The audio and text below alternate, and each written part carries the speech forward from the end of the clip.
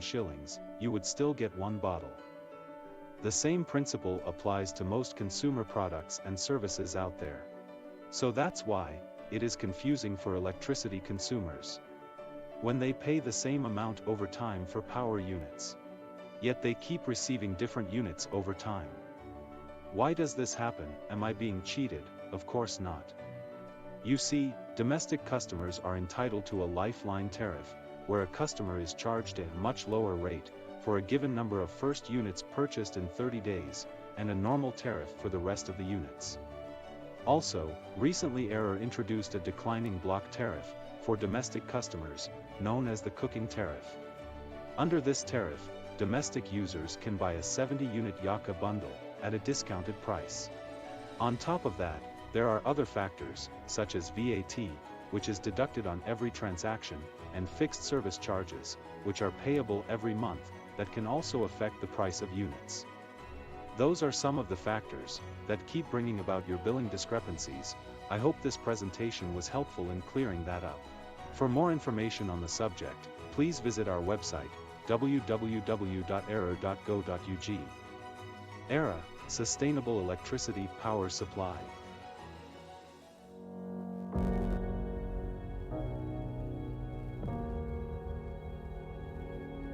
According to records of the Uganda Company, from 1906, there was already electricity in Uganda, powered either by generators, steam, or suction gas, although it was only for limited use. The limited use was expanded with the introduction of thermal electricity around 1915, and finally, in 1954, the first hydropower plant was commissioned at the Owen Falls Dam in Jinja. The commissioning of the 180-megawatt Owen Falls Dam triggered a transformation of the country's nascent sector that in the early 2000s went through sweeping reforms that have placed Uganda's electricity sector at the highest ranking on the African continent. Today, Uganda boasts over 1,365.2 megawatt installed generation capacity from a mix of renewable energy technologies, including hydro, grid-connected solar, cogeneration, and thermal. What began as a plan to construct a single dam to support the growing economic activity in the country has now transformed into a robust, self-sufficient electricity supply industry with huge investment potential in the entire value chain of generation, transmission, and distribution of electricity. The reforms brought about increased generation and also transmission and distribution. But the reforms also brought technology transfer because we have trained our own staff. At the time of unbundling, we were talking about only... And from a mere 280 megawatts to now 1,365.2 megawatts. Owing to huge public and private investments in the electricity sector over the two-decade period after the reforms, Uganda is currently home to some mind-blowing electricity infrastructure, such as large hydro plants, tunneled power plants, solar plants, harnessing the advantage of being located along the equator, and mini hydro plants from rivers that contour the Rwenzori and Elgon region. Commissioned in 2012, at the peak of an energy crisis occasioned by fast-growing demand for electricity and limited generation, the 250-megawatt Jagali hydropower plant was the first largest privately owned hydroelectric energy source, not just in Uganda, but also in the East African region. Thank you. Good morning once again, ladies and gentlemen. I have been instructed or directed by the presiding officer that it's time for us to start. To our online audience, we want to get started. Before I say the opening prayer, let me make this announcement. We have people who wrote emails to the regulator saying they would like to make a presentation or they have something they want to speak. We advised you that you will need to register on arrival when you get here if you did not register online. Whoever has come and hasn't registered but wants to be given an opportunity to speak, through a slide or a document or whatsoever, please make sure that you register online. There is that lady walking. She's the only one standing. Elizabeth, please remain standing. That lady is our manager, legal services. Please register with her so that she puts you on the rota, on the list of the people who are entitled to speak. Otherwise, the presiding officer may not allow you. Thank you so much, Elizabeth. So to our people who are online, if you intend to make a submission, a written one, you still can register using the guidelines that were provided for online registration. For everyone who has come, once again, you're welcome. My job is a very simple one, to welcome you to the public hearing for the 2026 tariff year, and to say the opening prayer. After the opening prayer, then I'll welcome the CEO. The CEO will say her remarks and recognize each one of you in your respected capacities. So why don't you join me in your faith? Whether you are a Msao Muganda, just join me in your faith and let's pray. We all believe that there is an Almighty somewhere. All right, let's pray. Lord in heaven, we thank you for this day. This is the day that you have made. We ask that you grant us your infinite wisdom, even as we listen to the presentations that are going to be made in this place. We also ask you that you give us the spirit of calmness and understanding, even where we don't understand, that we may be helped to understand. And we commit everyone who is coming, that you quicken their footsteps, and that everyone who is here will pick a lesson and have a learning for their own benefit and the benefit of our society. In Christ Jesus I pray. Amen. Thank you very much. It's now my singular honor to welcome the Chief Executive ERA to come and address us and take us forward. Thank you.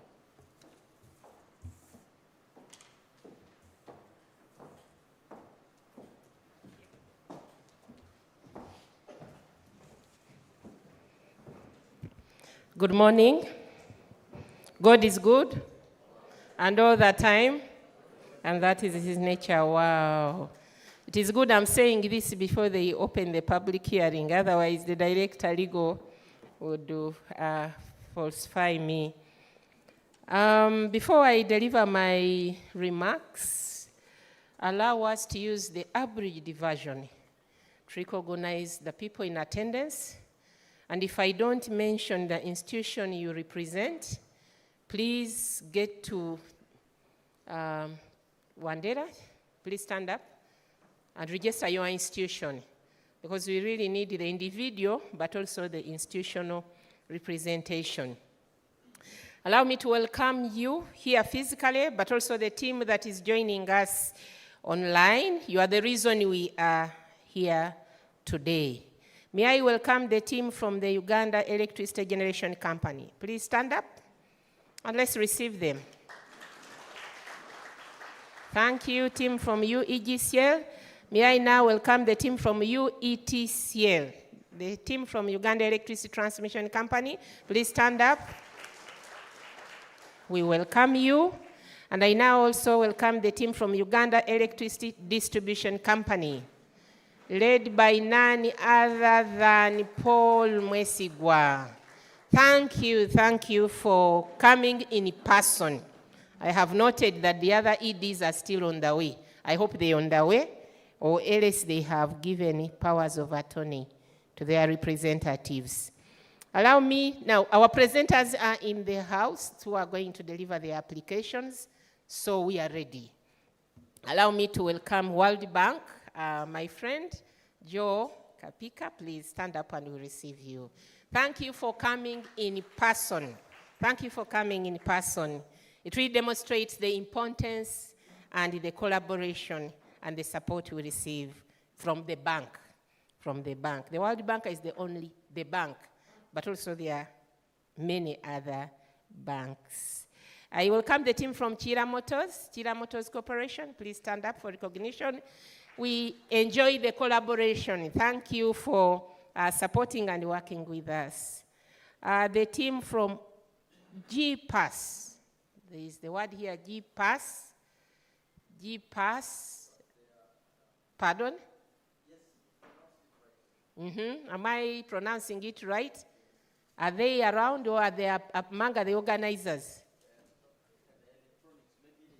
Okay, that is fine. I thank you.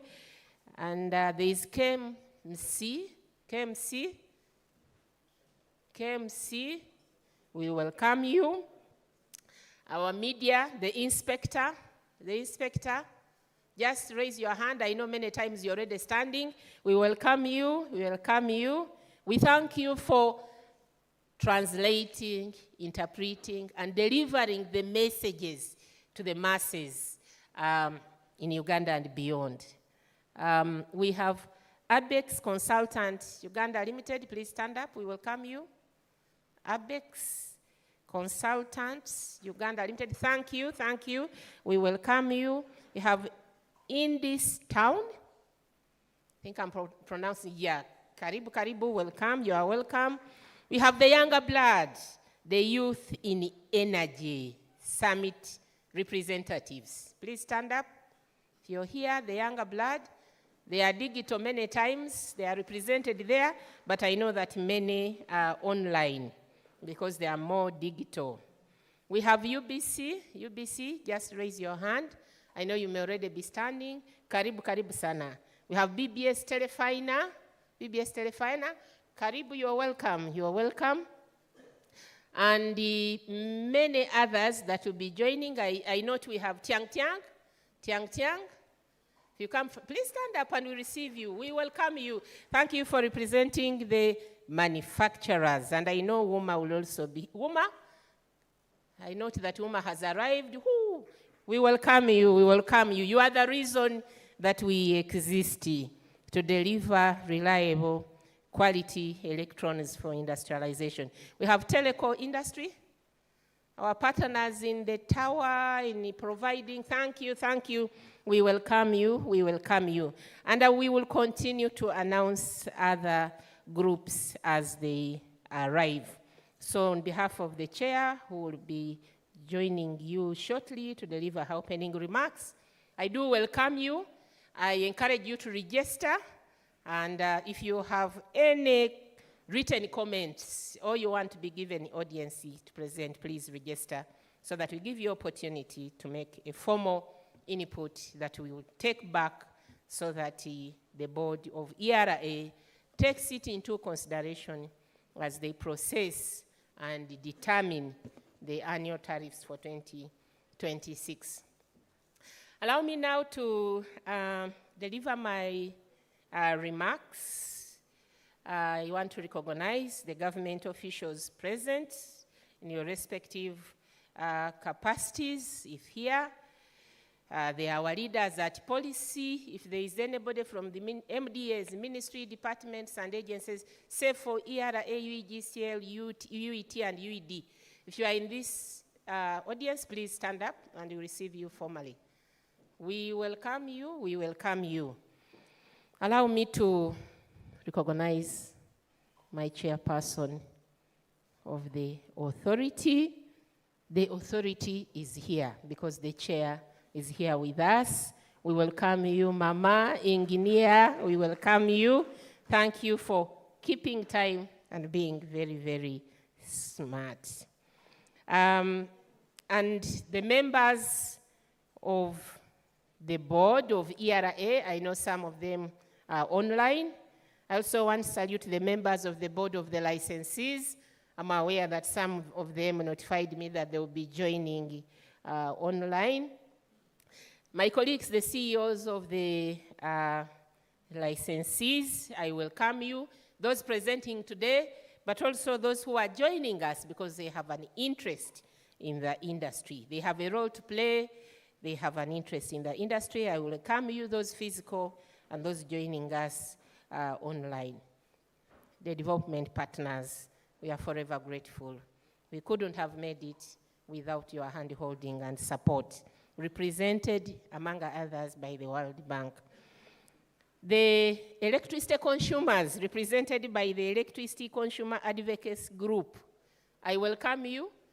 You delegated it to us, and we are here to work transparently to demonstrate that we represent your interests. Service providers, to the industry, members of the press, distinguished guests, ladies and gentlemen, allow me to welcome you. The Electricity Regulatory Authority supervises the electricity subsector in Uganda, a mandate that we derive from the Electricity Act, Cap 157 laws of Uganda. The Act, among other functions, charges ERA with the responsibility of establishing a tariff structure. A tariff is the price we pay for the electricity that we use. So it mandates us to establish the tariff structure and investigate tariffs and charges, whether or not specific applications or complaints have been made for tariff adjustment.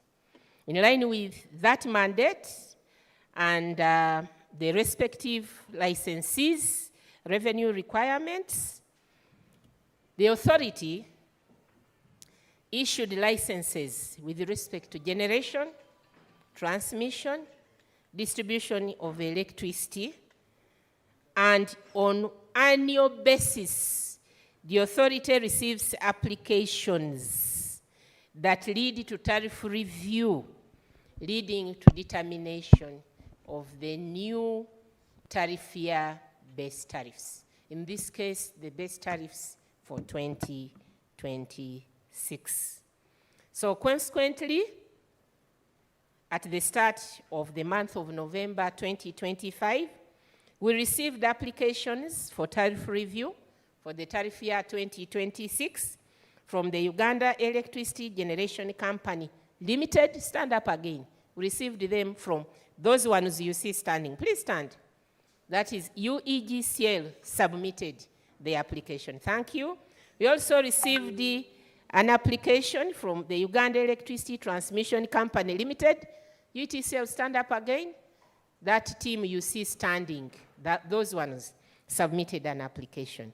And finally, for today, we received an application from the Uganda Electricity Distribution Company Limited. Paul and your team, stand up.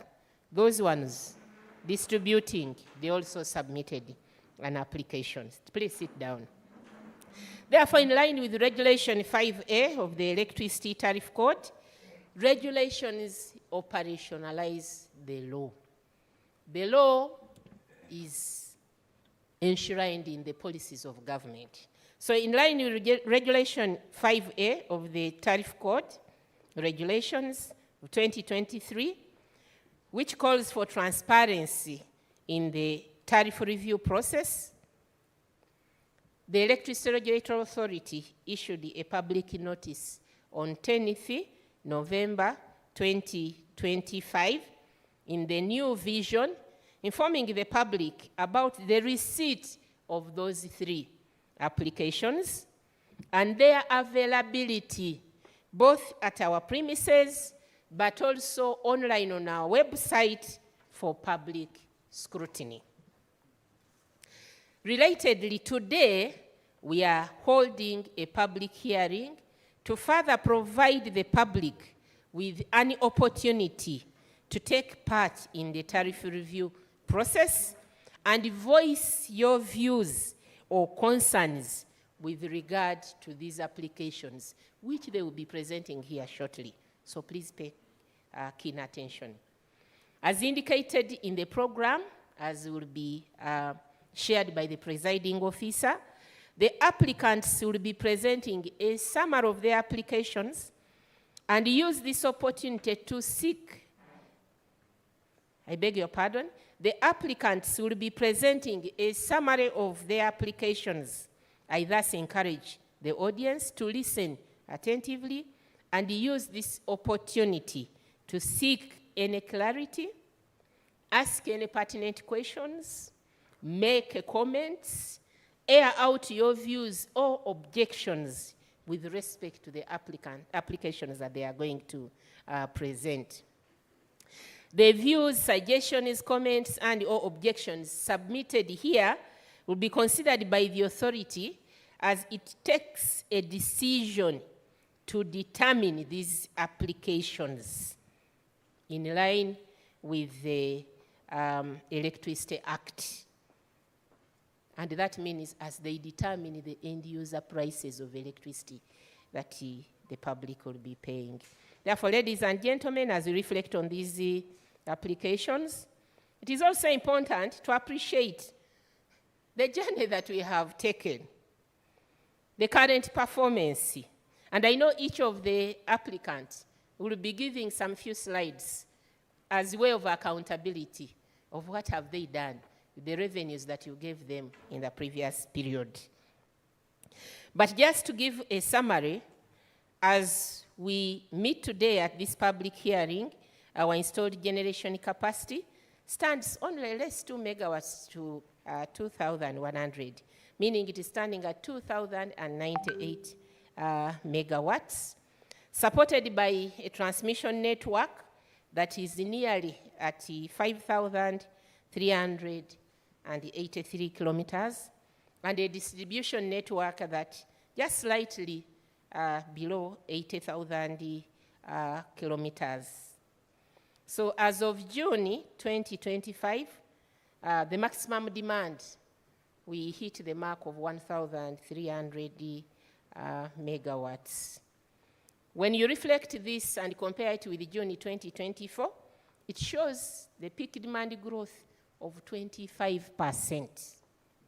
Of 25%. What does that mean? It means that after commissioning of Karuma, the suppressed demand was released. The industrialization started happening. The investment climate and the confidence for them to come and invest in our country because we have adequate generation happened. So it's a big jump, 25%. It's not a small number. Usually, on average, we talk about 10% growth per annum. So when you look at a number of 25%, it's more than twice the normal usual base case growth. But also, on the side of connectivity, I want to say that there was progress. When you combine the new connections and the household now that are connected onto the grid, we are at 2.52 million households. And this includes domestic, industrial, commercial, name it. What does this represent? It represents approximately 60%, between 60 and 65% access. Of course, there are other areas that we are running with. For example, the loss factor, we are around 17% at distribution and about 4%, meaning a full 20% of the energy that is generated is not converted into productive use. That is an area of focus. So just to echo the policy guidance that we are working with as we continue to regulate the industry, we are looking forward to universal access by 2030. Many people say this is an ambitious target, but our benchmarking and experience show that countries that have accelerated access do it in a limited time, so long as the resources in the form of material, in the form of human resource, in the form of service providers, and the quality assurance system are in place, we can achieve this target and celebrate it together. The other target is on scaling up generation to 52,481 megawatts by 2040. Again, another ambitious target, but as the applicants will be presenting, we used to worry, how will we use the 600 megawatts from Karuma when Karuma is commissioned? As of today, we are being threatened by adequacy in the generation capacity. We are running to add capacity. So this 52,481 may look huge, but from experience, the way the suppressed demand is released, whenever a new plant is connected, maybe even this is not adequate to cover us in the next 10 plus years. Calling upon us to run faster in all segments, not only the distribution, the transmission, but also in the generation segment. Hence, the master plan that we are preparing, funded by yet another bank, the African Development Bank. Of course, there are issues of improving affordability across board, domestic, commercial, medium, large, extra-large industries. We're able to achieve 5 cents for off-peak for extra-large industries, but the tariff overall pointed down by more than 20% in the period that we are reporting on. Levels of improvement in service delivery, issues of reliability and quality of supply, they are an ongoing concern for us to keep improving. We look forward to an enhanced collaboration that will ensure consumer protection, deepen stakeholder engagement, pursue regional electricity markets, because some of these big plants have a long lead time.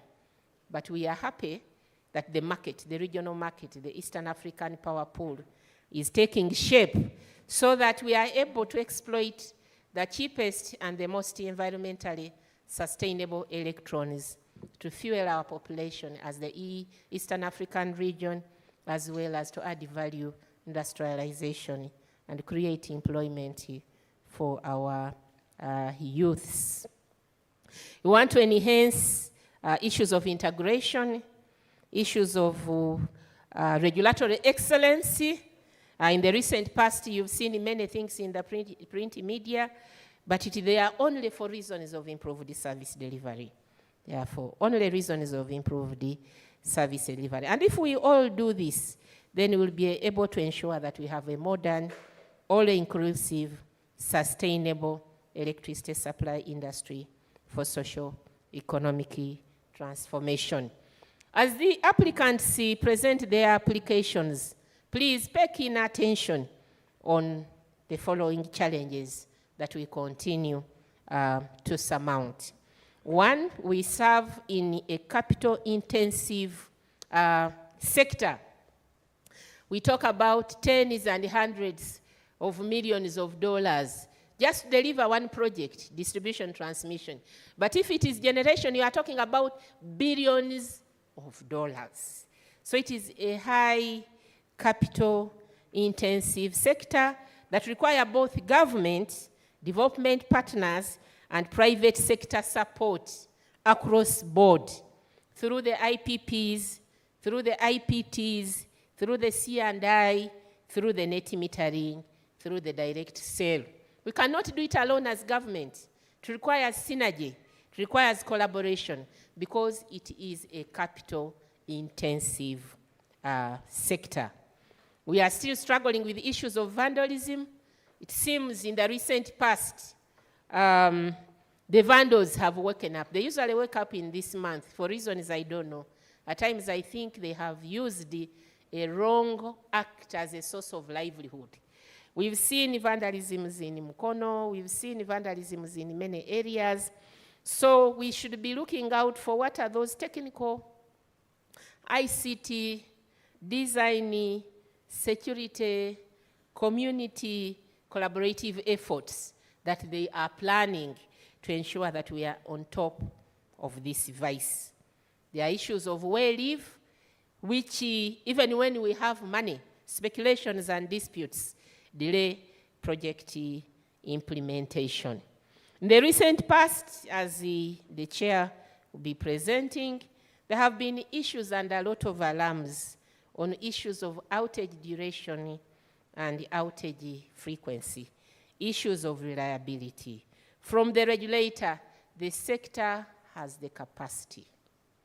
The sector has the capacity, has the technical capacity, has the human resource.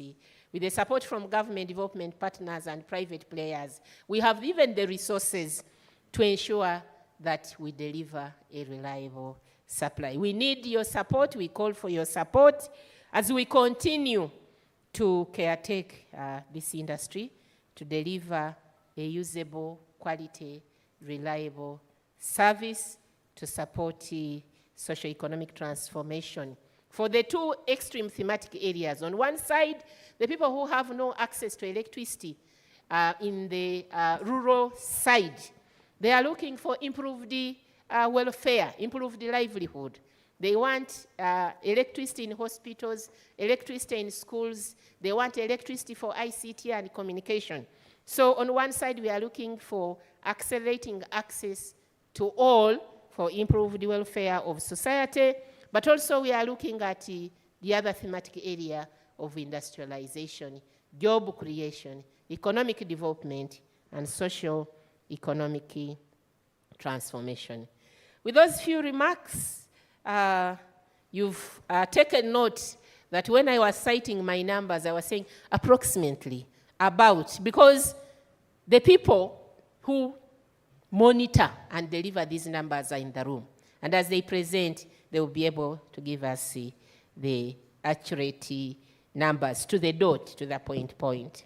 So with those remarks, I take the honor to invite my supervisor, the chair board of the Electricity Regulatory Authority, to deliver her remarks and also open the public hearing as well as preside over the public hearing for the annual tariff review for the tariff year 2026. Thank you and God bless you.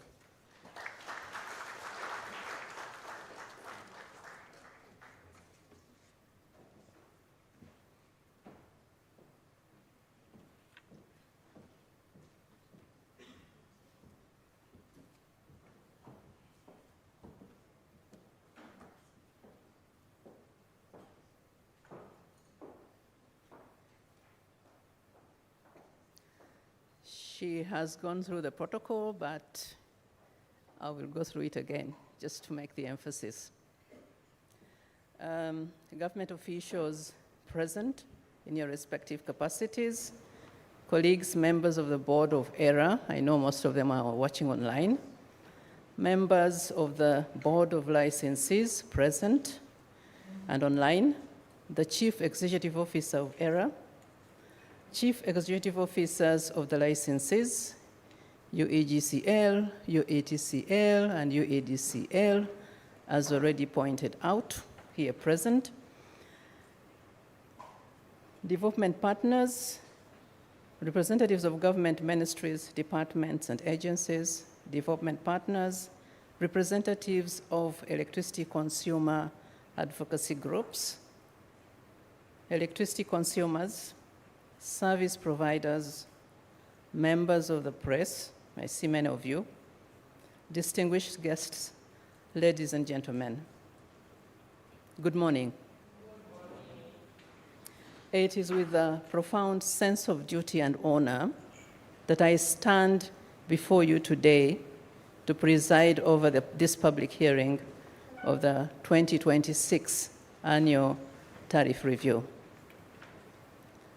As this is my maiden speech at a major public engagement since my appointment as chairperson of the Electricity Regulatory Authority in October 2025, allow me first to express my gratitude to the appointing authority for the trust placed in me and the new board to steward this critical sector. I also wish to pay tribute to my predecessor, Dr. Sarah Wasagali Kanabi, for the solid foundation laid during her tenure. Ladies and gentlemen, we are gathered here in fulfillment of a statutory mandate under the Electricity Act, Cap 157. But beyond the legal requirement, we are here because we believe that regulation must be participatory and transparent. The electricity tariff is not just a bill. It's a critical input for our industries. It's a determinant for the cost of living of our households, job creation, and a key deliver of Uganda's socioeconomic transformation. Therefore, the process of determining these prices must be transparent, inclusive, and evidence-based. Today, we have gathered to give you opportunity to scrutinize and give opinions on the applications submitted by our licensees, UEGCL, UETCL, and UEDCL for the 2026 base tariffs. This is your opportunity to interrogate the applications and ask the relevant questions such as, are the proposed costs prudent? Do they reflect value for money? And most importantly, how will they impact service delivery and benefit the final consumer? We meet at a historic juncture in our sector history.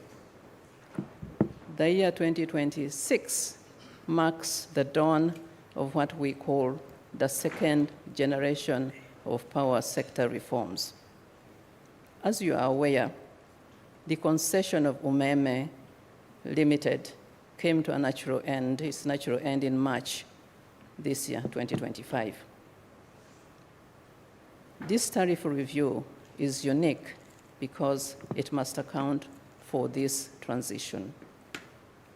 The applications you will hear today reflect a shift in operational responsibility, specifically the provisions to ensure the readiness of UEDCL, the distribution, to assume its distribution mandate.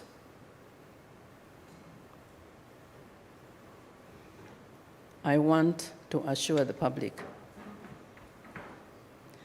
and all stakeholders that the authority is managing the transition with a high level of diligence, taking into account stakeholders' concerns. Our priority goal during this period is to ensure continuity of service, reliability of service, and price stability. We are working tirelessly to ensure that the change of guard in distribution business in Uganda results into efficiency gains that will, in the long run, support industrialization for economic transformation to the benefit of the entire country. As a regulator, our role is often described as a balancing act. On one side, we must ensure sustainability of electricity supply industry. The utility companies must be resourced adequately to keep the system up and functional with regard to operation maintenance and investment to keep the lights on and the grid stable. On the other side, we must ensure affordability. Electricity must remain accessible to the ordinary Ugandan and competitive to our manufacturers. The proposals you'll hear today from the generation, transmission, and distribution companies include costs related to inflation, exchange rate fluctuations, operation maintenance, and necessary infrastructure investment. It is our job and yours, through your participation today, to ensure that only prudent and efficient costs are passed through to the retail end user tariff price of electricity. I invite you, all participants, industrialists, civil society, local leaders, and consumers, whoever is today, to speak freely. This is your platform today. We need your feedback on the quality of service you are receiving. We need your views on the proposed investment plans embodied in the applications being presented today. In closing, I wish to reiterate the authority's commitment to independence, transparency, and accountability. We are here to serve the best interests of our country, Uganda.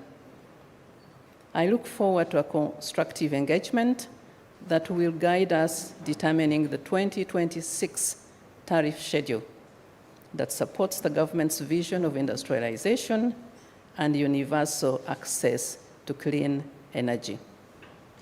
Allow me to thank the Honorable Minister of Energy and Mineral Development, the Minister of State, Permanent Secretary and leader of the technical team at policy level for the support accorded to the electricity supply industry.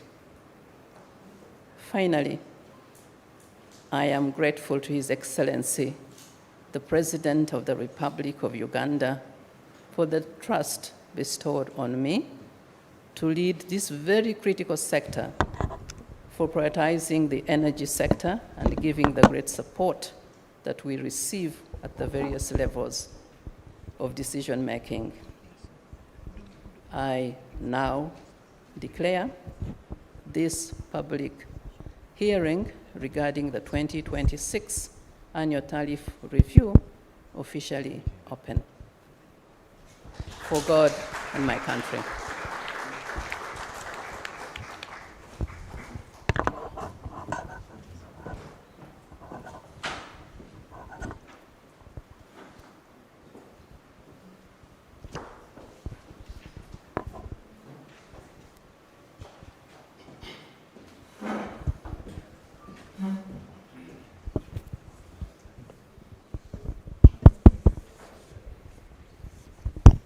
Good morning, ladies and gentlemen. I'm Stephen Mwanda. I serve as the Secretary to the Authority at the Electricity Regulatory Authority. My task this morning is really to guide you on how we are going to conduct this public hearing. You've heard from the two previous speakers. They have emphasized that we want to hear from you. We'd like you to participate. Feel free to air your views, give your comments and proposals. Now, I want to guide you on how we are going to do that so that we can be orderly, so that we can listen to each other. I'm just going to provide you with the ground rules. I'll emphasize a couple of things that they have already said. The purpose of this hearing is to ensure transparency, fairness, objectivity, and stakeholder participation. You are the stakeholders, and we want you to participate actively, but with proper decorum and respect. It has been established that the presiding officer is the chairperson of ERA, and she will control these proceedings, assisted by the secretary, myself, and the entire ERA Secretariat. Feel free to reach out to any member of staff of ERA should there be an issue or something you want to pass through. Registration, I want to re-echo. Those who wish to make any contribution are advised to register. There's a register somewhere where it will be based on first come, first served. So if you have any comment, particularly a written presentation, ensure that your name is on that list. Otherwise, you might miss out, given that we're working within a certain time frame. The next session is we're going to hear presentations from the three licensees, UEGCL, UETCL, and UEDCL. They'll present their tariff applications and provide justifications for those applications. And then you'll have an opportunity to raise questions based on what they will have presented. Then at some point, those who have registered will be given an opportunity to to have their say, to make some comments or representations. And subsequently, at the chairperson's discretion, members from the audience will, in an orderly manner, raise their hand if they want to make a comment. And the chairperson, again, will exercise discretion on who will speak at what point. In the course of this public hearing, members of ERA Secretariat, government representatives, or the licensees may be called upon to answer or respond or provide some clarification on any issue that may arise, depending on who will be best placed in the discretion of the chairperson to address that particular aspect. Now, specific to conduct and language for this hearing, the language we're going to use is English, but in unique circumstances, should somebody require a translator, that arrangement will be made. And I want to emphasize that we are in a political season, but this is not a political event. So I beg you to stick to the subject under discussion. Do not raise any political issues or innuendos or anything related to this season. Let's focus on the big business that we're here to do. When given an opportunity to speak, indicate your name, and if you represent an organization, state that organization, give your full details, so that the record we are taking is able to capture that information. Remarks or comments, once given an opportunity to speak, your remarks and comments should be brief, relevant, respectful, not abusive, and not disruptive. Let's try to maintain, really, let's be at our best. Even if you have a hard point to make, you can still make it in a courteous and respectful way. Your point will be heard. Mobile devices, I encourage you to mute your mobile phone so that they don't cause a disruption during this hearing. The presiding officer will manage time, and if she gives you a particular amount of time to either make a presentation or a comment, please oblige, because we're working within a short period of time, so she's going to manage the time. And she may give, she's at the discretion to extend time, particularly for the licensees. If the time is not enough, you could ask for a couple of minutes to finish your presentations. And any presentation or statement made should be substantiated. If you make an allegation, for instance, it should be substantiated with evidence. But I encourage you not to just speak for the sake of speaking. Let's focus on the subject under discussion, particularly the presentations, the three presentations going to be made by the three licensees, and so that we maintain proper decorum and due respect to each other. Finally, I just want to emphasize that the decision will not be made here. The authority will take into consideration all the views, comments, and proposals that will come out of this public hearing, and it will feed into the final decision that will be made by the Board of ERA. Finally, I wish you fruitful deliberations. Let's be a good audience so that we can all benefit. I'll be back here at the end of this public hearing to give you a snapshot of what has transpired and the summary of this public hearing. Thank you very much, and God bless you. Oh, I just wanted to say, I forgot one small thing. We shall not clap. Let's not clap. Let's not stamp our feet. No heckling. Even if somebody makes something interesting, to just appreciate in your system. But don't clap. You'll clap at the end when I come back. Thank you very much.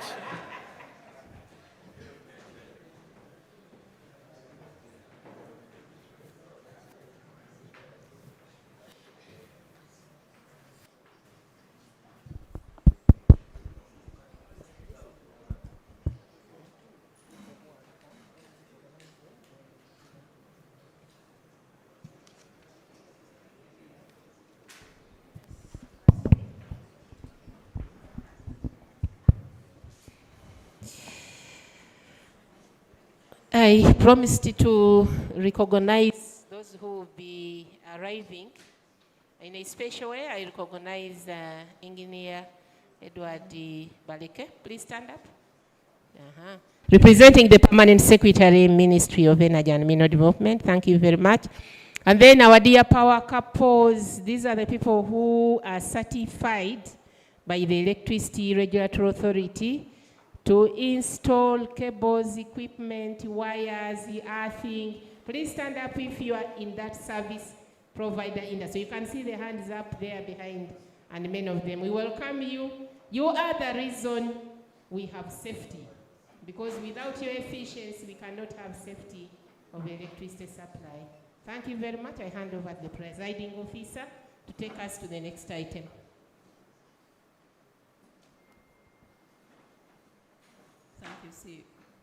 Thank you, CEO. The next item on the agenda is presentation by licensees, which was supposed to start at 9:45. It's now 10 past 10.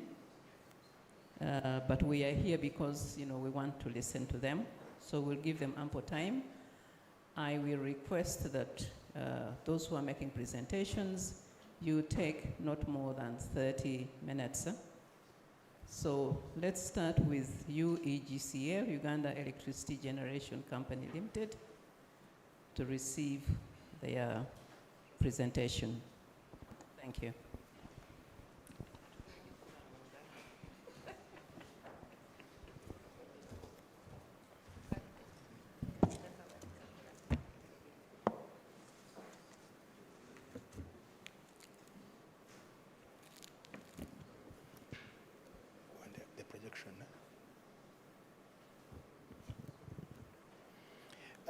Good morning, the Chair of the Authority, the CEO of the ERA, colleagues, the representative of the PS, good morning, and you're welcome to this presentation of UGCL. I'll bring apologies from my CEO. He's proceeding for his long annual leave. That's why he's not around, so I'm representing him for this forum. I just want to know who is doing the projection for the presentation. Okay.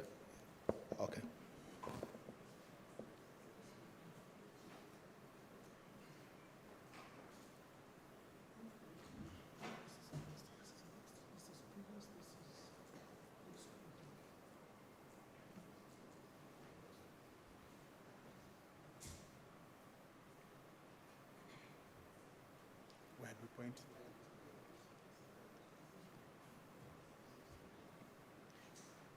Where's the remote? Where do you point? Yeah? To the camera. Yeah, to the side. Trying to understand the technology. Okay. Our presentation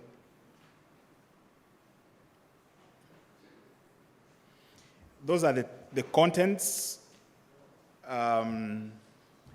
This presentation is for UEGCL, but in particular it just deals with one of our assets, that is Naluba Lekira, where our license application was only for 3 years. That was from 2023 to 2025. As you are aware from the speech of the CEO, there were reforms that brought in concessions, and those concessions ended on the generation on the 31st of March, 2023. And on 1st of April, 2023, we began the full operations for Naluba Lekira. And in the wisdom of the regulator, we were given 3 years just because the sector is again undergoing reforms where we are talking about mergers. And so the period was limited to 3 years because by then the discussion on mergers was hot. But we are back to, the merger is still pending, some reviews. And so our application now is covering a period of 2026 to 2030.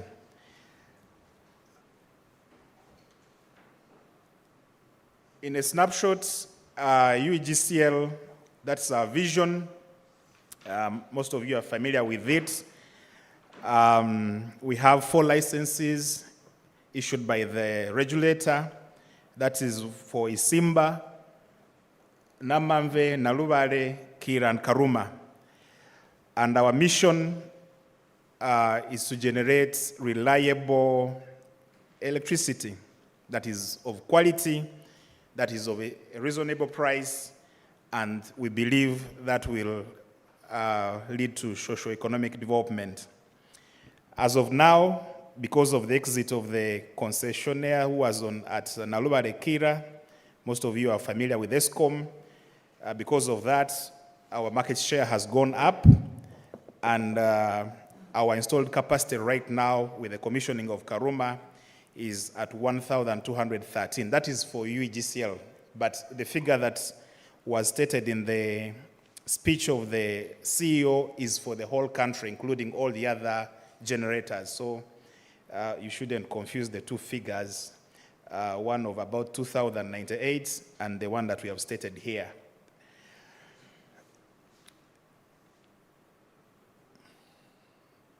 In terms of Nalubale, I've spoken about this. We have a license and we have a power purchase agreement with the transmission company, also of the same period. So all these documents, after the authority has made the determination, hopefully at the end of this year, we shall see all these documents, both the PPA and the license, renewed. And then our application for Nalubale Kira is only covering those 5 years as we wait for the transition that has been ongoing. In terms of plant availability, in the license were given targets. The lowest was 97%, and the highest was 98%. And we've been hovering about there for all the years. 2025 haven't finished the year, but we are still doing well in terms of availability. So we are seeing a lot of investments that have gone in.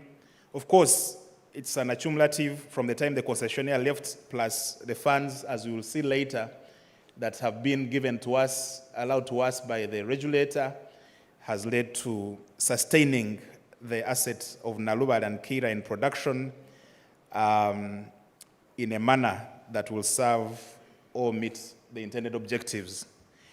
We are also regulated on the side of inputs. Our main input for Nalubale Kira is water, and this is done by DWRM, the Directorate of Water Resources Management. And as you can see, the upper trends, they show what has been permitted and what we are releasing. Because these two plants at the mouth of Lake Victoria, that's where literally River Nile starts. So the job of water regulation on these two plants is very critical.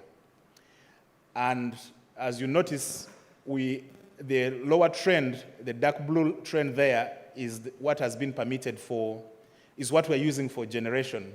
So we have more water permitted than what we are using for generation.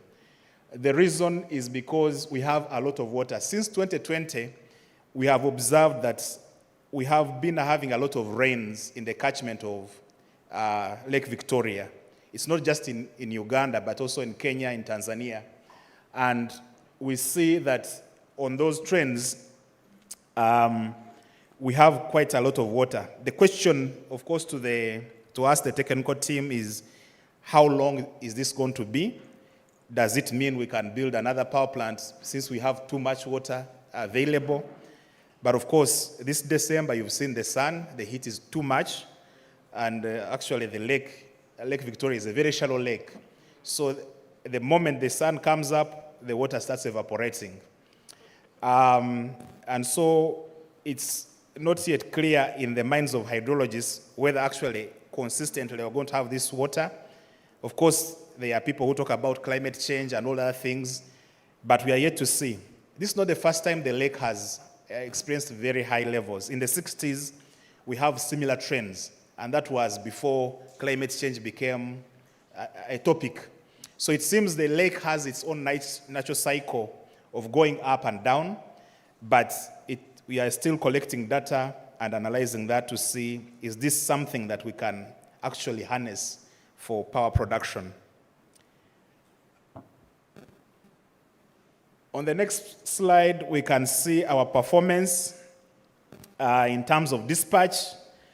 As the CEO ERA has indicated, the Nalubale Kira, these are the original, Nalubale was there at 180 megawatts, Kira 200 megawatts. That's how we end up with 380 megawatts on the graph.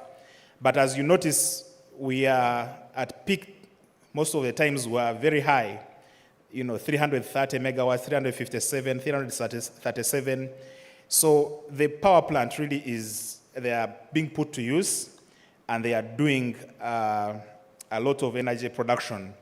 And this is the reason why we still believe that these two power plants need to be given all the resources required to ensure that they stay in the circuit, because it's still a viable site in terms of dispatch and can still serve this country.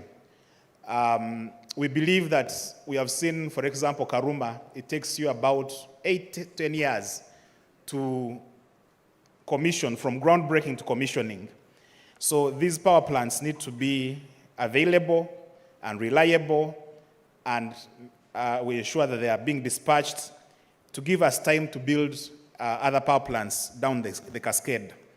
So that's why we need still Nalubale in the circuits, and of course Kira is still a new plant, literally, with a few things.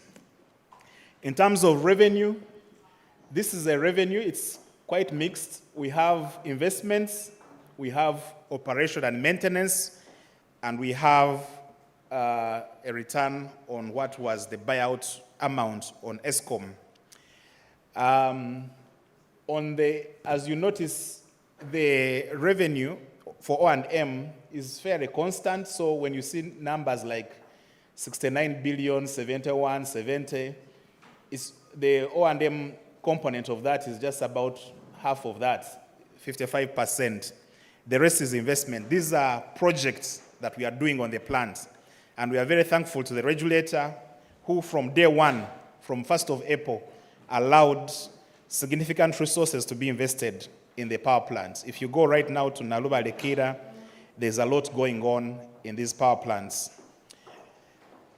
In terms of the GUMC performance, really this is the operation and maintenance costs. If you saw the previous slide, the 55%, this is what it boils down to. A big part is staff costs and a lot of administrative costs, and we have some repair going on. So it means that the way the tariff has been structured for these two plants, you have the variable part that is controllable, where really efficiency has to be driven in terms of processes. Then you have the investment part, or the part that is capital intensive, which is the investments. So this graph, you might say, but these people are spending all the money on the staff costs. This is the variable part, that is the processes of ensuring that the investments on the plant are going on. In terms of what has gone in during the period, this is just a summary.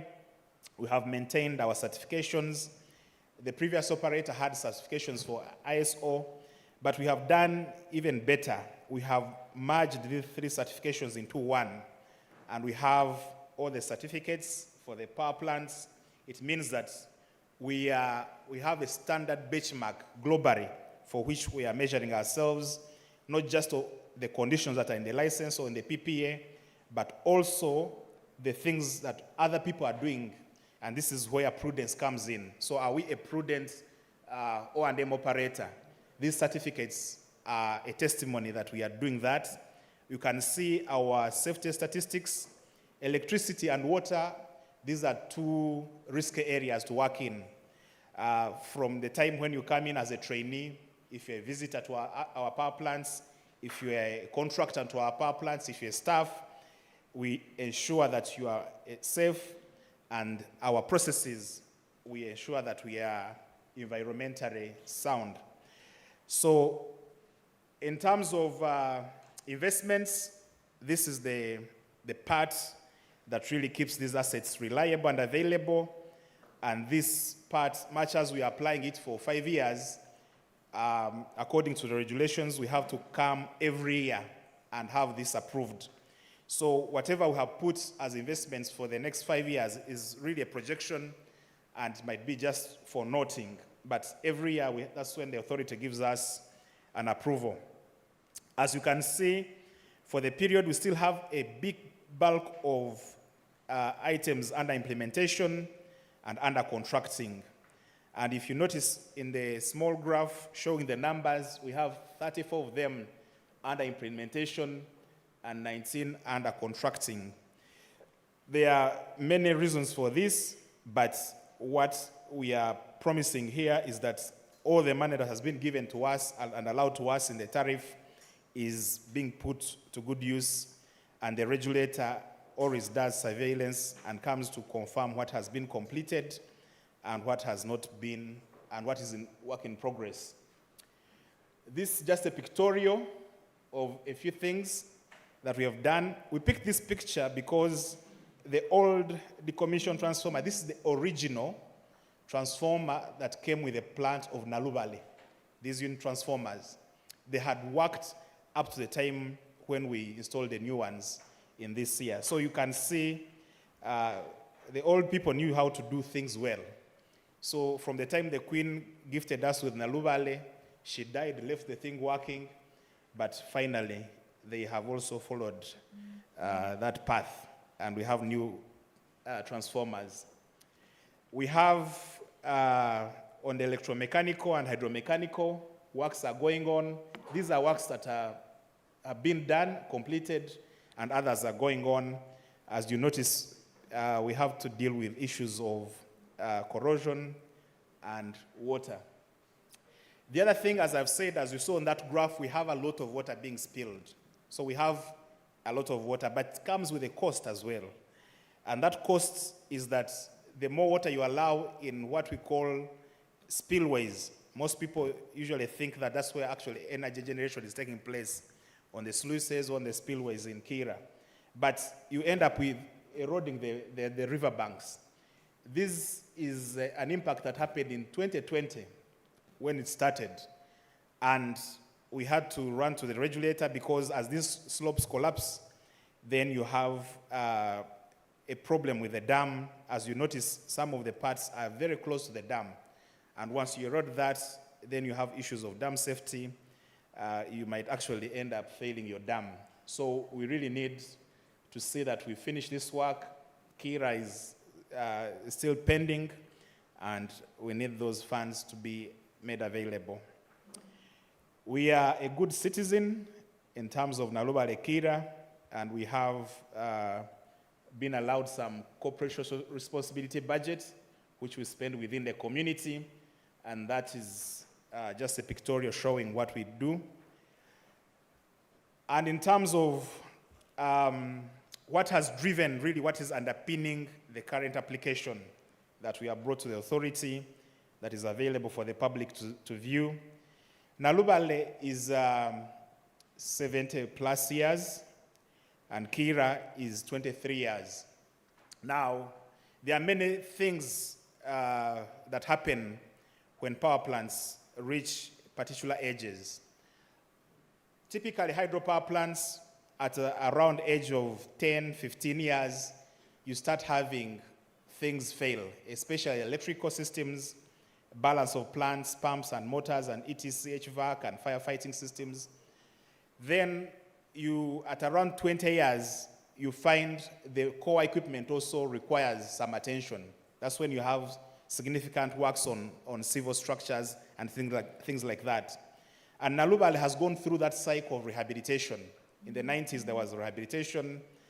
Kira hasn't undergone any major rehabilitation.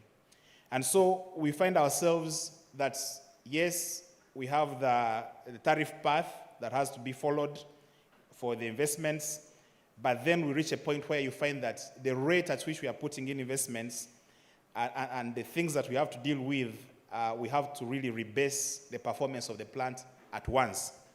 So in Kira, obsolescence has been a big issue, and the same with Nalubale. Then in Nalubale, we have had, it really from construction, it had a problem of alkali silicate reaction. That is when concrete, the cement and the aggregate, they react, they form a gel, just like the way you see a lotion, something like that, very thick, that it expands in the concrete, and the concrete starts cracking. Now, Nalubale, the way it was built, it wasn't built like the modern plants. By then, the codes of structural engineering had not improved. So it's one mass of concrete, like the way this platform is. You have one mass poured, and you put the machines there. So meaning that a stress in one location of the plant will actually be felt by the other plant, the other part of the powerhouse. And that's what Nalubale is. New power plants are very modern. We have modular designs. So each unit is isolated from the other. So if I have a problem on one unit, concrete-wise, it will not affect the other machines.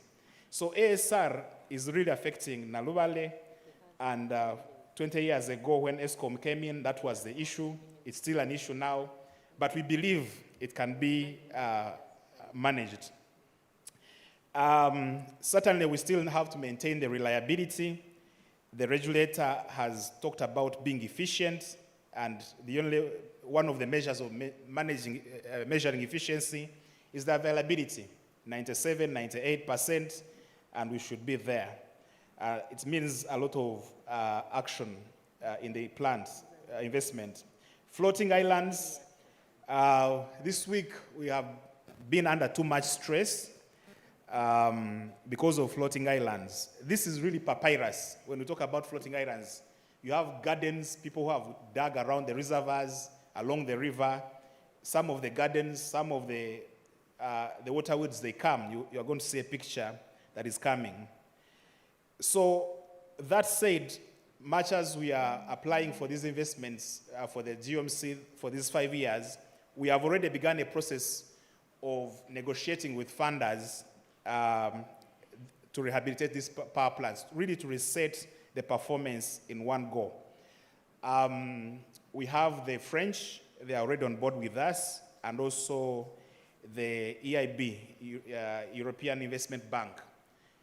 The total project will be about 138 million euros, and we are already working on that, and we are in advanced stages of doing what needs to be done to reach a point of contracting.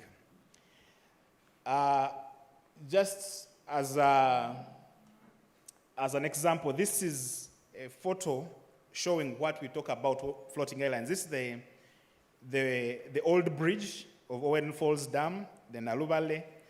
This is what happened in 2020. And we are still struggling, to clean up. As you can see, these materials come. What you have, that photo that shows some sort of a window here, it's what we call a trash rack. This is what's supposed to trap the trash from entering the turbine. But as you can see, it gets overwhelmed as well and just breaks. This is a challenge that we need to solve. We made application to the regulator for a tune of about $5 to $6 million. You need a boom, you need some harvesters. We still need really to solve this at Nalubale. Now, the stress we had this week was at Karuma. Karuma will have a different solution, which we are trying to work out with the Ministry of Energy. But this is the situation that the team at site has to deal with. and we need adequate support to ensure this doesn't happen. As of now, we are passing this material whenever it comes. We try to curtail production on Nalubale and pass the floating islands on the spillways at Kira.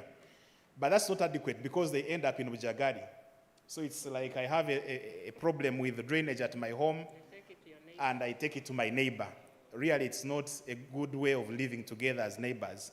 So Ujagari suffers, we suffer, we have cooling water systems. So this is something that we really need a lot of support as we talk about reliability. In terms of the tariff throughout the period. Engineer Tusingwire, you have 5 minutes remaining. We are about to finish, Chair. In terms of the tariff, we have it has been hovering about a cent per unit, but then there are items that we still need as a business to be financially viable.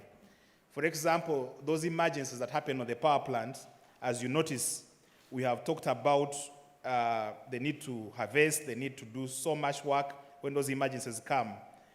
But items like depreciation and inadequate return on investment, they don't make us very viable cash-wise. We are not liquid enough to attend to emergencies that need to be done and small investments that must be done without necessarily coming to the regulator.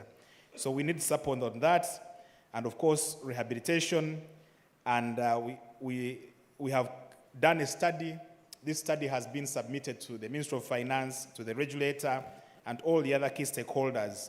We think a return on investment of about 10% is what is necessary to make us viable, really to improve our liquidity, to address and quickly attend to issues. And as we summarize, I'll ask Susan to come and present these two remaining slides. They're about 3, Chair, and we'll be done.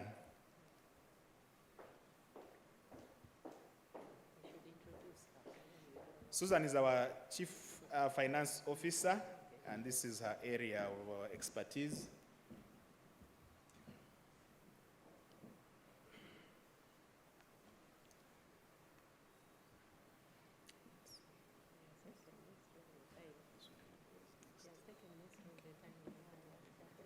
Okay, good morning everyone. Susan Tafumba Isubikalu are my names.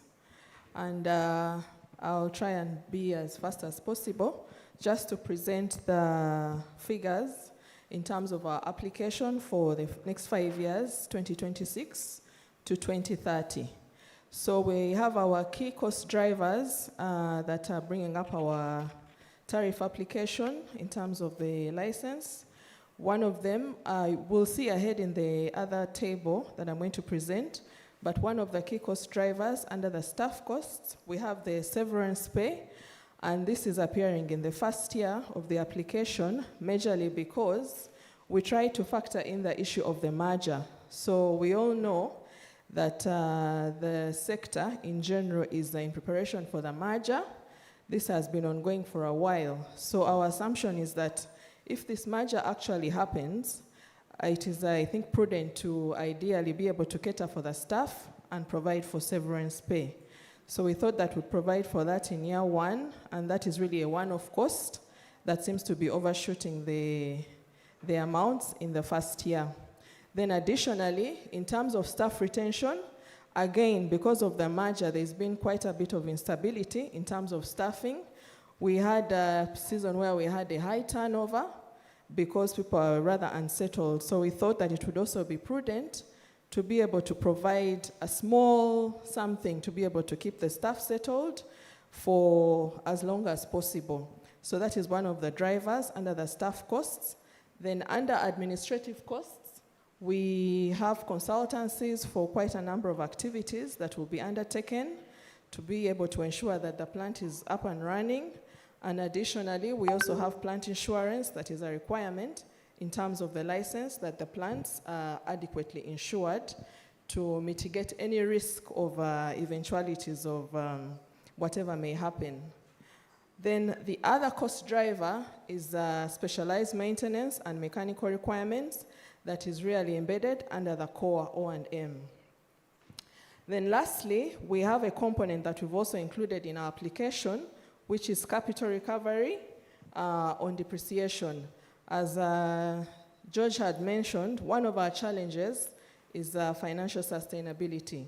Because the plant is very old, and we also need to ensure that there's reliable power on the grid. So we also thought that it would be prudent to be able to have a small provision within the tariff as capital recovery. And what is this money supposed to do?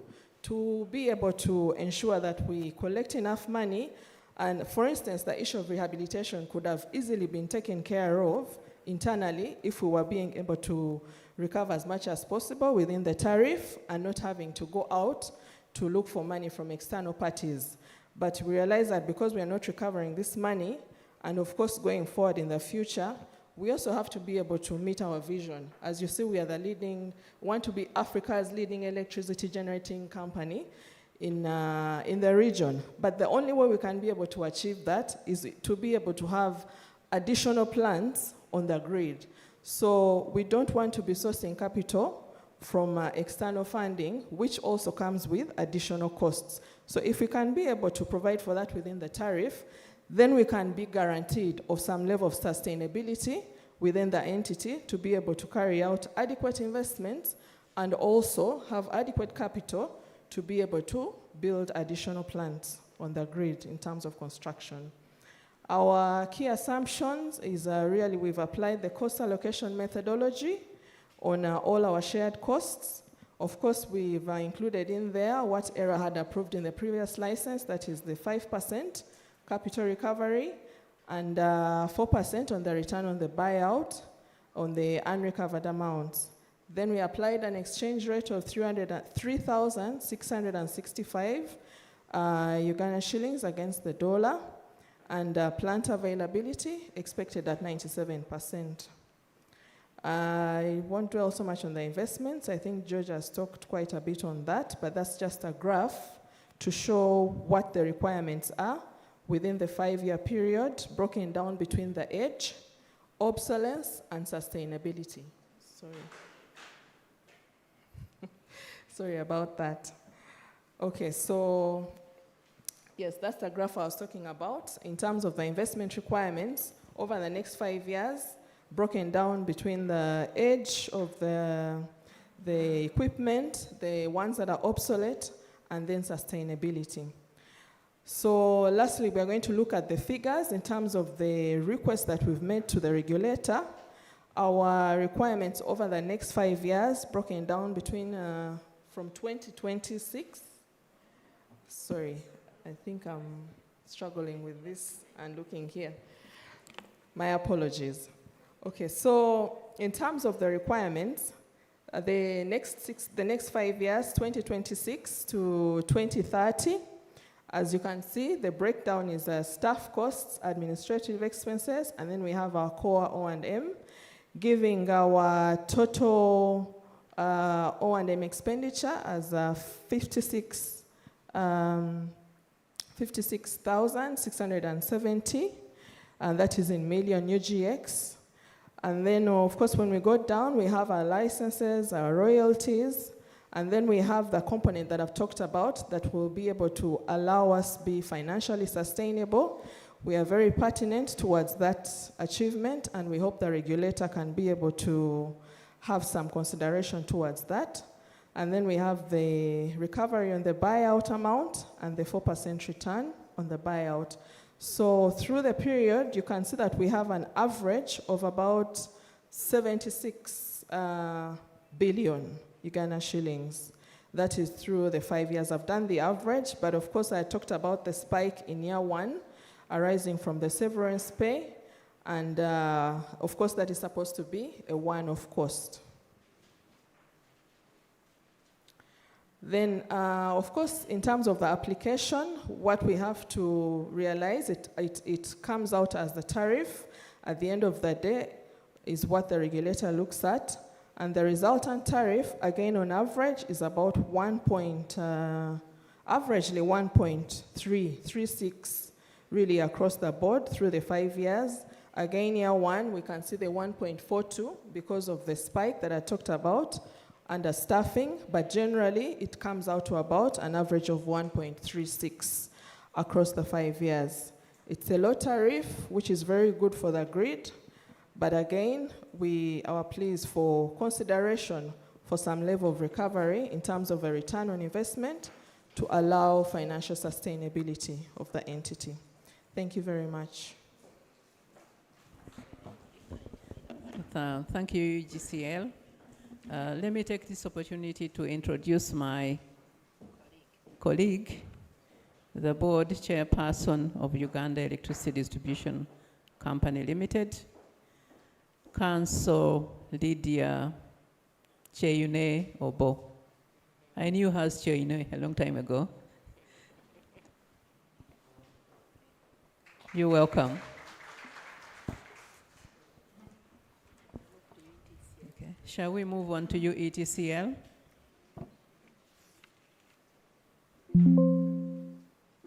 It's 1:45. And you have 30 minutes.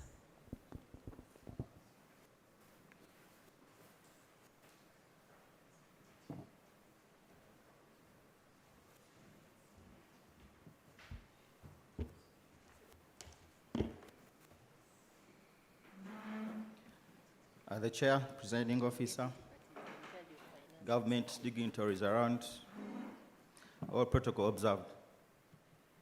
My name is Noah Mwesigwa. I'll be taking you through the UTCL application, the acting head commercial.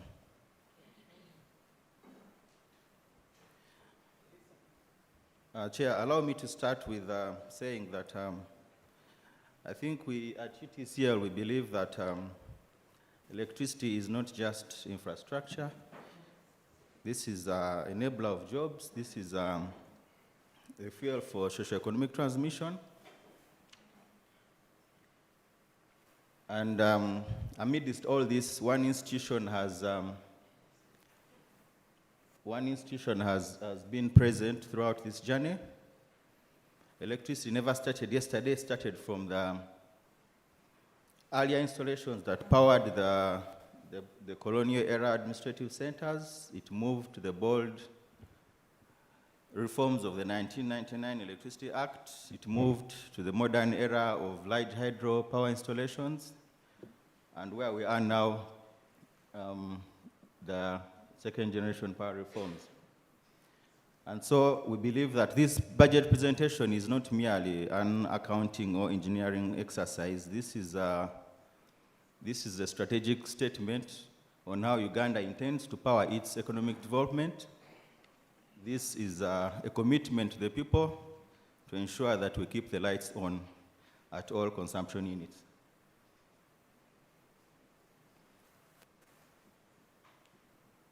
The snapshot of the presentation is as per the broadcast. In the interest of time, allow me to move to the next slide. We hold 4 licenses from the regulator, single buyer, bulk purchase, import and export. We are the system operator, and also we operate the high voltage transmission grid. Our revenue requirement is basically enshrined into 4 major issues that are aligned to our mandate. In terms of extension of the grid, they are aligned to the adoption of new technologies, they are aligned to regulatory compliance, and also to government interventions.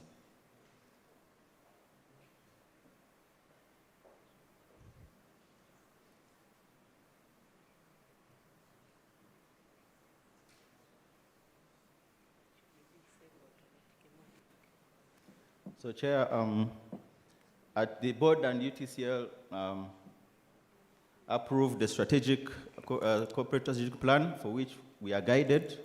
And strategy is basically you plan for demand today for what you'll consume in future. And based on our vision, we envisage to become the East Africa's leading electricity company limited. Our mission is to buy, transmit, and sell quality and reliable bulk power. And the board has also guided us on a number of initiatives and strategic objectives that will guide us in achieving our mission and vision.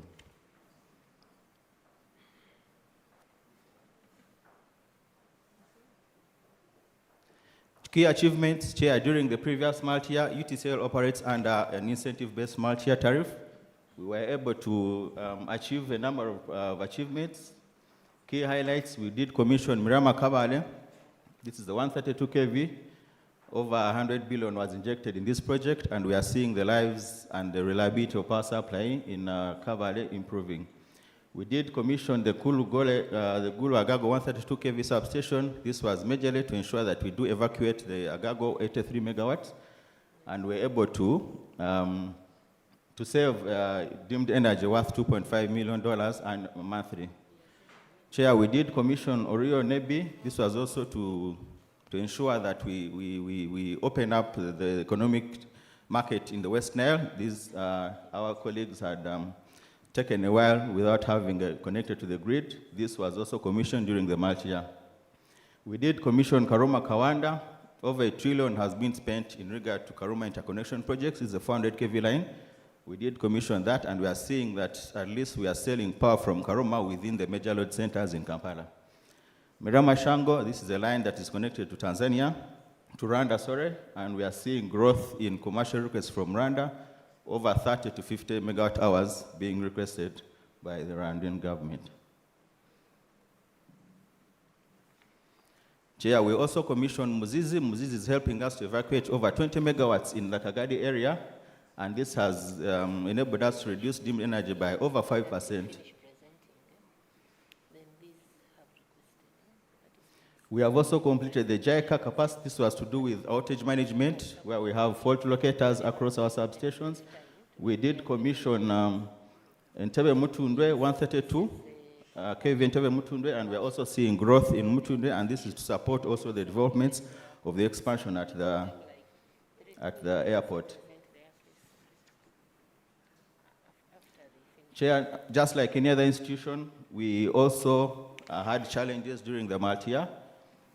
The tariff has not been favorable in one or the other, and we believe this time things will be. In addition, we may withhold part of our funding, over 600 billion, and the financial experts will tell you that it's not basically the profitability that matters in some of these institutions, it is cash flow. So withholding 600 billion had a negative impact, and really we think that this was a major, but we thank government that government worked with us throughout this at all levels. Land acquisition, land belongs to the people, and therefore by abiding to this, we meet challenges in ensuring that we can acquire these corridors. Securing of funding, the tariff does not cater for development funds. These development funds come from the GOU through the consolidated fund. We have had challenges in ensuring that we get those funds, but we're hopeful that increased grid losses, we are seeing increase in load. We are seeing increase in load, and we had envisaged that part of the projects that we had envisaged to commission will be able to help us in reducing the load, but these projects are yet to materialize. We have had a challenge of vandalism.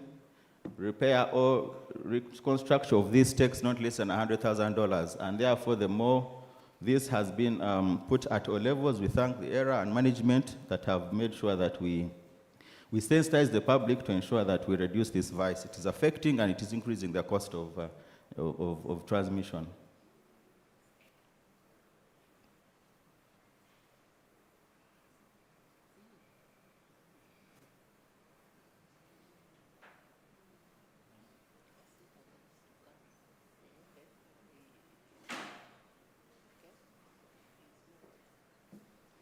Chair, the install capacity in terms of grid connection, it was, we achieved a growth of 50%.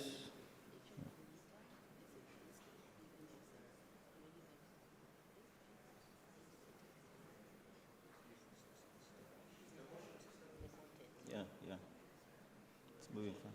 Yeah.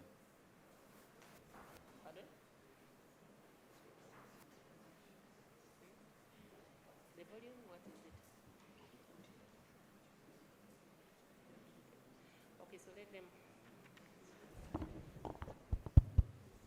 So you can continue as they help you to remove the automation of the change of slides. Okay.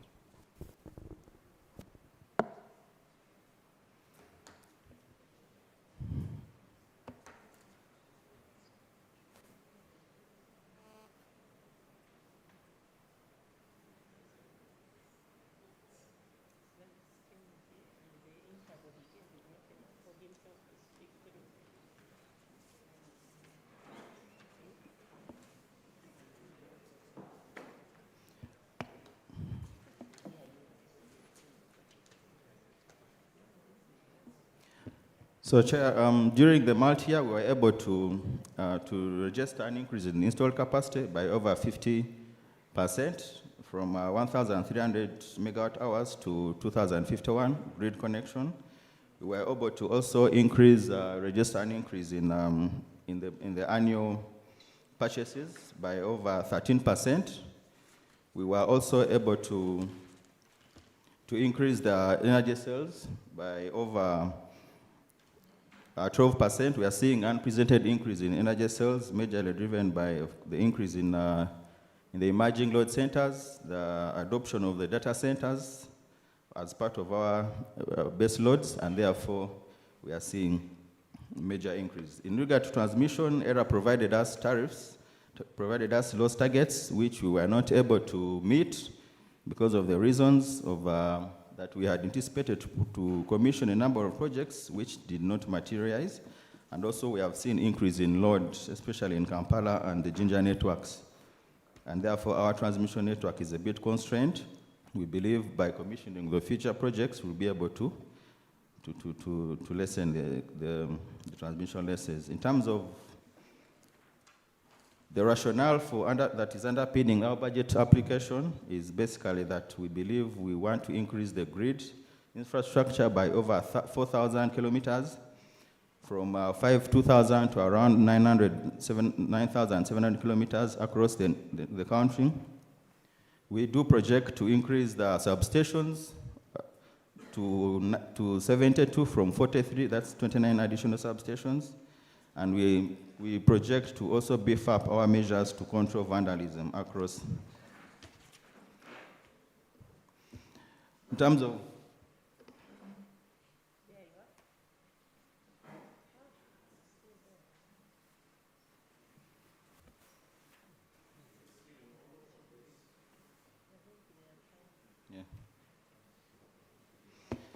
So in terms of our transmission losses, we project through the application, we request that the ERA approves 5.2% in 2026. This will reduce as the multi-year ends in 2030 to around 5.02, that's the 3.46 reduction.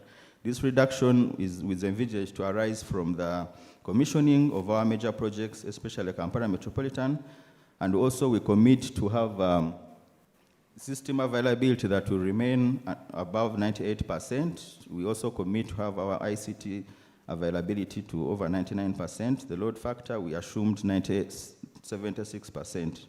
The tariff methodology, we believe, will remain as it is, where government will take on the capacity charges for the thermal plants, and the generation levy will be applicable. Our assumptions for the sales will be basically the policy and strategic assumptions, the industrial parks, the household electrification. We thank ERA for partnering with the Uganda Development Bank. We are seeing growth in that area, and also the regional power trade. Chair, in terms of peak demand, we believe, based on our simulations, that the domestic peak demand will grow by 5.6%, and the system demand will grow by 9%. We believe growth in demand is the best problem for a power system if infrastructure keeps pace. And therefore, that's why our budget is centered on grid expansion, it is centered on grid reliability, it's centered on grid reinforcement, and also adoption of new generation mix. We project an increase by 10% of our generation mix. We have aligned a generation mix that meets the criteria of the economic order dispatch, that meets the criteria as guided by the ministry in terms of the dispatch. We are introducing geothermal in the later years of the multi-year period, and this will be able to beef up and also meet the growing loads. In terms of cost, the purchase cost will be seen to increase, but at a controlled price, because these power purchase costs are aligned to the power purchase agreements that we have, and therefore any increment is based on the provisions of the PPA and also provisions of the license. And therefore we project that over 10% growth in energy sales across all spectrums. We will see domestic growth growing by around 11% of our projections, and also we believe that these demand growth initiatives, for instance, the household connection, implementation of the declining blocks, all these cooking tariffs, all these are geared to ensure that they increase, the increased consumption at the lower, not forgetting the industry loads declining tariffs, and also the data centers that we are planning to have. And so we believe that 93% of our projection will be sold locally. We are trying to build a local and resilient local demand than relying on the export. We are always a bit conservative in projecting our exports. This is because we believe that we can sustain our generation. If exports come in, there's over and above our planning. In terms of the loss projections, we do project to have a loss trajectory of 5.02, 518 until 502. This reduction is also aligned to the number of projects that we envisage to commission during this period. In terms of generation levy, we've also projected an average of 1.7 billion across the years. This is catered for in the license and also in the Act. We also believe that we shall maintain thermal generation plants on the grid as emergency plants being run at the minimum dispatch of 7 megawatts, and therefore these funds will be able we shall request these funds from the government of Uganda. In terms of the budget, we did apply for 1.2 trillion budget to the regulator, staff costs, inclusive capital costs for 2026. The methodology only allows us to apply for capital costs annually, and therefore application includes capital costs for 2026, and the rest of the years it is O&M costs. Chair, the breakdown, we also, part of the capital costs, we are requesting to have, to approve 2 billion to spares. These spares, we believe they will enable us to strengthen our customer confidence. They will reduce our downtime. We also have grid investment costs that we do project, we do request. We want to buy a transformer at Mirama. We are seeing load growing at Mirama. We have a requirement to feed the coffee factory in Intungamo. This 40 megawatts is geared to ensure that we have stable and reliable power. We want to buy a transformer at Nkonge. We are seeing loads growing up in Nkonge and Mubende area. We have a solar plant in Nkonge. We also want to ensure that we're able to fully evacuate this plant. We also intend to buy a standby transformer, 40 MVA. This is also geared to ensure that we meet grid reliability and we're able to deploy this transformer where and whenever is required. In terms of transmission lines, we're also requesting for 6.8 billion to buy emergency towers. We've had the challenge of vandalism. We believe that having these towers to ease up our way of bringing back these lines, it will be able to ensure that we are able to supply the loads as required. We also request we want to protect a tower, Tower 56, 560 towards Bujagali. There's a problem with the tower in terms of its integrity. Soil erosion has affected, it is at the shores of River Nile, and therefore we want to strengthen the integrity of the tower. Well leaves demarcation, we are requesting for 3.9 billion to ensure that we demarcate the 400 kV Karuma interconnection. In terms of ICT, we have a commitment to have ICT availability of around 99%, and therefore we have a number of interventions in terms of telephony, data, centralized AAA, wireless LAN. All these are geared to ensure that our ICT availability is to the standard. In terms of grid, Chair, we are requesting for 63.6 billion to enable us complete. Mr. Mwesigwa, you have 5 minutes to wind up. Thank you. In terms of projects, Chair, we request that the regulator approve 63.6 billion. This is geared to completion of the works at Bujagali Toro Lesos line. This line has been there for quite a time. We have engaged government and money is yet to come because development funds come from government, but from the guidance of management, we request that ERA approves these funds. It will be a long way to help us stabilize the supply to the eastern region. We currently have one line feeding the Bujagali Toro 132, and in most cases it is stretched in terms of if there's a fault on one circuit, the other fault may not be able to take on the load requirements. Arua Oraba, we plan to have, through Uganda Investment Authority, an industrial park, and therefore we are requesting for some funds to help us carry out feasibility studies to enable us have the feasibility study for Arua Oraba interconnection. Regional projects, we are engaged in East African Power Pool. We believe we also requested for some little money to enable us, engage our stakeholders and also be able to take part. In terms of non-grid buildings, we also in line with our quality to work life, we are requesting for funds to enable us complete the UTCL building. This is also geared to ensure that the people at UTCL have a good work life.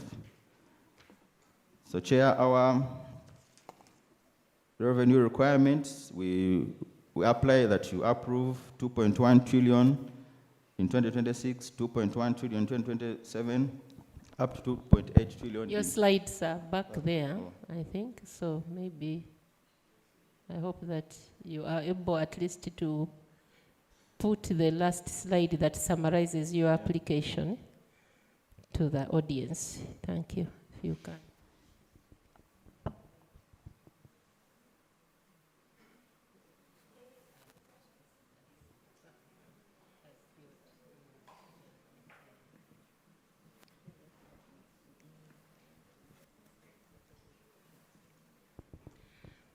Secretariat, please arrange hard copies for the participants so that they are able to internalize and compile their questions. So UTCL, pass on a hard copy so that Secretariat can quickly run copies for the participants. Thank you.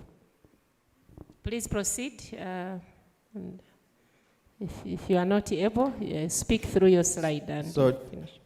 Chair, we request that you approve a weighted average tariff of 271 per kilowatt hour, 2026, 251, 2027, 239, and 227 and 218. You will notice that there is a reduction in the tariff because we aligned our generation mix to the strategy, to the government strategy in ensuring that we reduce the tariffs for the end user at the BST levels, and therefore, by 2030, we believe the tariffs will be within the ranges of 5 cents per kilowatt hour.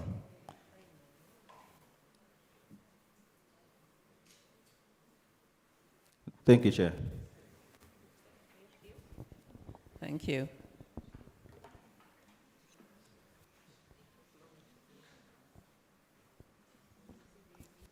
Now, UEDCL, it's your turn to make your presentation.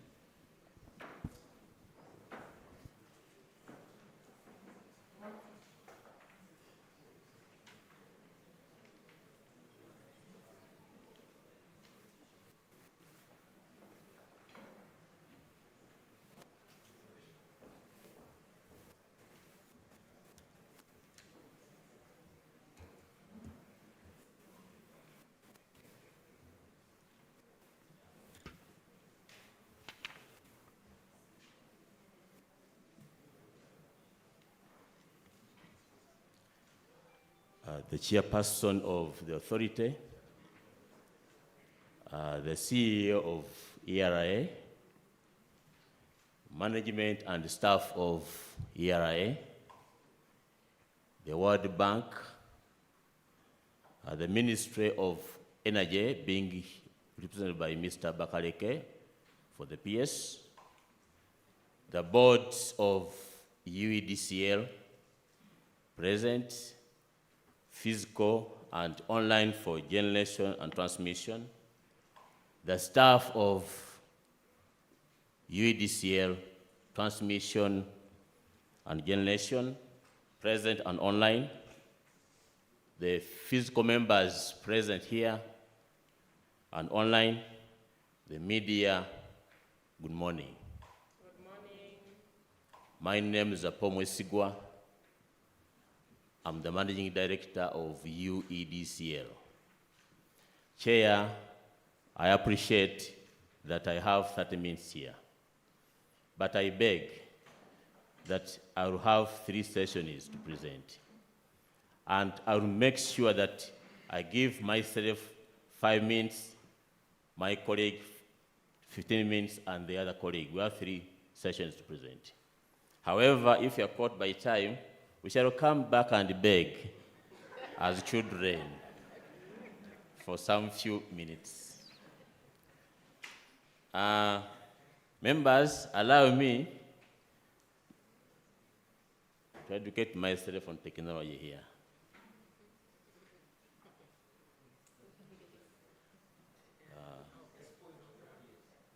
To the audience? Sure. Okay. Thank you very much. So, my presentation is mainly highlighted as the background profile and the stakeholders that we have. Then we are going to look at the regulatory and business update for 2025. Then the outlook for 2026. Then the distribution cost and base tariff for 2026.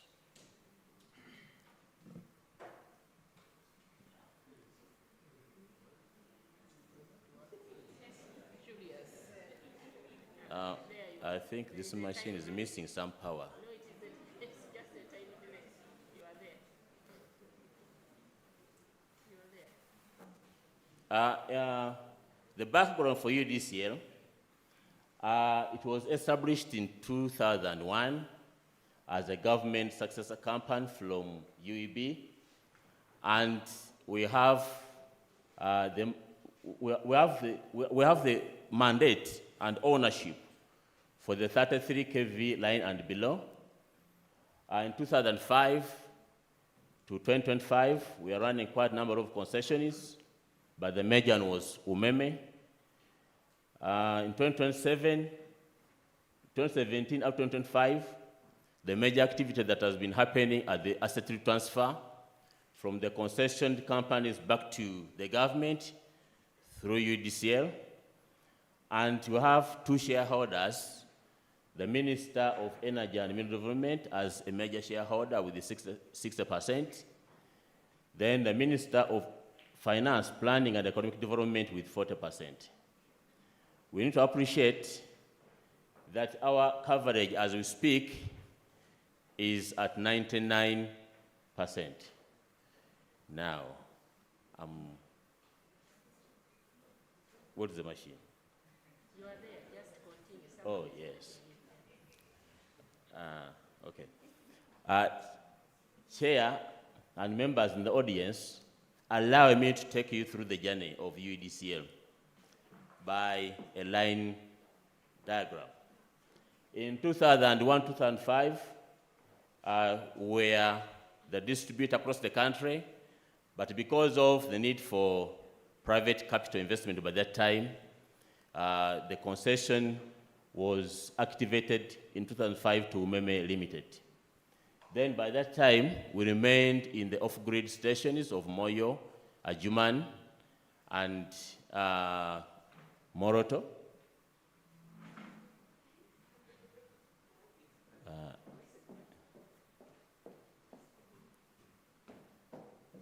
I need protection.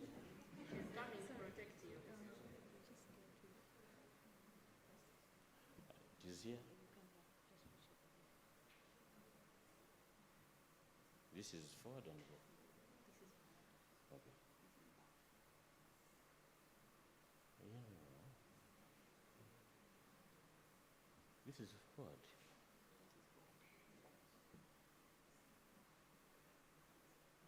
Okay. Thank you. Thank you, please. So I was elaborating, Chair. I'm very sorry. I think I'll be given some few minutes for that inconvenience, for sure.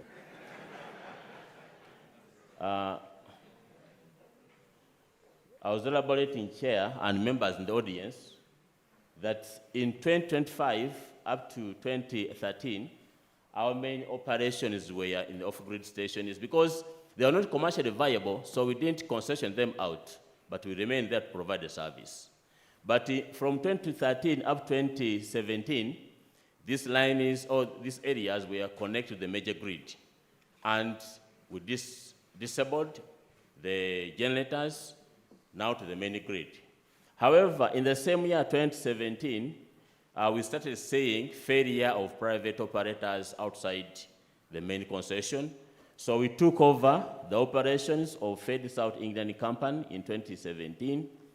Then 2021, we also took on another one, that is Bundibujo Cooperative Multipurpose Circle. In 2023, we took over Padel. Padel is in Kitigum and parts of Kotido and Kalenga in Karamoja.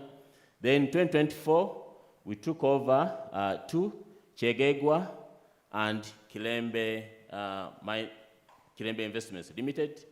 In 2025, we've taken over two.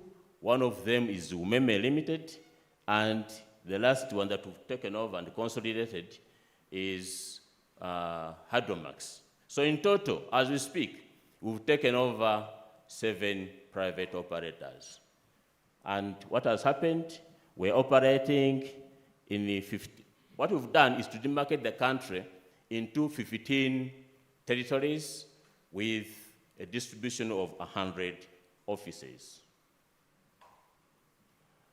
We have 2 licenses now, the distribution and sales license. And the other mandate that we have, we are we monitor the assets which are being operated by Weneleko because they're government assets, and in principle they sit on our balance sheet and Kalanga, but they are private operators. But at the same time, we're operating a power plant, and part of the area that we own as a real estate, it is leased out for commercial accommodation, but that's very small business. On the side of the network, we're operating 80 substations across the country with a team of 2,712 staff permanent. In addition to that, we've added 952 contractors to assist us on new connection projects as of end of last month, plus also subcontracted for O&M 989 staff through the border shops.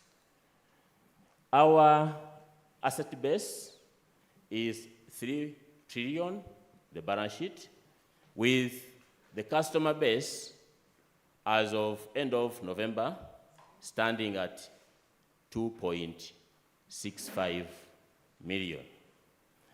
And our annual revenue projection in the next 12 months up to 31st of March, it will be 2.7 trillion VAT inclusive. On average, every month we sell 235 billion, and we collect that money on an average of 100%.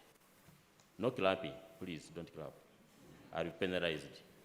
But Chair, let me report in this House that we have normalized the commercial viability of the energy sector because we are the converter of all the electrons generated by the generators, transmitters into money. For that matter, we've made the sector more commercially viable.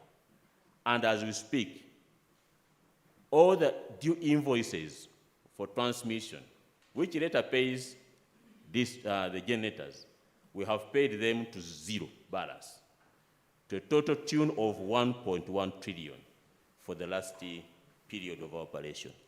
Let me report, all the concessions we've taken over, even up to now, they still have debts and outstanding fees unpaid to transmission. Some are even being demanded over 600 billion. So we've created sanity in the sector. Thank you. No clamping. Our ecology. We recognize the shareholders, the regulatory bodies, PPDA, ERA, and NEMA, the board and senior management team, plus the staff of UDCL. Thank you very much for the wonderful job you are doing. Customer association is executive, judiciary, the public, civil, the funders, development partners, suppliers and contractors, generation and transmission companies, and the media. So we believe that that complex ecosystem we are here to manage together as a two-way communication channel. Our policy alignment. We work within the policy guidelines of the country, Vision 40, the 10-fold program, the energy policy, and others. But our emphasis is to have financial sustainability in the sector and the energy sector at large. So that's why we believe in operating a commercially viable business with capital growth. It's a principle that we followed, and that guides us to make our cash collections 100%. We appreciate our customers who sometimes get inconvenienced when we disconnect them. But thank you, when you disconnect, you pay. And we make the sector successful. Accelerate diversification of sustainable energy through net metering. Modernize energy supply. In our 5-year investment program, we are looking at that project critically because we are looking at a smart grid, and we've started on the pilot project in Chitentale. We are now rolling out to the major energy loss feeders on Busega and Mutunre line. Mainly, we want to monitor the network up to the transformer level, and finally up to your meter. All the meters that we've imported now, they are smart meters, and we are starting with 3-phase customers up to kVA. I need to report, Chair, that in our stock as we speak, we don't have any postpaid meter up to 500 kVA. We only have smart prepaid meters up to 500 kVA. And the customers are going to enjoy the business, plus the sector. Promote productive use of energy. Our emphasis now, having stabilized, we've ordered for quite a number of stock, is to make sure that we manage our energy loss. We are in support of e-cooking. We are working with the Ministry of Energy also to roll it out to institutions. Promote governance, coordination, and accountability. We will strengthen our research and collaboration, social safeguard under ESG, and performance management. Our staff, every after 6 months, they evaluated online for all the activities in line with the strategic plan and the key performance indicators for the company. Our strategic direction. It is governed by our mission, as you can see, to provide a sustainable, safe, reliable, efficient, and accessible, affordable electricity distribution service through innovation, good governance, and responsibility for the society and the environment. We believe in the vision to be customer-focused national electricity distributor with our strategy to secure a long-term and low-cost financing to enhance and operate the distribution infrastructure. We are very keen on this matter of low-cost funding. We are on the market looking for funding, and even within the commercial banks, we have been in position to negotiate good financing terms below 8%. We are now searching financing at concession level, and I think in the next 2 years we shall be in a position to access that fund because it involves a lot of negotiation and discussion thereafter. But our core values are 5: integrity, teamwork, innovation, safety, and customer experience. Chair, allow me to invite my partner, Mr. Isaac Mfumbiro, Head of Regulation and Tariff, who will then thereafter invite Silver Hatega to present the status of our investment. Chair, thank you very much.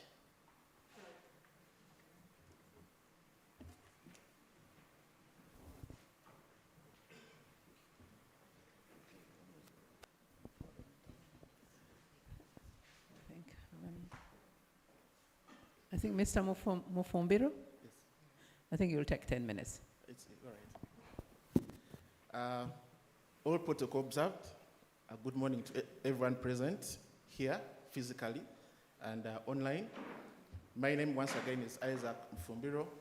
I'm the Head of Strategy and Regulation and Compliance at UEDCL. I'll take you through our regulatory performance as well as our tariff application for the year 2026. So, as mentioned by the MD, we are running 2 licenses. One is for distribution of electricity. The other is for the sale of electricity. And within that performance agreement, we are supposed to carry out the licensed activity, which includes investments, and those are 3 categories. Approved CapEx. In the initial year of 2025, we were supposed to invest about $74 million as set by the authority. For non-network assets, 6.2, and then new connections, about 225,000. The second part of our licensed activity requires us to operate efficiently, and the targets as well as set for the 3 initial years. We have energy losses starting from 14.6% all the way down to 12.6%. For our DMC, which is our direct operating and maintenance costs, we're supposed to spend about $77 million in the initial year of 2025, all the way to $85 million by 2027. The uncollected debt factor, which is related to the collections rate, we expected to collect about 100% of all the billings. Then lastly, the reliability indices, which are really standard measures for utility business. We have SAIDI, which is the outage hours. Our target was 87 for 2025, reducing that up to 76 by the 3rd year. And lastly, for the outage frequency, which is the number of times that our average customer experiences an outage, the target is 68, and we're supposed to reduce that all the way to 59. So that's the performance contract we carry with the regulator on behalf of the customer. So it's important as we forecast in the next period to look at our past performance or our current performance. As you can see there, in terms of capital investments, as far as our license to distribute energy is concerned, we are going to close the financial year at about $3 million. And then our projection is to close at about $30 million. This is based on the committed capital investments. And by committed, I mean we have contracts with the service providers and suppliers. Again, to note in that area that most of our procurement of close to about $230 million is still in progress through the PPDA process and system. On the area of non-network assets, that's close to $1 million that we shall close the year with. However, given that we had a late start for the year, we started the year as the new UEDCL in April. So we expect to extend this performance period to about the 1st quarter of next year and close the entire $6 million as approved by the regulator. On new connections, we've done so far fairly well. By yesterday, we had connected over 172,000. So we have a balance of about 53,000 customers, and we expect to close that before end of January, given our current run rate. On the area of our sales license, Our energy losses are still trending behind at 17.8% compared to 14.6% the target. We shall go through the detail of that, why we've performed that way. On revenue collections, I can re-echo what the MD has mentioned. We are collecting 100%, currently at 101% because we are recovering as well arrears. In terms of operating costs, the target for the 7 months to October, we were supposed to spend about just under 50 million for our OPEX. We've spent about 45. That's our run rate. And the area of reliability, which I know is very sensitive for our customers. Outage duration, our target was 51 hours for the 7 months, and we are closing in at 75 hours. I shall explain why we've performed that way. And then ultimately, in terms of frequency, we are 43 times in terms of outages for our average customer compared to the target of 40. Now, in this section, we shall also look at our ESG performance. ESG is a global thematic area. And what we've done is to adopt a comprehensive ESG work stream that looks at our environment, our social and governance aspects. But to note in the area of health and safety, we have registered 0 attributable fatalities to UEDCL. However, for the non-attributable fatalities to UEDCL, sorry, I'll repeat that. We have registered 0 attributable fatalities, and by that I mean where our network is culpable. However, we keep track for those particular incidences on our network where we have registered damage to property, loss of life, as well as injuries. So again, to raise some awareness across our stakeholder profile, electricity is a dangerous product, and we need to use it carefully. From the instances of internal wirings, we need to also look at how we are doing that in our homes before we connect to the actual service. We've raised awareness across our communities. We shall show you the pictorials. We've also engaged in health and safety training. But as a whole, we are engaging in environmental audits, again, pursuant to our license and regulations. We're looking at our greenhouse gas emissions carefully, our transformer oil disposal, and of course, waste management. Ultimately, in the area of governance, we are looking at making appropriate disclosures in the area of ESG, shareholder rights, as well as matters to do with risk, compliance, ethics, and integrity.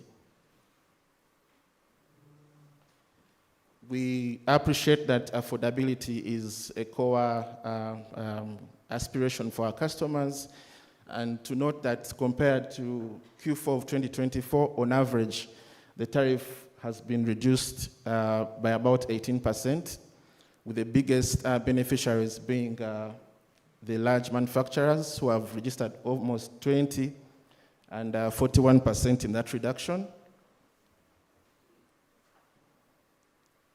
And some of the reasons include, of course, optimization in our distribution component, specifically the financing costs, where the return on investment has been dropped from 20% to about 4%. Again, to note, as the previous speakers have indicated, we have been able to achieve about 5.7 cents for the for the extra large manufacturers. And this has been through optimization of our tariffing methodology and financing of the distribution component. We also note that the lifeline tariff is still applicable, as well as other preferential tariffs like the cooking tariff are also applicable to our customers, and the intention is to drive and stimulate demand and load growth. Before I move on to the next slide, I want to again reiterate the issue of sustainability. There's a need to balance our desire to be affordable with sustainability, and I'm using sustainability in the true sense of the word to mean digitization, of course, modernization, decarbonization, efficiency, catering for reliability, Again, those are areas of sustainability we need to balance, because the sector is here for the long term, and we need to ensure that there's continuous growth. I've already talked about the area of new connections. We've performed well, fairly well, at 172,000 customers, compared to a target of 225 by the end of the year. The number of 172,000 was of yesterday, and I believe that by December, we should have registered an additional number of customers in that area. And I want to take this opportunity to appreciate our key partners, our development partners, the World Bank, the regulator for providing the seed capital, our contractors, numerous contractors have helped us on this journey, the customers as well, and the staff of Umeme who have participated in this particular exercise. And, forgive me, interesting, the second time I'm making that mistake, but allow me for the transition. Apologies, it's UEDCL. So 172,000 customers. We expect to close additional customers before the end of the year. But to note, the rate of access is still low at just under 2% for the grid connections. And if you compare with the population rate, growth rate of just over 3%, we are still lagging behind. And as a sector, we need to think through how we can ramp up the rate of access. On terms of growth, as mentioned from the transmission component as well, we are registering growth of about 9%. We are using the average daily purchases to monitor this particular business metric. We started with about 17 gigawatt hours per day in January, and by end of October, we are looking in about 19 gigawatt hours per day, representing 9% growth.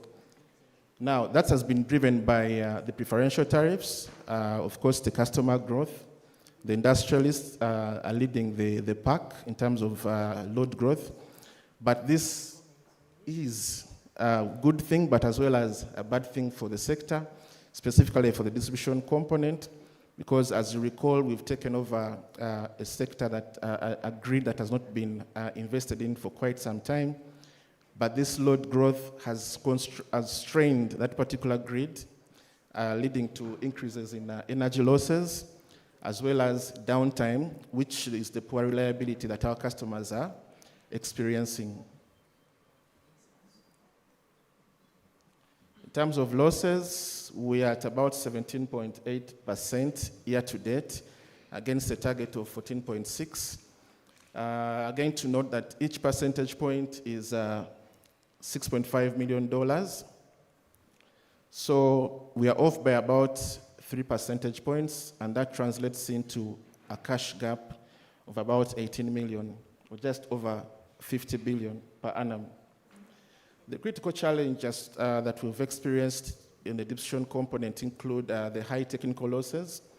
The split between technical and commercial losses, about 70% is technical, and 30% is the commercial component. So a lot of investment is required to address the technical losses, as well as the 0.7% we're experiencing on the evacuation lines. On the commercial aspects, we are seeing from our meter audits and field visits, we are seeing a lot of power theft issues, as well as vandalism already recorded. We saw an event in Mukono that has affected as well our losses that we've registered due to a reduction in the sales. But we continue to engage our communities and raise awareness. The MD has also noted that as UEDCL, we are launching the smart grid, starting with the DCUs, what we are called the data concentrator units. These will help us to monitor consumption at transformer level, as well as monitor asset utilization, and also help us with scheduling maintenances. Ultimately, we're also carrying out customer mapping, and we expect this exercise to take us through the next of the year, 2026, to conclude. It will help us to match the customers to particular transformers, and as well as then the feeders and the substations, to help us with our work management center. Mr. Atega, I'll give you 3 minutes to wind up. Okay. We did talk about collections to appreciate our customers. 70% of our collections are from our postpaid customers, and the other 30% is on prepaid. We are going to introduce, as noted by the MD, 3-phase retrofits starting next year. In terms of our DMC for 2025, we've underspent by just about 16 billion because of the timing differences. The savings or underspend has come through the staff costs, as well as the transport costs for the tools of trade attached to every staff that we've hired. But specifically for repairs, we're still in the process of completing our maintenance plan, which we shall push into early next year, as well as make additional allocations for administrative expenses. This slide talks about our reliability performance. We've experienced fairly stable reliability or availability at the MV line, but the challenges remain with the low voltage component, and my colleague will come and explain a little bit more on our capital investment program, what so far we have managed to conclude, and what is scheduled for the rest of the year. And of course, next year, in terms of replacing faulty meters, upgrading transformers, and this is, again, channeled to improve our reliability for our customers. These are some of the programs we intend to undertake under the regulatory environment. We have the capital investment program. We've submitted about $132 million for review and approval. We shall connect about 300,000 customers. It's our promise to our stakeholders. We shall implement the network assets budget. We shall, of course, implement the maintenance program, network upgrades. We have a loss reduction strategy in place. We have a metering and meter management strategy in place, as well as a cost optimization to ensure that we operate within the DMC allocated to us. It's also important for us to understand our financing strategy. We have a mix. It's based on our CapEx budget. In 2025, we received some money from the regulator, a lot of support we received there, and we acknowledge that support. We're also in the final stages of concluding some of the commercial lending.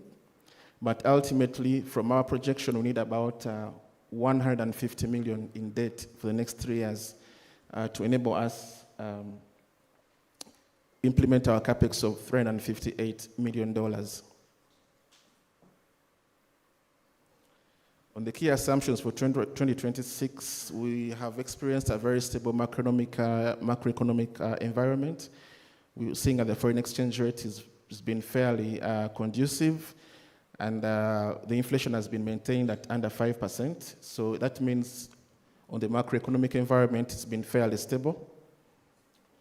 And we expect, based on that, growth of 10% in our sales. On the upstream costs, we also assumed a fairly stable regime because we don't expect any major production plants to come on stream. And for the distribution costs, these are contractual via our license in terms of DMC, but also we have assumed that we shall close $30 million that we shall recover in the next year through the tariff computation. I'll leave my colleague to talk about the 5-year capex. So ultimately, what we are proposing in terms of our budgets is to improve our distribution costs by 35%, from about 530 billion for 2025 to about 713 billion for 2026.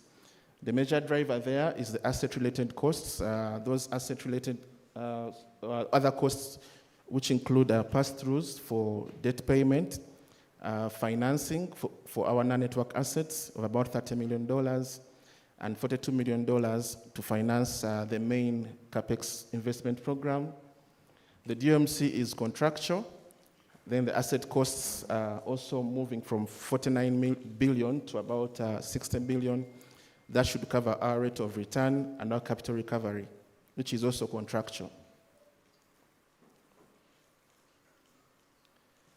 Our license requires us to provide a projection of the tariffs based on what we see in terms of a stable upstream cost profile and our jump in our distribution costs of about 35%. We project an increment, a decrease in tariffs by about 3%. We think that is a bit sustainable. And any decreases beyond that may cause instability within, unless justifiable by the authority.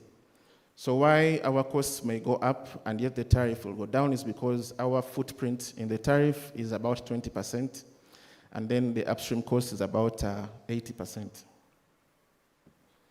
This is an acknowledgement for our shareholders as we were signing off the implementation agreement with the Minister of Energy.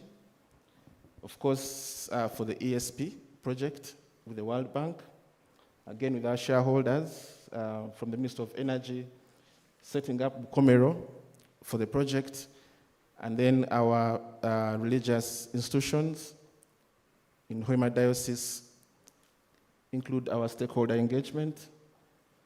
Then again, our community engagement for the QR Run, for the Wetereze campaign, the Surgeons Health Camp in Moyo and Ajumani, as well as other community engagements for the safety awareness campaign that we're running as a company. So allow me, Chair, to invite Engineer Silva Atega to take us through the investments. I was wondering whether you have preempted everything, but Engineer Atega, 10 minutes, please. Thank you, Chair. I thought you had given 3. I was a bit worried. My name is Silva Atega. I'm head of network planning for UDCL. I'm going to take you through our investment for the this year. I'll give you what you expect, what you have received, and then I take you again what you expect for next year, and I'll give you an outlook going forward, 2026 to 2030. As you know, we started the operations of the distribution on 31st March, but there was something that was not included in the planning. Some things were now put in a transition, and therefore, when we took over, some assets had been operating above the threshold, and we were now put in a plan for 2025. So when we came in, it started almost to the extent of giving way. So we started by restoration, and what you see here is we did an emergency press injection of transformers. That's about 149. We did transformer upgrades. We started the new connections straight away. We done 172. We did optimization of the substations at the moment we started, even when not in the plan. Then you can actually see we did Mbarara, Kasese. Mukono was a transition project. We picked it from the time Meme was moving, so we picked it up and finished it. And what again, if you go there, what is again picked up, we did feeder refurbishment, new lines, and again new substations. But the key to note here is the Magije. I think we're almost going to start, and again Kanyantorogo. Those are the work, the procurement is ongoing. Oh, sorry. Again, on that perspective, Kabale is the Kabale of Kigezi. I know transmission mentioned the commissioning of Kabale substation. What happened, there was a lot of suppressed demand in Kabale. So when Kabale substation was commissioned, eventually our customers picked up, and the substation in Kabale could no longer hold. So we made it swung in action and put another 5 MV transformer at onset. The same applies to Masaka. So we saw a bit of demand pickup as soon as we came on that. Then there's Kampala South. Also another issue in Kampala, we don't know where the demand came from. Either people were waiting for Mohammed to go, and he decided to come and switch on, but we have seen a bit of demand growth. It's not surprising that the CEO mentioned about 25% growth, but we are seeing actually on the distribution side, excluding export, and the one taking that is about 15% demand growth. This is not energy growth, which is surprising given that it was never figured in the planning, because that was never a best case scenario. It was actually the worst case scenario. So we are now operating in a high-end scenario rather than operating in a best scenario. There's also Kumi, had the same issue. I'm sorry for customers on Hoima Road. You experienced that issue. So we have Busunju has picked up road, which we never predicted, but we've gone ahead and had another transformer of 10 MVA. The same applies to Mubende. Now I'm going to take you through what you have received ever since you picked, and then what you expect between now and end of quarter one. As you know, we started at the end of quarter one, so actually they couldn't finish the projects in 9 months. So realistically, we need to plan for 6 months. Then we need to other procurement process takes 3 months, execution takes 3 months. So what we have is a total of 812 projects on a table for execution. 1, that means the financial system has to be prepared. 2, the planning has to be done right. And 3, remember the procurement process has to happen, and also there has to be the planning. This is within 9 months we have executed. Those are 812 projects being worked on. In terms of breakdown, we have the emergency. I'm glad to mention that the regulator, I don't know if it's a practice starting now, they allowed emergency before it happened. So we actually had an emergency recovery of 97 projects, which we have done. We have 52 projects under refurbishments for reliability, 51 lines to be built, substations where there's both minor and major works at 13. Transformer injections, we actually have 596. This excludes the ones we have been receiving under restoration. So we still have another 596 to execute between now and the end of quarter one. We've got some other projects coming in because of unforeseen challenges we didn't see by the time of planning. That includes the Entebbe. People in Entebbe, there was an emergency situation in Entebbe again. The road has gone beyond what you expect. So basically, in total, we have $68 million of money to execute between now and quarter one, and again, another batch in quarter two. What do we have in there? We have completed the projects. The total amount of money is $1.6 million. Construction is about $1.3 million. You notice I put a carve-out from Meme. These are projects which Meme had started, but we actually took over with Meme to complete so that our customers can get the benefits as Meme was transiting. Those were completed, and I think some of you may have seen Meme and EU Distro working, especially the Mukono and areas around Kasana. We did a lot of that. Those are part of them. Again, material mobilization, we are this is on execution side. That is $0.6 million. That aspect of detailed design, as you notice, this is a 6-month period. We are moving. These are many substations. We have about $27 million of work going on in the background. And those projects are expected to be done after quarter one, because we are now concentrating on the balance, which is about close to 40, as the detailed design for critical projects is being done.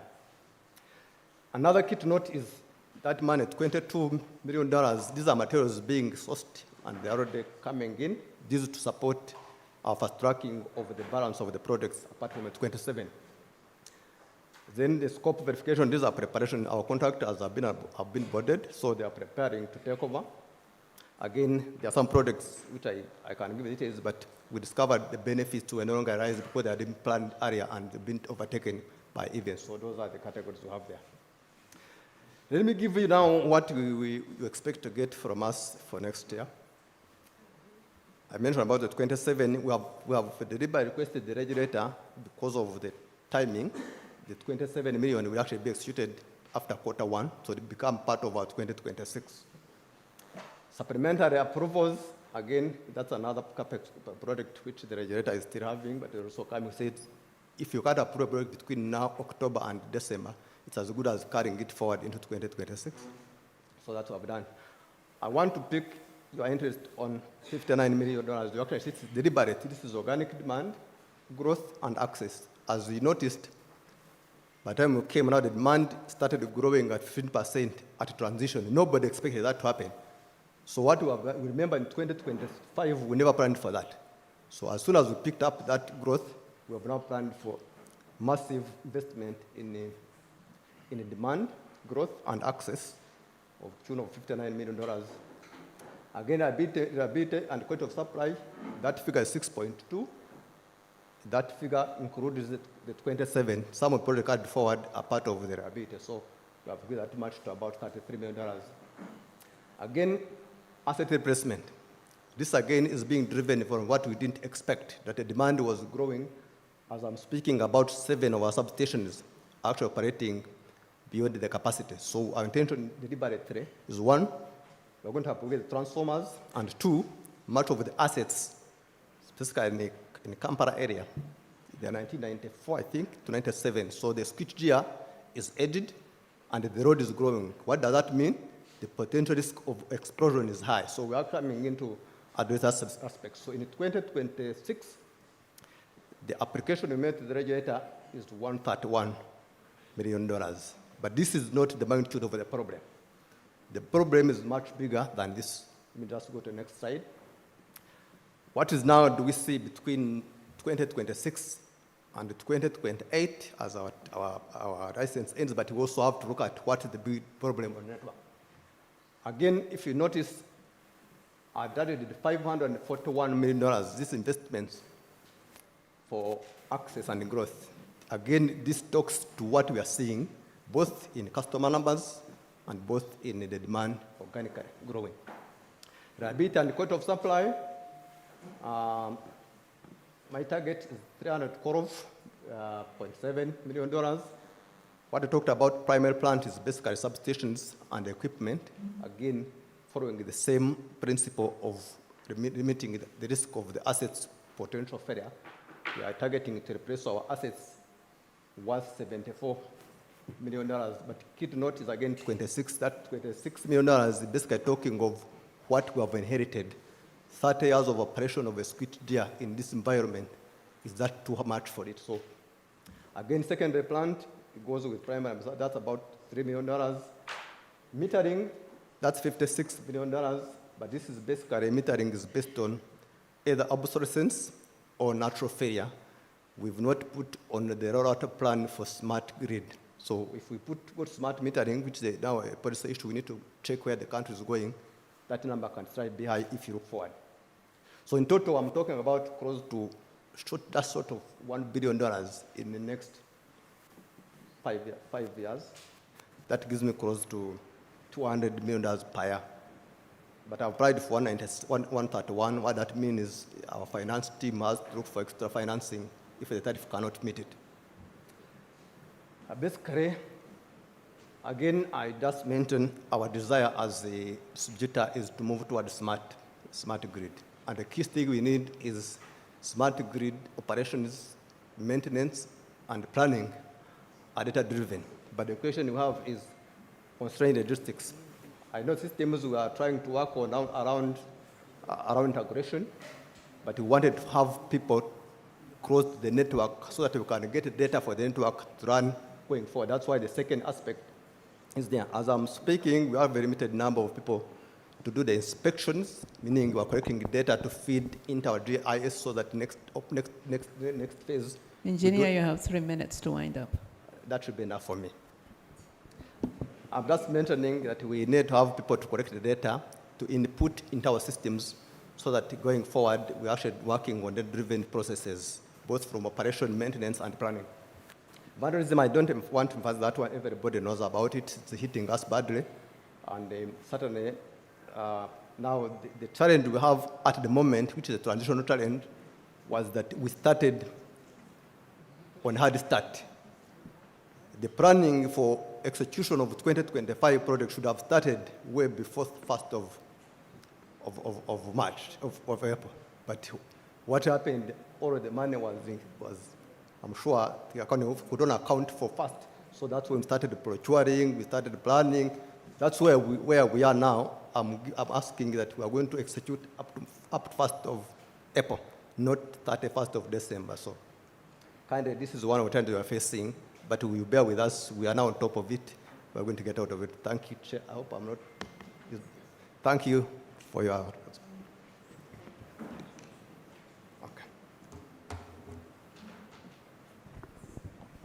The unfortunate thing is that no clapping. So we thank all our presenters this morning, and I think as participants, we deserve a break to stretch our legs.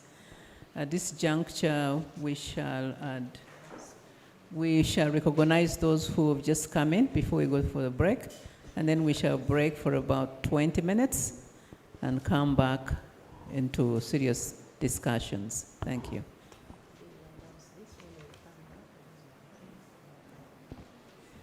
When we come back, there are people who have submitted comments, and they would like to briefly present them. And that includes Airtel Uganda,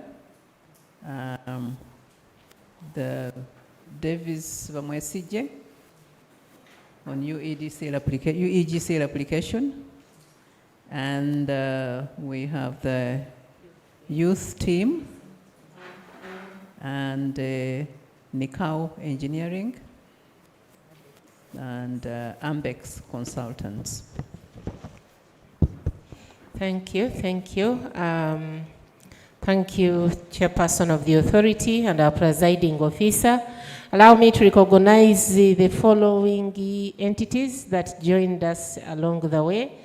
We have Atina. If you are from this institution, please stand up and we receive you. No clapping, no foot stamping. Atina, the team from Atina. Okay, thank you. We have our colleagues from the Ministry of Water and the Environment. Please stand up for recognition. We welcome you. Thank you for joining us. And Zambia Hospital, Public Amenities Tariff. We have Zambia Hospital here. We welcome you. Thank you very much. We have G3S Traders. Stand up. Thank you for joining us. We have UCAN. Thank you. Yes, that is Danny Maloney. He also doubles as the chair of the Hydro Power Association of Uganda. Thank you for tagging along and for coming to participate. We have the National Council of Higher Education. Please stand up. Thank you. We welcome you. Thank you very much. We have Gridworks. Gridworks, you are represented. Please stand up. Thank you for joining us. We have Buganda Royal Institute. Thank you. You're welcome. We have KCCA, our partners in service. Thank you for coming. We have the NRM Secretariat. I will not say protecting the gains. I have not said that, and don't capture it. But you're welcome. We have the Insurance Regulatory Authority, our partners in service. We welcome you. We have Uganda Revenue Authority. We welcome you. We have Chambogo University. Thank you for coming. We have Kwanza Infrastructure. Kwanza. Thank you. We welcome you. We have Old Mutual Insurance. Thank you for coming. You make us safe. We have Prudential Insurance. Karibu sana. Thank you very much. We have our own RCC Machindie. We welcome you. Thank you for following up service. So those are the new team that has joined us. And once again, on behalf of the chair, the presiding officer, I welcome you. When we come back, we will be listening. The morning session, we've been presenting, we've been speaking, we've been putting to you our desires through the various applications. When we come back, it will be your turn to speak, and it will be our turn to listen. So I would like to thank you, and the chair has already served the break tea. So the Secretariat, please guide us, led by none other than the Director, Corporate and Consumer Affairs. Over to you. Tea is served. There is a corridor at the end of where the gentleman, say we'll keep standing? Yes. Where the gentleman with the jacket, NTV, is, there is a corridor that walks where he's going. We're all going to have tea there. And there is enough for us. Mr. Kasinza, if you can go ahead with other people so that people join you there. Just in the corridor behind this wall, where we had set up a screen in the event we have a spillover, there is a demonstration of effective cooking using electricity, using the most efficient appliances. They are demonstrating how you can cook beans in 5 minutes and all the things and beef and so on. You can look at them even as you have your tea. Tea is served at the right time. We shall call you back. Have yourselves a very tasty meal.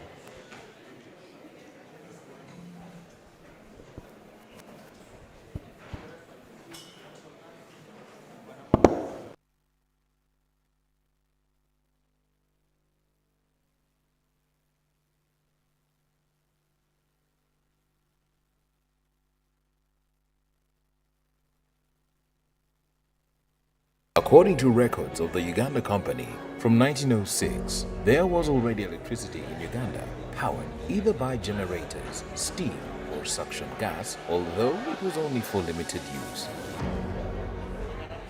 The limited use was expanded with the introduction of thermal electricity around 1915.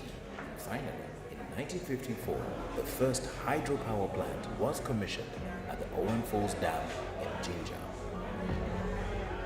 The commission of the 118-megawatt Owen Falls Dam triggered a transformation of the country's nascent sector that in the early 2000s went through sweeping reforms that have placed Uganda's electricity sector at the highest ranking on the African continent. Today, Uganda boasts over 1,365.2 megawatt installed generation capacity from a mix of renewable energy technologies, including hydro, grid-connected solar, cogeneration, and thermal. What began as a plan to construct a single dam to support the growing economic activity in the country has now transformed into a robust, self-sufficient electricity supply industry with huge investment potential in the entire value chain of generation, transmission, and distribution of electricity. The reforms brought about increased generation and also transmission and distribution. But the reforms also brought technology transfer because we have trained our own staff. At the time of unbundling, we were talking about 3 generation plants. But now as we speak today, we have grown to 41 generation plants. We have seen increase in generation capacity in 2000 from mere 280 megawatts to now 1,365.2 megawatts. Owing to huge public and private investments in the electricity sector over the 2-decade period after the reforms, Uganda is currently home to some mind-blowing electricity infrastructure, such as large hydro plants, tunneled power plants, solar plants, harnessing the advantage of being located along the equator, and mini hydro plants from rivers that contour the Rwenzori and Elgon region.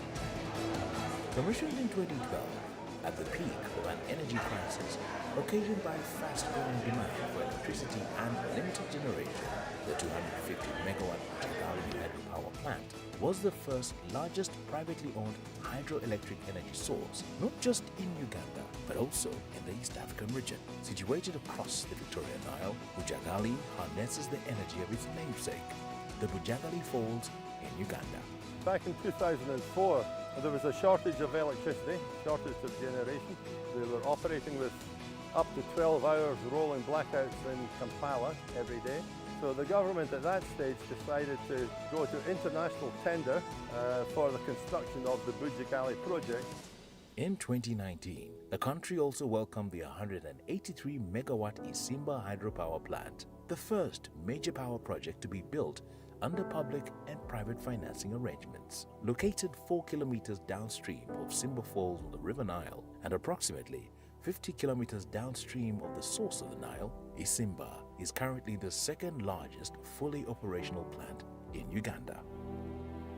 Uganda's electricity is now welcoming on board a new hydropower architectural marvel in the 600 megawatt Karuma underground plant.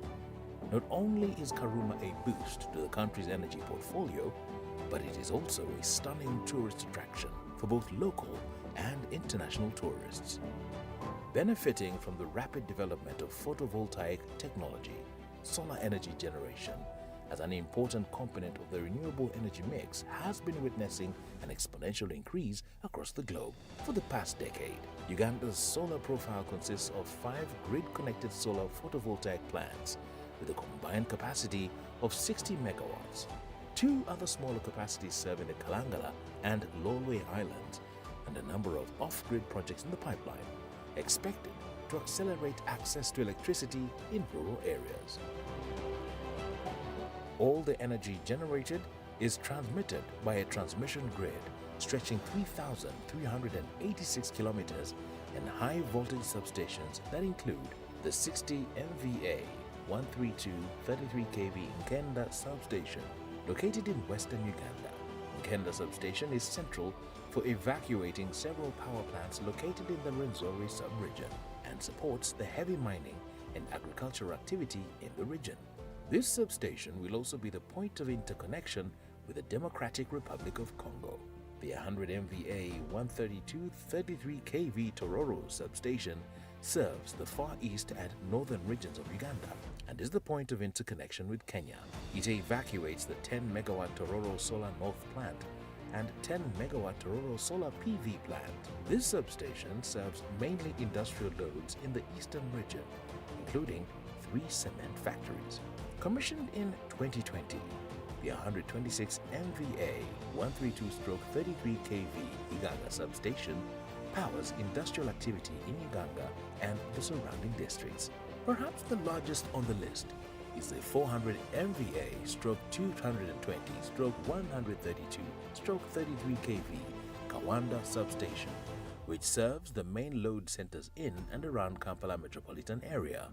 It evacuates the 250 megawatt Bujagali hydropower plant and will receive power generated from the 600 megawatt Karuma hydropower plant upon commissioning. Kawanda substation is the main supply point for western Uganda and the interconnection with Tanzania and Rwanda through its 220 kV backbone in Masaka and Mirama respectively, with 4 transformers serving 11 and 33 kV loads around the eastern part of Kampala city. The significance of Lugogo substation to Uganda's electricity supply industry cannot be undermined, as it houses the National Control Center, where dispatch of electricity across the country and interconnection with neighboring countries is controlled. The distribution segment comprises of 80 distribution substations across the country, which supports the delivery of quality supply to the different categories of consumers, ranging from domestic to extra-large industrial. Among these substations is the 28 MVA 33/11 kV Moniko substation, which not only supports the industrial load in Lugazi, but also evacuates the 26 megawatt cogeneration plant operated by Sugar Corporation of Uganda Limited, SCAL. Whereas Uganda's electricity distribution segment is run by 8 licenses, Umeme Limited, one of Africa's most benchmarked power distribution companies, operates 95% of the network. We've actually made the sector financially viable and weaned it off from government subsidies. Losses have reduced from 38%, now we are talking 16.7%. Bill collections has gone up. Now we're running at an average of 99% over the last 10 years. Our customers are now used to a continuous supply. And that goes a long way to speak to the improvement in the quality and reliability of supply. Now we are no longer talking about outages, we are talking about surges, blinks.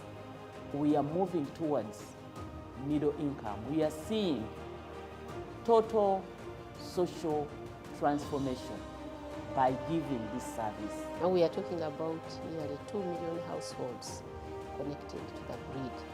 But also we have done so well in creating an enabling environment for off-grids, mini-grids, solar home systems, to the extent that now 38% of our access to green energy is through those technologies. Right now, we can use the household equipment that we need, that we have, that we can afford. So when you look at the journey over the last 17 years, it has been really very fast-paced. We've readied the platform for takeoff. We promise that we shall continue to deliver our mandate as an electricity regulatory authority. It has been a journey of a lot of focus and sacrifice from all of us to be able to build the electricity supply industry sector that the globe now is admiring. We actually have a surplus of electricity, and we are building more dams, as you know. Not only on all the sides of the Nile River, but even on the smaller rivers. With abundant and cheaper electricity will mean faster industrialization. Looking back on the journey, Uganda's electricity subsector is a success story attested to by several local and international benchmarks.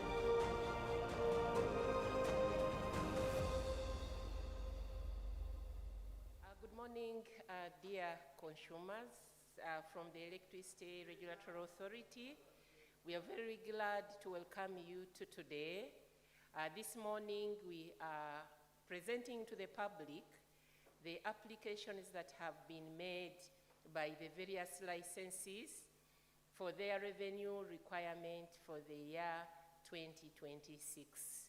So I would like to invite you to join us today at Imperial Royal, both physically and also we have the option for joining us remotely, because today is an accountability day where the licensees, that is Uganda Electricity Generation Company, Uganda Electricity Transmission Company, and Uganda Electricity Distribution Company, will be presenting their revenue requirements for the tariff year 2026. So what do you expect to see today? You expect to see the heads of institution presenting the applications they have made to the regulator. What does it mean that they are presenting their applications? They are going to present a summary of what they plan to do in the tariff year 2026. And they will be presenting the projects, the transformers they are going to buy, the repairs and maintenance, the capacity building, and more importantly, how this then will impact service delivery. The public hearing is held transparently to bring this revenue requirement to the public for public scrutiny, but also to enable public to input into the tariff determination process, the process that determines the price of electricity that the end user pays. They will also be accounting on what are they going to do to improve service delivery, to improve reliability, to ensure that we have power supply security, to ensure that we minimize vandalism, to ensure that the transmission infrastructure reaches the entire country, and that we are preparing well to ensure that all Ugandans get access to electricity. So this public hearing is held transparently in line with the provisions of the law, and it will be chaired by the chair of the Electricity Regulatory Authority, Engineer Grania Rosette Rubombora. So mine is to invite you, invite the entire public, but also to thank the government, for the support thus far. The government has supported us to increase generation capacity, has supported us to extend the transmission grid across the various parts of the country. Recently, we connected West Nile and the greater north to the transmission grid. And reliability of supply has improved greatly. The government is supporting us to extend the transmission network to the major industrial parks so that we are able to improve reliability of supply and we are able to improve industrialization. The government has supported us with the Scale-Up program funded by World Bank, where we are connecting last mile free of charge. Then once they are connected, they pay for the electricity that they use. Of course, that is after using a certified wireman to install electrical cables and equipment in their premises. So it's again a good day, and it's a big day for the sector. It's when the sector opens up its gates, its doors and windows to the public to input into the activities of the electricity supply industry.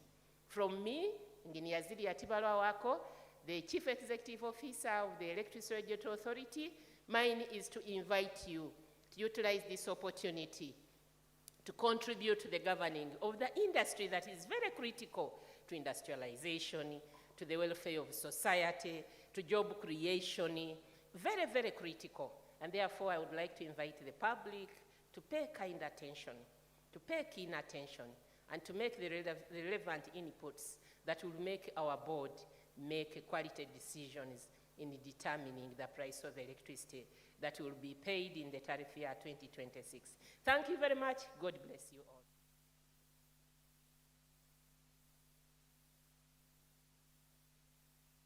Whenever you go to the shop and buy 1,000 shillings worth of soda, you always get the same quantity, 1 soda bottle. And even if you went back the next day, it would still be the same. For 1,000 shillings, you would still get 1 bottle. The same principle applies to most consumer products and services out there. So that's why it is confusing for electricity consumers when they pay the same amount over time for power units. Yet they keep receiving different units over time. Why does this happen? Am I being cheated? Of course not. You see, domestic customers are entitled to a lifeline tariff, where a customer is charged at a much lower rate for a given number of first units purchased in 30 days, and a normal tariff for the rest of the units. Also, recently ERA introduced a declining block tariff for domestic customers, known as the cooking tariff. Under this tariff, domestic users can buy a 70-unit Yaka bundle at a discounted price. On top of that, there are other factors, such as VAT, which is deducted on every transaction, and fixed service charges, which are payable every month, that can also affect the price of units. Those are some of the factors that keep bringing about your billing discrepancies. I hope this presentation was helpful in clearing that up. For more information on the subject, please visit our website, www.era.go.ug. ERA, Sustainable Electricity Power Supply.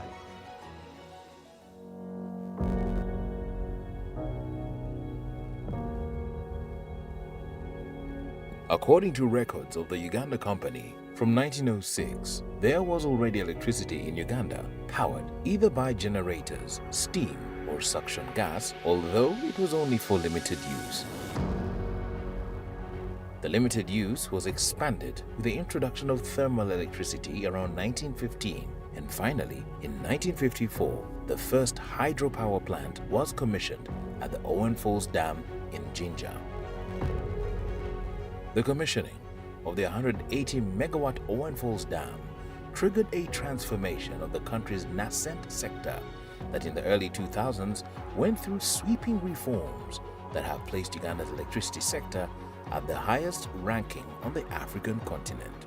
Today, Uganda boasts over 1,365.2 megawatt installed generation capacity from a mix of renewable energy technologies, including hydro, grid-connected solar, cogeneration, and thermal.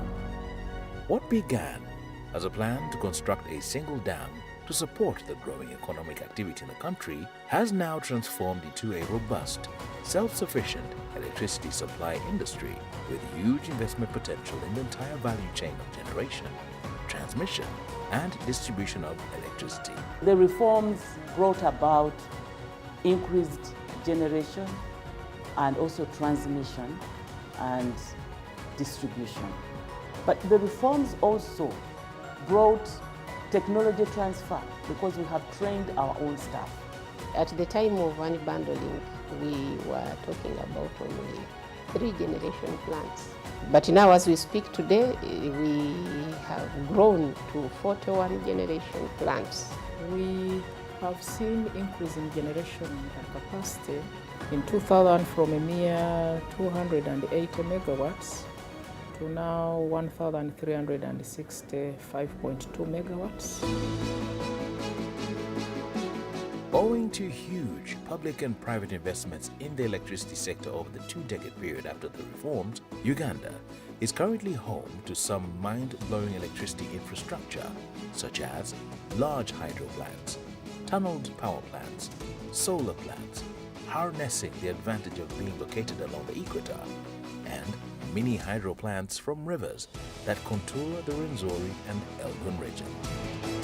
Commissioned in 2012, at the peak of an energy crisis occasioned by fast-growing demand for electricity and limited generation, the 250-megawatt Bujagali hydropower plant was the first largest privately owned hydroelectric energy source, not just in Uganda, but also in the East African region. Situated across the Victoria Nile, Bujagali harnesses the energy of its namesake, the Bujagali Falls in Uganda.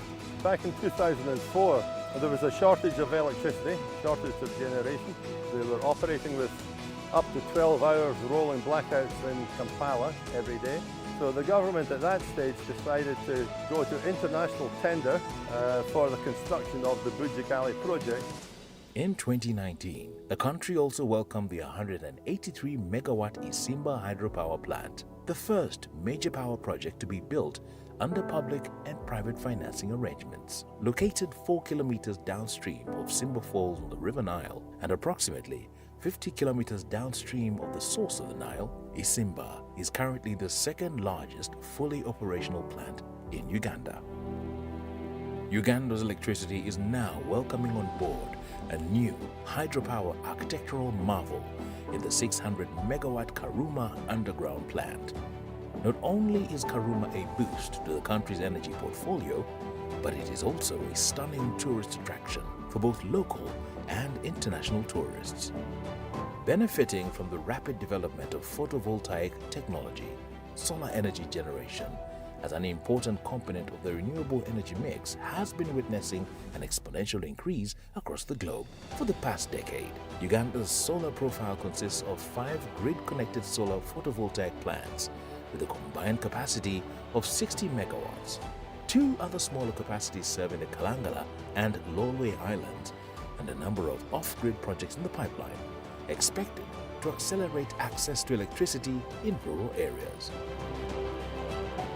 All the energy generated is transmitted by a transmission grid stretching 3,386 kilometers and high-voltage substations that include the 60 MVA 132 33 kV Nkenda substation located in western Uganda.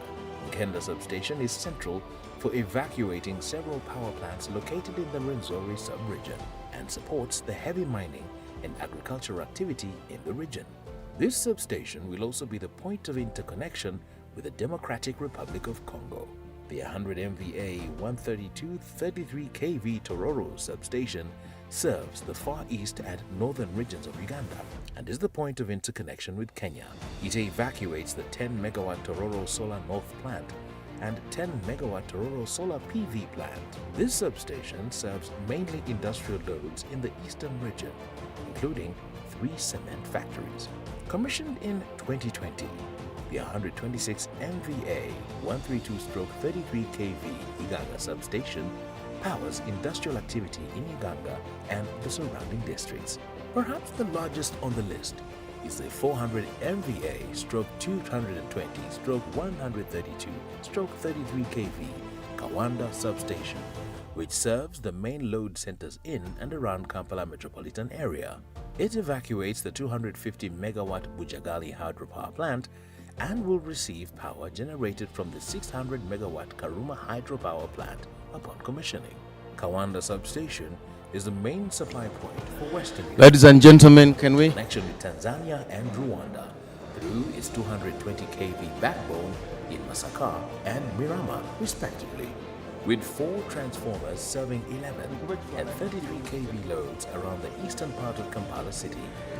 Ladies and gentlemen, I would like to welcome you back to the hall. The chairperson is waiting for us to settle down, so we delve into the next set of discussions. Electricity across the country and interconnection with neighboring countries almost control. If you want to have meaningful discussion, then come back The distribution segment so that the chair can comprises afford of us 80 enough time distribution substations across the for the country. next presenters and It the supports the discussions. delivery of quality May I supply request Team to the ERA, different wherever categories of you are, consumers, to help ranging from domestic to extra large mobilize the industrial. participants to come back Among to the these hall. substations is the 28 Team MVA ERA, 33 wherever you 11 are, kV I Moniko request you to substation, mobilize which the not only participants to supports the come back to the industrial hall load in Ugazi, so that we but can also evacuates give the the chair enough 26 time to delve megawatt into the next cogeneration section. plant operated by Sugar Corporation of Uganda Limited, SCOW. Whereas Uganda's Team ERA, electricity distribution Mr. segment Kasita, is run by 8 Amina, licenses, Josephine, the team of Umeme the Limited, Ephraim's, Faith, one of Africa's most can you help us benchmarked mobilize power for distribution comeback? companies, Mr. Mtiaba operates Vian, 95% Wanda, of the help network. mobilize people back We've actually so made that the we sector can have our next financially session started. viable and weaned it off from government subsidies. Losses have reduced from Team ERA, 8%. please Now we're mobilize talking people to come back. Mr. 16.7%. Tutembe, can you help us Bill collection bring the people has who were gone with you up. at the table Now we're running at an average to the of hall? 99% over the last 10 years. Our customers are now used to a continuous supply. And that goes a long way to Let's speak get back to the hall. improvement Our in online quality audience, of we had supply. just taken a tea Now we break. are no longer We are talking making our way about back. We hope that outages. you're still We are online talking about and you're able to service. move on with us Blinks. to the end. We are moving towards middle income. We are seeing The people who registered to total present, I hope social that you are ready, at least have transformation seen by our giving colleagues from this Airtel service. are Now we are ready. talking The about team that nearly registered 2 to million present. households. The chairperson will give you very little time. But so also make we sure have you are done ready. so If you well have a presentation, in creating it's a an PowerPoint, enabling give it to us, we'll load it early for enough. Mr. off-grid Kasita, with solar you do well to encourage people to to come the back. extent that now You do well 38% to of our encourage access people to to come clean back. energy is through those technologies. Right Helen, now, can you we can join use those of Kasita as the encouraging household people to come back to equipment the hall? that we need, that we have, that Our we can time afford. is real limited. So when you and look I at have the come journey over the last to 17 have years, lunch it has been served with really stakeholders. very fast-paced. So the earlier We've we readied the resume, platform the for better, so takeoff. that we free them. We have promise that we shall continue to deliver our mandate as Electricity Regulatory Authority. Has been a journey of a lot of focus and sacrifice from all of us to be able to build the electricity supply industry sector that the globe now is admiring. We actually have a surplus of electricity, and we are building more dams, as you know. Not only on all the sides of the Nile River, but even on the smaller rivers. With abundant and cheaper electricity will mean faster industrialization. Looking back on the journey, Uganda's electricity subsector is a success story attested to by several local and international benchmarks.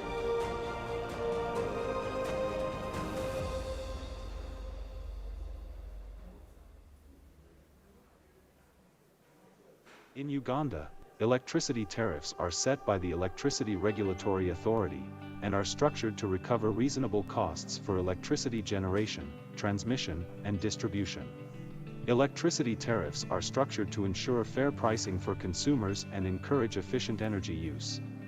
The tariffs are primarily divided into 6 categories: domestic, normally rated at 240 volts, commercial, a 3-phase low-voltage load not exceeding 100 amperes, medium industrial, large industrial, and extra-large industrial for large manufacturing facilities, and street lighting, which is tactfully low to ensure the safety of communities. Now, let's talk about the units and pricing. In Uganda, electricity is billed in kilowatt hours, kWh, which is the amount of energy you consume. The price per kilowatt hour varies for different tariff categories. Domestic customers usually pay higher tariff compared to industrial customers. But why is this the case, yet factories seem to use a lot of power? Well, the reason is quite simple. The tariff differential between domestic and industrial customers is mainly on account of investment costs and costs of energy losses. It should be noted that electricity moves from high to medium levels, before being available to consumers at low voltage. This means that electricity would have to be first transformed from high voltage to low voltage, and this would require additional investment in things such as transformers, new grids, extra staff, and many more. In addition to the cost of service, a tariff also recovers the cost of energy losses, which are in two kinds, commercial and technical. Technical losses occur when power voltage is being stepped down from high to medium and finally to low voltage, while commercial losses result from power theft. Therefore, ladies and domestic gentlemen, please customers settle are down expected so to we contribute resume. more Sound to room, energy please loss turn on the recovery mic through the tariff. of the Let presiding us now table. have a brief look. Domestic customers benefit from a lifeline tariff of Engineer 250 may I Uganda request shillings that for we the continue first that 15 conversation on units our purchased chairs? in a month, and a Colleagues, cooking let's tariff get of down on our 412 chairs. shillings, Let's sit on our charged chairs. for a 70-unit bundle, accessed we every resume month between the the session. 80th and 151st units purchased within the same month. These tariffs are the reason for the differences in power units acquired for the same amounts over time, while commercial to extra-large customers benefit from the time-of-use pricing mechanism. These customers access a lower tariff during off-peak periods of consumption, normally between 12 a.m. to 6 a.m. In conclusion, understanding electricity tariffs in Uganda is vital for managing your energy costs effectively. Be sure to check with your local utility provider for the latest tariff rates and any updates to the billing system. You can also visit our website, Attention members, please come back to your seats and www.error.go.ug, for the quarterly tariff schedules. we go to one of the ERA, most important sustainable part of our electricity meeting today. supply.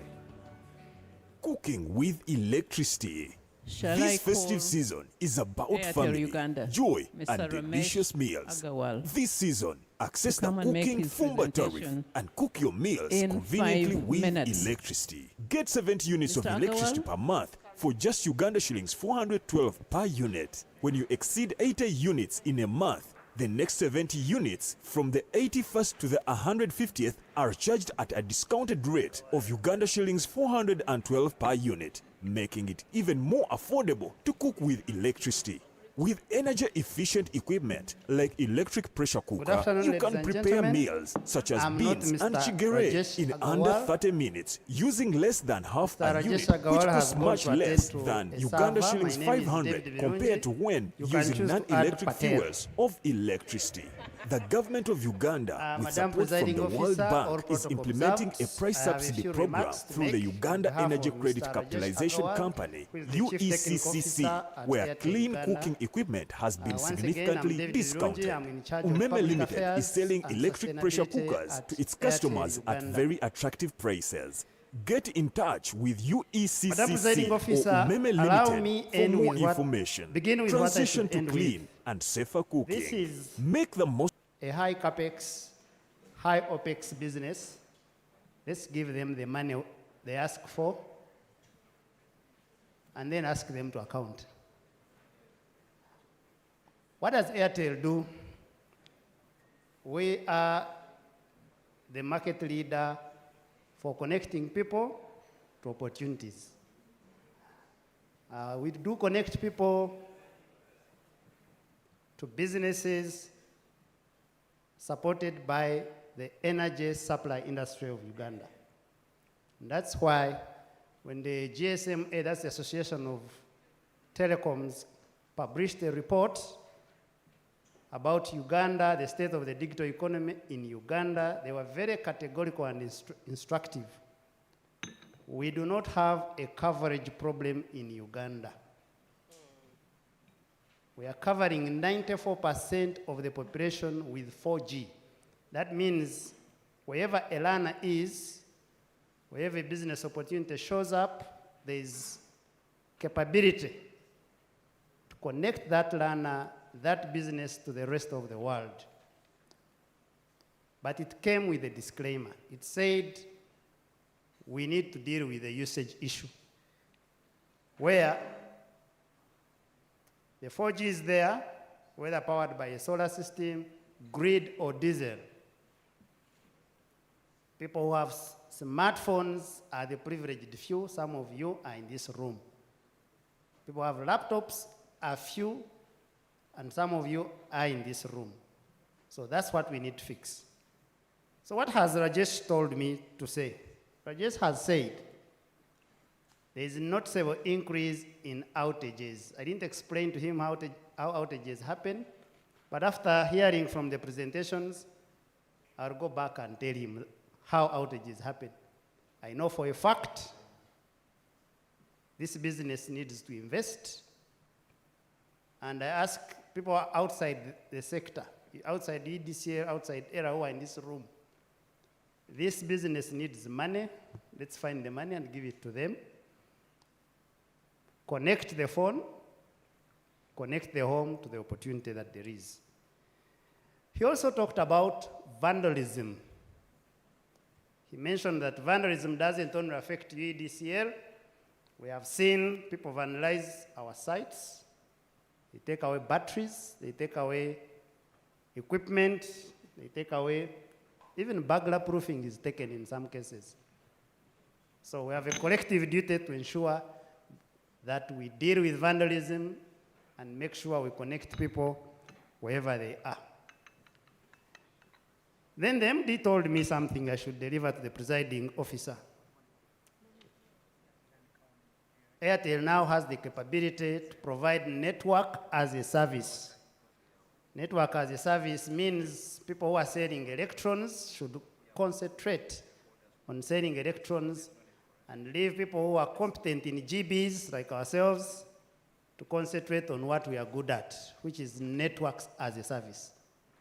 That means your process and condition monitoring, Madam Presiding Officer and ED, for your air brake switches, for your knife edge switches, for your breakers, for your meters, transformers, metering units.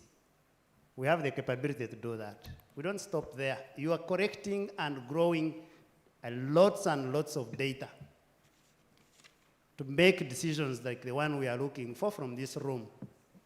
Network as a service, which Airtel is able to deliver because of our global roots, takes away that pain from the utilities. You focus on metering, we focus on what we are good at, which is ICT. That's not to take away your ICT departments, but support them with the competence that we have. Ladies and gentlemen, as I close, my 5 minutes is coming to an end. I have a message. This morning, Airtel Africa Foundation launched scholarships for 20 underprivileged young Ugandans who are in their first year. If you know someone who is in that category, is doing an ICT or engineering course at Mbarara University, Makerere, Chambogo, UCU, or ISBAT, ask them to go to the website of Choose Sourcing, make their application between now and 18th December. Madam Presiding Officer, that's our own way of providing support to the stock of Ugandans who will have the skills to manage both the electrons and the GBs when we are no longer here. Thank you so much. Thank you. No clapping. Next is Ambex. Which one? Which one? The youth. Next we're having the youth. That is, yeah, all of you, the youth, come up front. There's one for generation, one for transmission, and one for distribution. That will be 5 minutes each. So Youth Energy Summit is a new initiative on the continent. It's not only in Uganda, to open up entry doors for youths to participate in the electricity supply industry. So we are very happy that they requested to be given opportunity to input into this process. So we can start with G, and then T, and then D. Please proceed. Thank you. Protocol observed. By names of Roland Ayesiga from Yes Team. Yes Team stands for Youth Energy Summit. And here are my colleagues with our presentation. Thank you. They can introduce themselves too.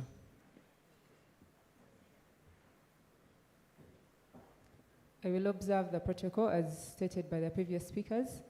My name is Belinda Denise Ariho, and I'm a recent graduate of electrical engineering from Bara University. Team UDCL, we reviewed the application, the tariff application by UDCL, and we are here to give our views. Thank you. The chair, CEO ERA, and the licensees, everyone in the room, well done. My name is Onyek Ambrose. I am the co-founder, Ambex, and lead consultant at Ambex Consults. So I also happen to be a member of YES. So the other allocated time, it's being utilized. So we had a review, and we must appreciate UEGCL for the initiative that they have lined up. One being leveraging technology, particularly in using computerized maintenance management system that is aimed at data gathering, storage, analyzing, and trending. This is aimed to improve the preventive maintenance program that they have in place. This is great. As the youth, we said, since you've taken this direction of digitalization, let's go ahead and also go forward and digitalize our other processes. This is aimed at an observation that we have made in regards to the total consumption of stationery for the last 12 months, that is January 2024 to December 2024. You had a cost of 160 million against the approved GOMC of 39.8 million. Team, you realize that this posed an adverse variance of 303%, which is a big variance. And we're saying if you go ahead and digitalize processes, I saw you have IMS systems. I understand how much that is demanding, say ISO 45001 alone. The processes are quite many. You need paper, you need procedures, you need a checklist, but we are calling upon you to plan and make this e-form. You can have an e-permit to work, you can have a QR code, and with internet provided in the workplace, every worker can scan the QR code and read the procedures. If we do this, we cut on this expense and probably reduce the cost that we put on the end user. This will also serve to improve on our footprint by reducing our paper consumption and improving on our ESG reporting. This is the recommendation from the youth, and we hope you consider it. Thank you. Thank you so much to my colleague for elaborating on our observation. The other was more of a question. We realized that your generation, operation, and maintenance costs for the years 2023-2024, you gave us a brief of how much you had absorbed by the end of those years, and most of them was below 90%. Some of those years as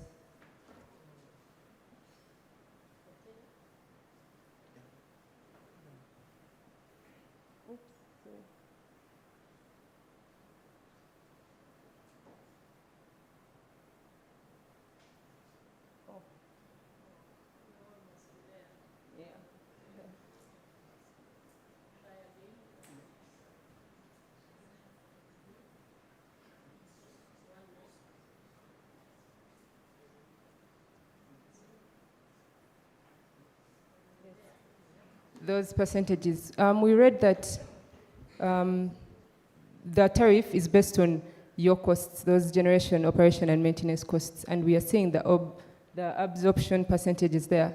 So we are wondering, it's just a question, if your tariff involves these costs and maybe the absorption is not to that percentage, aren't the end users incurring a cost that is more than they should actually be? That's just a question. Maybe you can elaborate more on it. Thank you so much.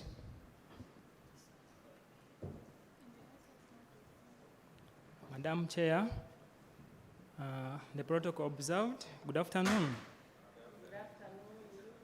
I'm by names of Ainomujun Johnson, a member of Yes Group, and I'm standing in here to analyze the application review that was submitted by UETCL. It was a huge task, by the way, because the application was too long, 706 pages. So it needed to invest in a lot of time to analyze the requests. But all in all, I managed to tackle the important points. First of all, I would like to highlight our role as the youth. We are here to partner with the public to always examine the applications submitted by the alliances, the agencies, so that we can support them by making recommendations, suggestions, and objections to help their submissions get approved. So, being that it was too long, the only interest was in the challenges that are facing UETCL. And challenge number one was vandalism. This has been a rampant and consistent problem in UETCL. Not only UETCL, but also UDCL. But I think the outages people are always complaining about UETCL, it is always a result from some transmission lines. And to some extent, people blame UETCL unknowingly. So, here I pose a question to UETCL team. I don't know, and we need to get clarified, if we still have private entities that are given responsibilities of constructing transmission lines. Do we still have them? And if we have them, do you assess them to prove where they get materials from? This should be an evidence, not only constructing lines, and then UETCL comes in to just add those lines on the grid without an evidence where they got materials from and what else. So going forward, I think people should always leave this work for the agencies, and for us, we have to serve the public. That was the problem one that is hindering UTCL, and I'm recommending them that, actually not even recommending them, but I'm seconding them that ELA should approve all what was requested to fight against vandalism. So I'm behind you against that. Then another issue is about transmission losses. As I was reading across the review submitted by UETCL, they were saying that transmission losses are majorly brought by the load growth, majorly in the cities, given an example of Kampala, Jinja, Mbara, and all over the cities in the nation. And one of the solutions they were giving was like the government should advise the investors, the large industries, to shift to areas which have low consumers. But I don't think this is a little bit fair. And I was of the view that instead of making those people shift, why can't you upgrade your transmission lines to the required standards? We had someone saying that they still have materials being used in the sector which are of Queen Elizabeth's era. And I think these are attributing to the losses. So my mind is telling me that instead of keeping on using such materials leading to losses, we rather upgrade. Yeah, I want to be so brief. Another point is about recruitment processes. UETCL addressed that it is facing a challenge of restriction when it comes to recruitments. I myself, I submitted an application, I think 2 years back, but I've never received the progress. And actually, I've been blaming these people unknowingly that it is always a limitation from the public service. So now I'm calling upon ELA to help these people at least reduce that restriction from public service. And then the last one is training and development. As I was reading through your review, I found out that the last MYT budget was instead diverse to another part which had insufficient budget. And I think by now, technology is advancing at a high rate. So my kind of request was prioritizing always in learning and development. You never know, this could attribute too much in what we are doing for the country. Otherwise, I'm saying that what UETCL asked for was necessary, and their application should be approved. Thank you very much.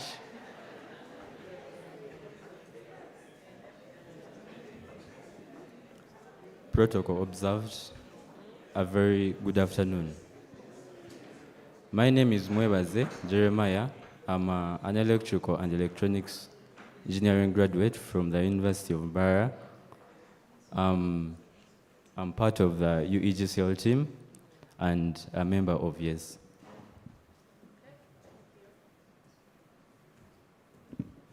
Good afternoon, everyone.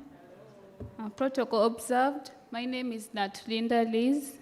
I'm a chemical and process engineering graduate from Chambogo University. And on behalf of the YES team, I was leading Team UEDCL while everyone was running away from it. I don't know why. But after reviewing your application, these were our final recommendations. One is approve the tariff with conditional performance obligations. A tariff approval should be linked to achieving quarterly project execution updates, transparency reporting to capital investments. Then also protect the vulnerable consumer categories. Domestic consumers, small business and institutions should not bear costs caused by your loss reduction failures, delayed CAPEX, and hybrid connection program deficit. And then also strengthen loss reduction accountability. ERA should request regional specific plans with measurable timelines and technologies such as smart meters, as the presenter from UEDCL stated it. And in closing, UEDCL's 2026 tariff application demonstrates strong potential to build on the operational gains achieved in 2025, particularly in expanding connections, strengthening network, and improving service quality. As the sector moves forward, cost recovery must be balanced with efficiency, transparency, and a clear commitment to improved service delivery. A tariff that reflects both the needs of utility and the realities of consumers will not only sustain the electricity industry, but also contribute to inclusive national development. Thank you. Thank you, colleagues. That's all we had from YES Uganda. Thank you.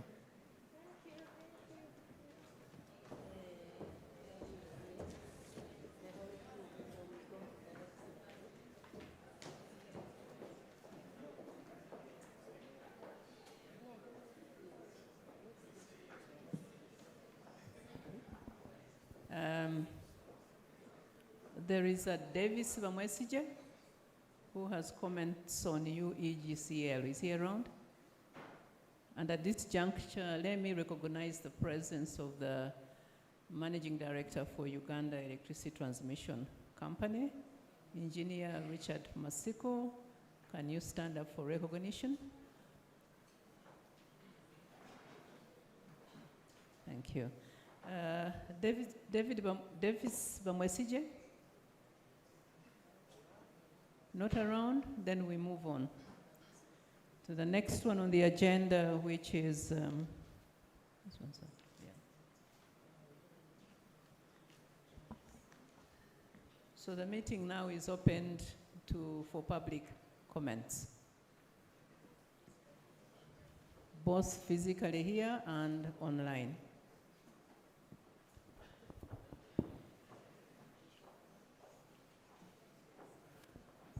I think the rule of procedure is by show of hands, so let's pick the 5 first hands.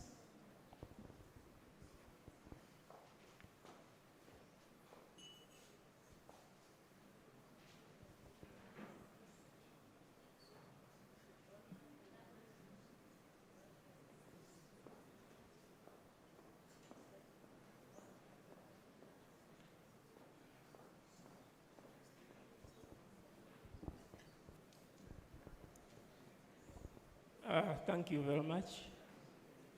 I'm Tito Nabos, and I'm a trader in the city center, CBD Kampala.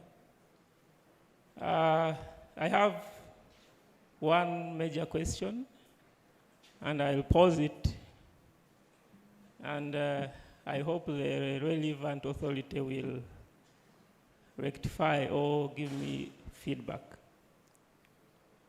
As we attend this public hearing, we as traders, I'm from G3s, we have a problem of, let me call it brokerage, legalized brokerage, where we find that there are meters given to a few individuals to collect on behalf of the, maybe the licensees or the authority itself.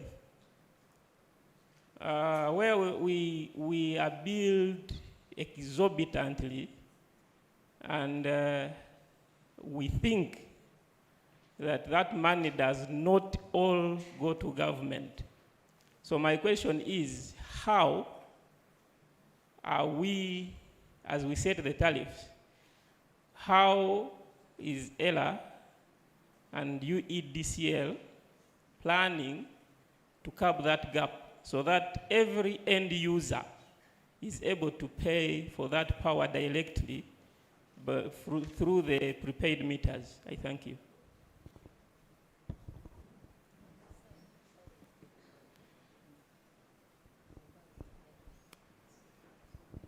Okay, thank you so much.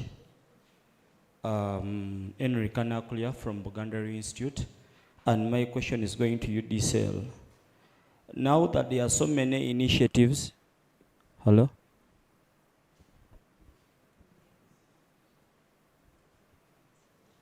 Mike, okay. Now that there are so many initiatives that are advocating for cooking with electricity, and we know that cooking with electricity is getting cheaper, which is okay. And I've heard UDCL is reducing costs by 3%. So I want to look at time T, where everyone in the city is picking on cooking with electricity at a peak time. At this time when people are not using electricity for cooking, transformers are off. I mean, they are below the required load supply. What initiatives is UDCL having? Have you planned for that load to have transformers upgraded that can cater for that demand? Because my worry is we are going to cook using electricity, but immediately you start cooking, this is cooking, C is cooking, power goes off. You've just cooked for 5 minutes and the transformer is burnt. So I don't know whether UDCL has considered this consideration, that as people are looking at charcoal being very expensive, picking on electricity for cooking and modern appliances, I don't know whether they have catered for their upgrade in the system and the transformers. Thank you so much.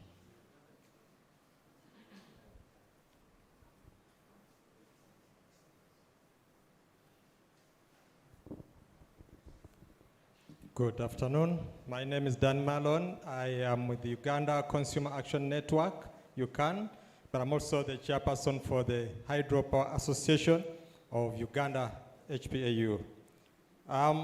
According to the Electricity Act of 1999, which led to the unbundling of the sector and subsequently the production of ERA, UETCL, UEDCL, and all other stakeholders. We had UETCL as a given or granted that license of the single buyer model. But I think according to the Electricity Amended Act of 2022, we realized that the act opened up giving manufacturers, large-scale manufacturers, industrial consumers with a minimum demand of about 1,500 kVA, the openness to be able to purchase power directly from the generation hydropower plants. So for that matter, eligible consumers, manufacturers, industrial consumers can purchase electricity directly from the generators. I realized that from the presentation of UETCL 2026 to 2030, the license for as a single buyer model kept on featuring. I want to be educated and informed. Why is that license still featuring, yet according to the Electricity Act of 2022, which has been amended, it takes away that right from UETCL? I want to thank you.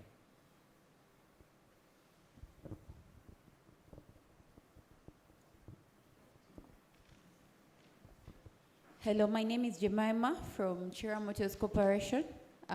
We manufacture electric buses, and as of this year, we started a subsidiary which is set to manufacture 1,500 electric buses, and we are going to use about 260 DC fast chargers. We intend to use these buses across Kampala, Jinja, Iganga, Mbale, Hoima, Mbarara. And charging the buses consumes quite a bit of electricity. And the lower the voltage or the stability in power, the longer it takes to charge these buses. So my question would be if there is any infrastructure in place, planned, to cater for the amount of charge we will need to be able to keep our buses on the road and to be able to charge them in the different spots that we are going to set up chargers so that they can effectively run and provide transportation across the country. Thank you.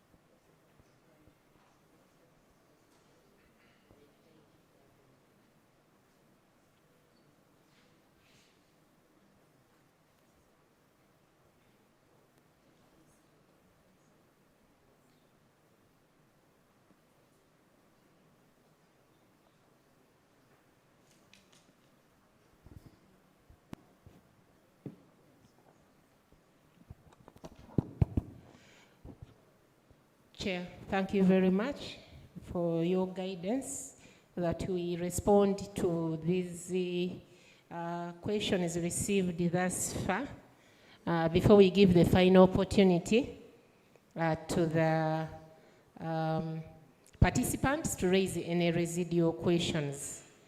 So far, we have received a total of we have 3 questions from online, one from Andrew Triatemba.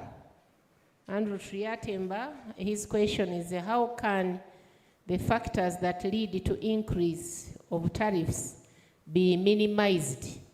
Because nowadays, it is its increase is increasing sharply. That's what he intimates.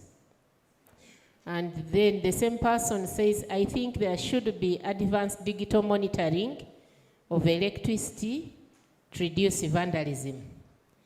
So the one of advanced digital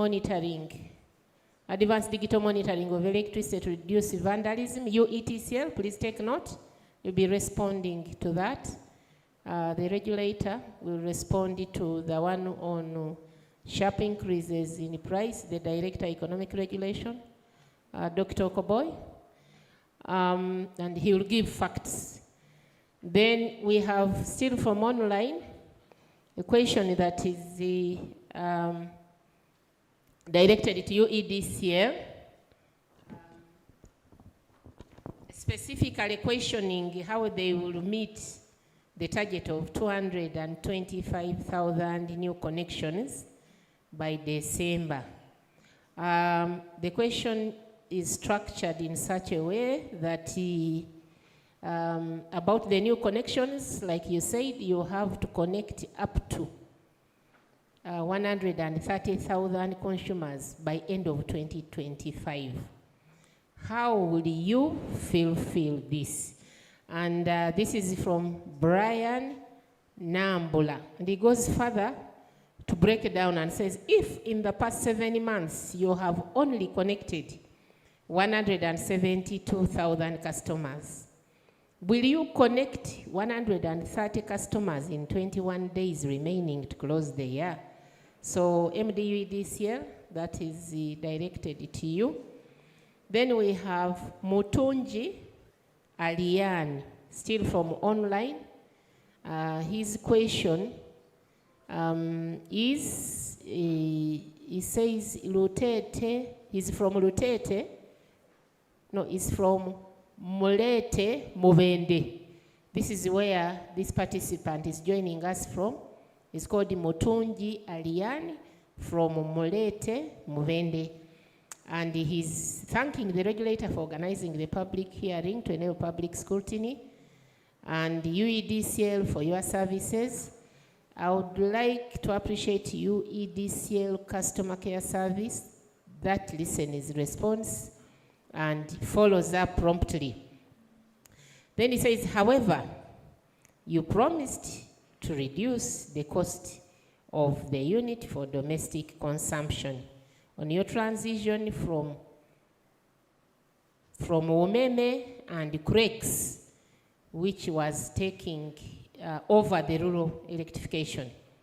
When should we expect this price reduction of the unit cost, which is still high? So between UEDCL and the Director, Economic Regulation, Dr. Okoboy, you respond to that. So those are the questions that came through from online. Now to the city traders, that is Kampala, they are querying the cost per unit that they pay because their payment is through the bulk supply point. So power is delivered in bulk at the premises, and then the institution, the person in charge of redistributing, according to the presentation, seems to be unfairly charging them higher. And therefore their question is, can they get their direct meters so that they pay directly to the utilities? That is the question. I will put this to the Director Legal Services and the Director Economic Regulation. Then the one from the Uganda Royal Institute goes to UEDCL. They've seen your presentation. You are promoting cooking using electricity. You're talking about 3% growth. The question is, are you matching the upgrade of the infrastructure to match your promotion of electricity cooking? The next one is from Marlon Dan who represents the consumers as well as the Hydropower Association of Uganda, and is querying the single buyer license. He's recapping the Electricity Act 1999 and reflecting on Act number 4 of 2022, which opened up the market for consumers to buy direct from generators. So his question is UETCL in order to continue with the single buyer model? That question goes to the Director Legal Services, ERA. It's not for UETCL, because it is ERA that he licenses UETCL. Then finally,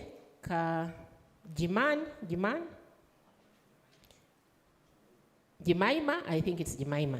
Jemima says they are planning to add 1,500 electric buses. These buses will be served by 260 DC chargers. And she highlighted some routes, Kampala, Entebbe, Kampala, Jinja, Iganga, and Don. However, he presents a problem that with the voltage dip and instability, the charging takes longer. And these the buses charge on the distribution network. So they're asking, what are the plans to upgrade these networks to ensure that we provide efficient charging to be able to enable the electric buses do their work and substitute the gasoline, and we speak to environmental protection. This one, we shall have the Director Technical Regulation and UEDCL respond to these.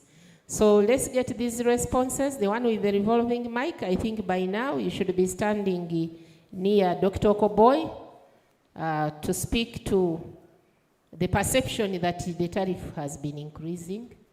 And then after that, you'll go to UETCL to speak to the issues of digitization, digital monitoring of vandalism. Thank you. Dr. Okoboy, over to you.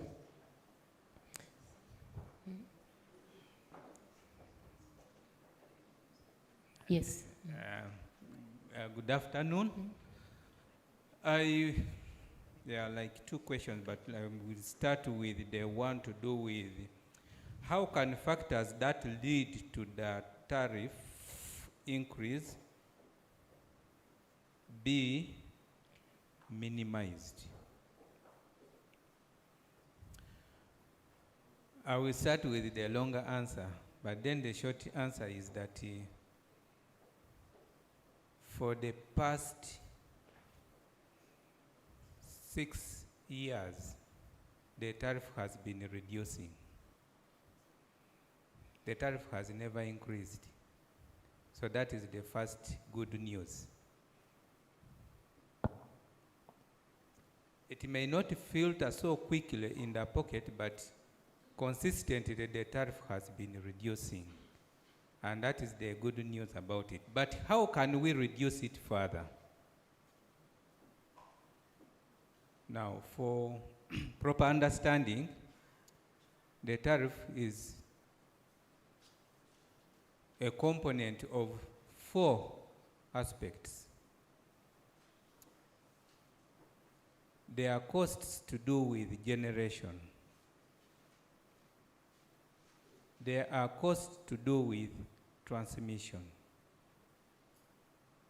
There are costs to do with distribution. There are costs to do with supply. That is the very reason that we have the 3 government companies here: the generation company, the transmission company, the distribution, and the supply company. Now, within those costs, there are costs that are related to investment, the money you put up front for you to establish the infrastructure that will generate the power. So that becomes a capitalized cost. And then you need to recover that cost over the period, usually 20 years. Then you have operational costs. the everyday work that the teams do in order to see that the power plant is up and running. That includes the maintenance costs, the spares you need to see that the power plant is up and running, besides the staff who run the power plant. Then you replicate that for the transmission, then the distribution. So you have costs across the segment from generation, transmission to distribution that provide for the investments. I'm sure you saw what our colleague from the generation company was saying, including even the water washing away the what? The embankment, the sprains, and all that support the generation system. And he talked about the amount of money of investments required. So that's the amount of money you require. But operations, he also talked of another amount of money. So all that is the amount of money you need to see that these infrastructures that generate, distribute, and transmit power require. But inherently within the system, there are losses. Those wires heat up, and that power is lost even without coming to your house. And yet you need to pay for that power as part of the overall investments that made sure that you are receiving a quality signal in your house. Thank you. But I want now to say, how do we go forward from here to see that the tariffs reduce? Yes, there have been various initiatives, and some of those initiatives have directly reduced the tariff. One big initiative was the big switch, moving the assets that were originally for government back to government. And our Paul Mwesigwa is now running the infrastructure, and the return of 20% you were giving to the private company has now reduced to 4%.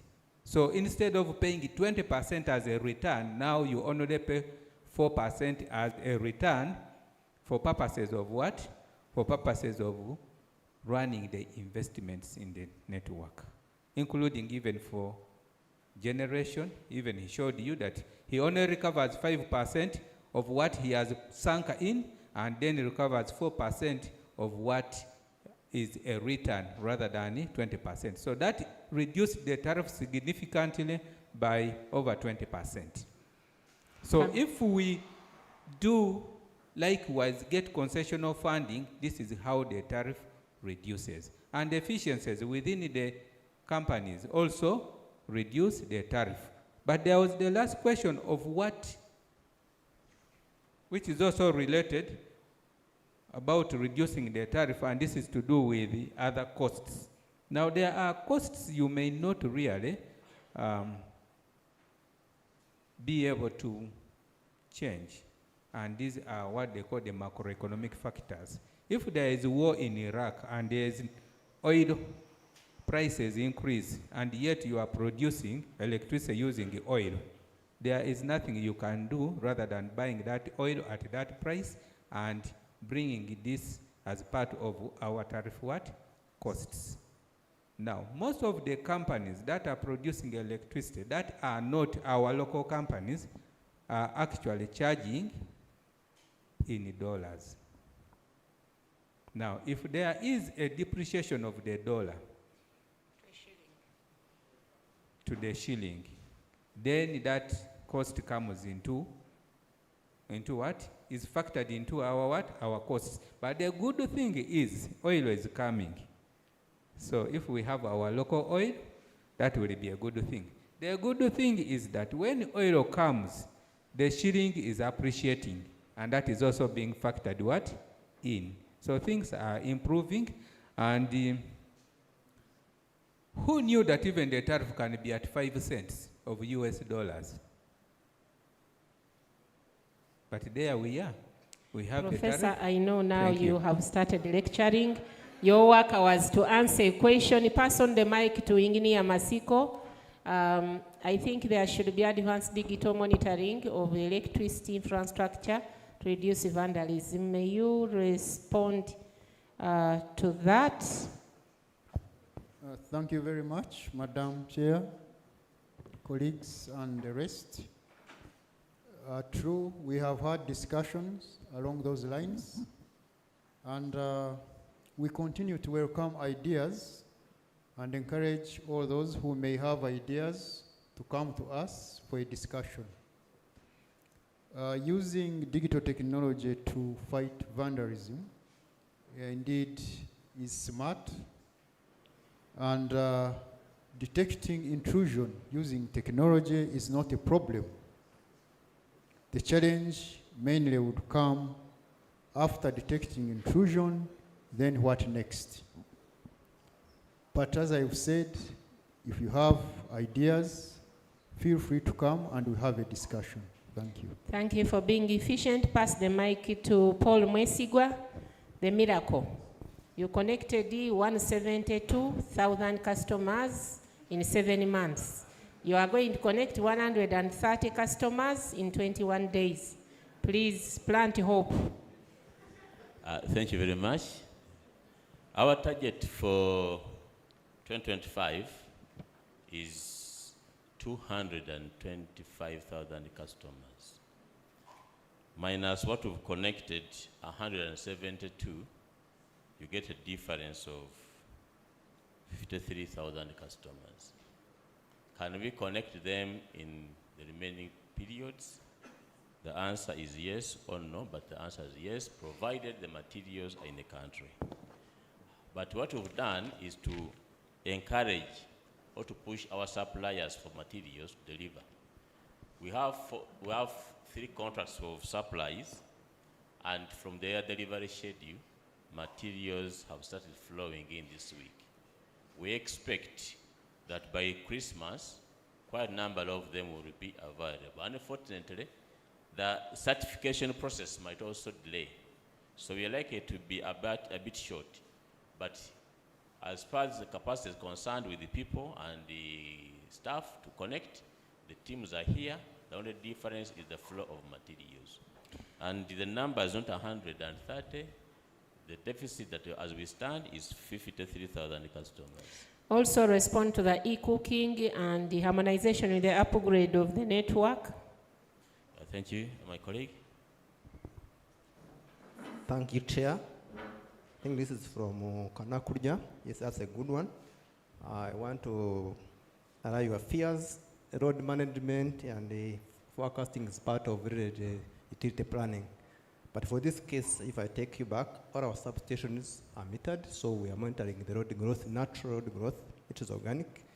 Again, feeders, we are doing the same. What has been missing is because of inadequate data on the transformers serving customers. What are we trying to do now?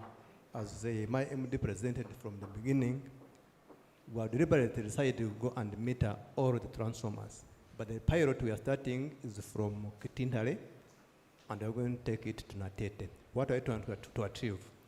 Realistically, what we do, we assume an average consumption, which is best ADMD. The scientific approach is to assume an average scientific method of getting the road for each customer, which is ADMD, average demand after diversity. So once the pilot is done, we are now going to change the parameters based on what we get, so that if we know a transformer has a certain number of people, we can use that same average to predict what the road we expect. If the number of customers are many based on our parameter, the only thing we can do is to either add another transformer or upgrade the transformer. So basically what we are doing proactively is start the pilot to give us that parameter. Then we're able to achieve it ahead of time. Thank you.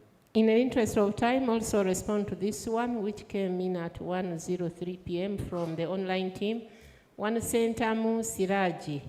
I'm inquiring why UEDCL takes longer to connect new service connections, even for customer-funded work request. Like he quotes a number here, maybe you note it down for action, E100-720-250-900-100. I repeat, E100-720-250-900 Nakulabye Service Center was applied since May, self-funded, self-paid.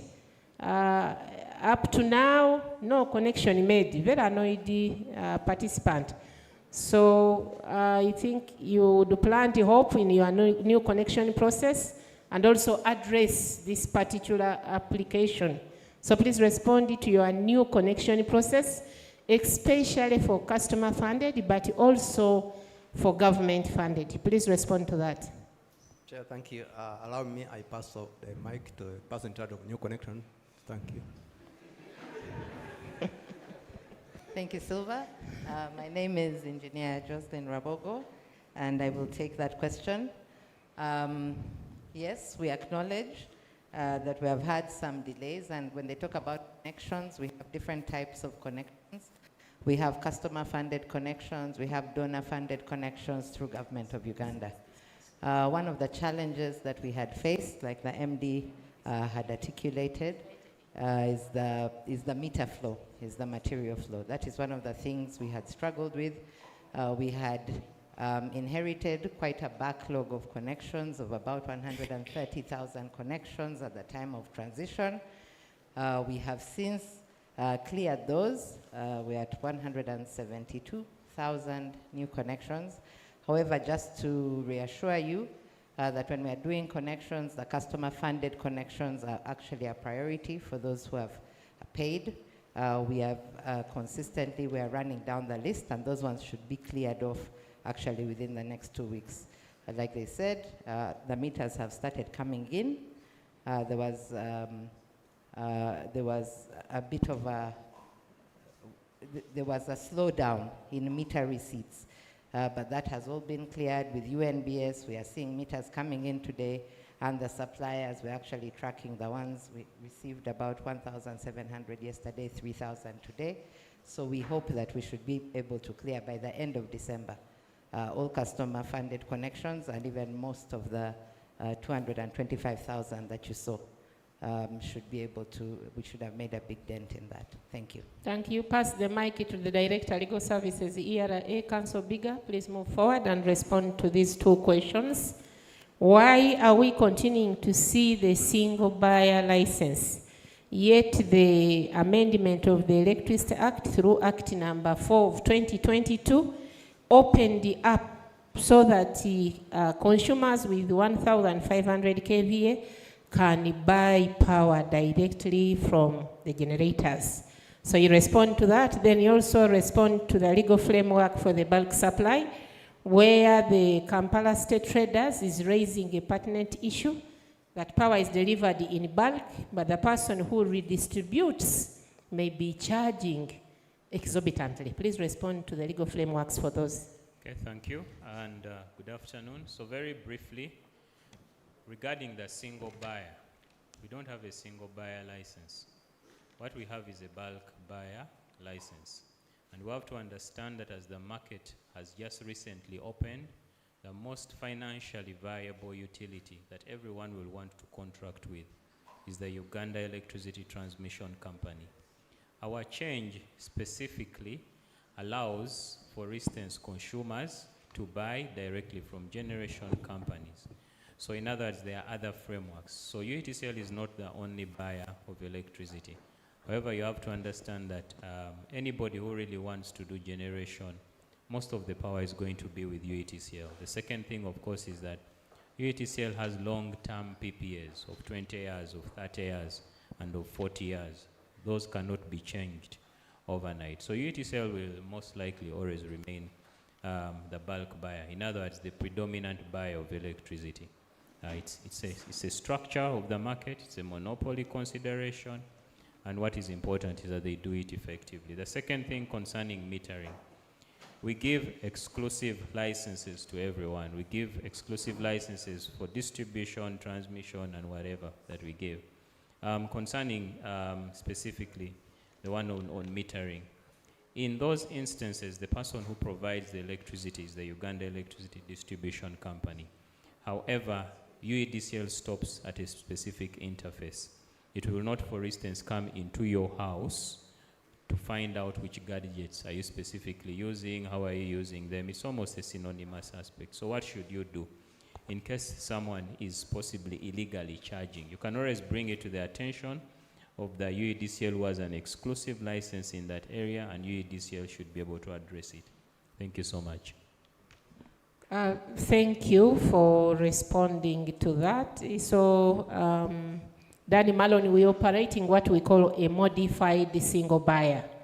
UETCL is still buying power in bulk to sell to the distribution companies who sell to the majority of the Ugandans. But also the amendment provides for now customers who are approved by ERA to buy power directly from generators. They refer to it as a modified single buyer. Please pass on the mic to the Director, Technical Regulation. He plans to enhance the grid to meet the needs of charging.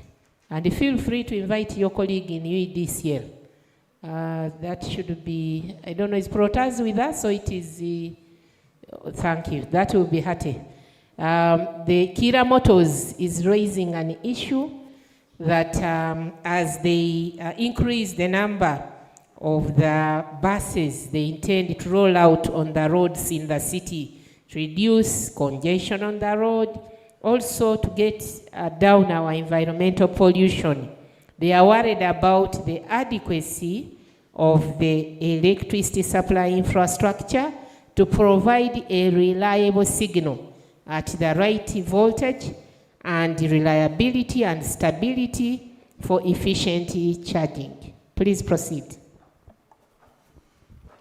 Thank you, Chairperson. I'll just give a few insights, then I'll request UEDCL to confirm whether in their application they have provided for the aspect of electric vehicle charging. What needs to be in place is for the EV vehicle manufacturers to ensure that the equipment that they are producing is in line with the required specification for the grid. We have a grid code, which is our key guiding technical code. So all the charging infrastructure that you are bringing into the grid must abide with the requirements of the grid code. Once you have ascertained the capabilities of your charging systems to align with the requirements of the grid at the point of your common coupling, then we'll have to look at the network. That's why UEDCL will come in to ascertain is the network sufficient to cater for the needs of depending on the sizing of your charging infrastructure. So UEDCL will determine the capabilities of the grid in that particular location where you want to set up. It would also be important for you to share your holistic master plan, because I'm not sure whether this has been shared as of yet, but that will give a picture of the routes that the buses or the EVs are going to pass, to give a clear plan for the electricity infrastructure. So if you've not yet shared that, it would be important that you share with UEDCL and ERA. Where there is no grid, but you intend to have them as your routes, there will be various mechanisms for you to have the grid extended. We have the rebate system where you can actually extend the grid by yourselves and recover through the energy that this infrastructure will be consuming, and any other form of funding that can extend the grid to the areas where it's not there. But basically, the submission of your master plan will determine on how this will be taken care of. What ERA has done is we have come up with a draft framework to guide on the charging. This has been well consulted with the stakeholders and will be available for use. Thank you. Thank you. Pass the mic to MD UEDCL to either respond or his delegated staff.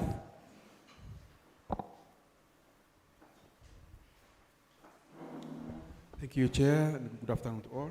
Good afternoon. Yes, in line with what Director Judith has just talked about, this subject is around us now. I think 1 month or two ago, there was also a conference where we had another interaction with another group of electric bicycles.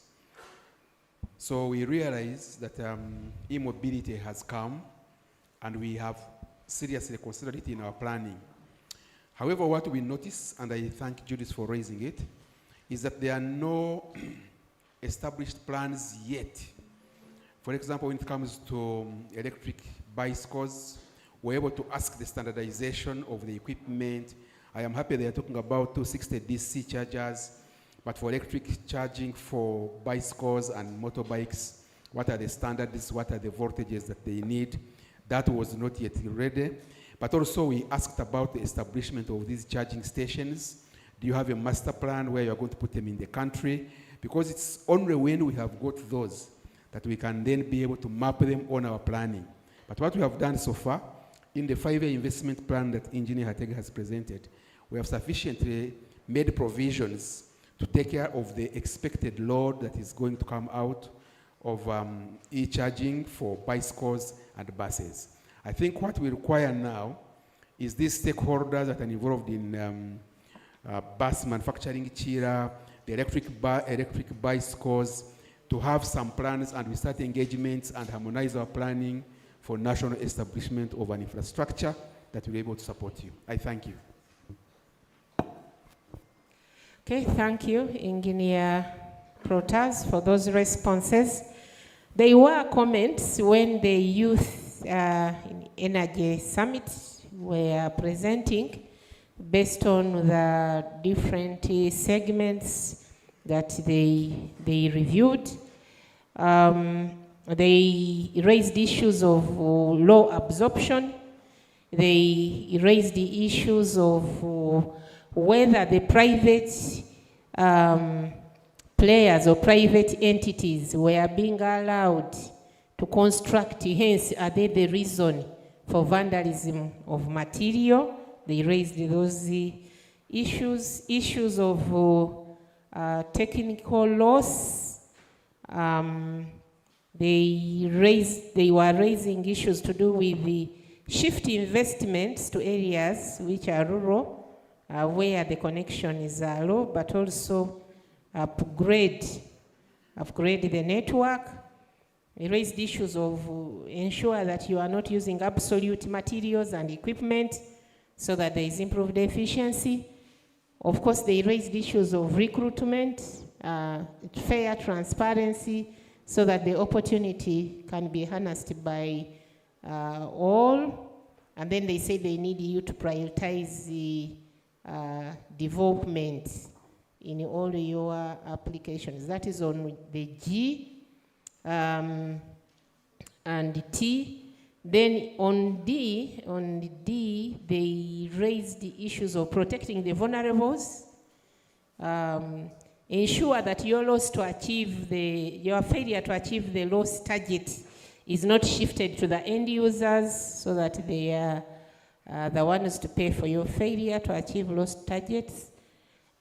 Strengthen the loss reduction so that you monitor projects at regional level, both at planning and the implementation stage. Balance the cost reflectiveness of tariff with the improved service delivery, because they are saying don't only be asking for balancing cost reflectiveness, but there must be improved service delivery. With that, I will hand over to the chair to give opportunity. There is one who submitted the comments. We gave them opportunity. They were not in the room, but they now seem to be in the room. Chair, I invite you.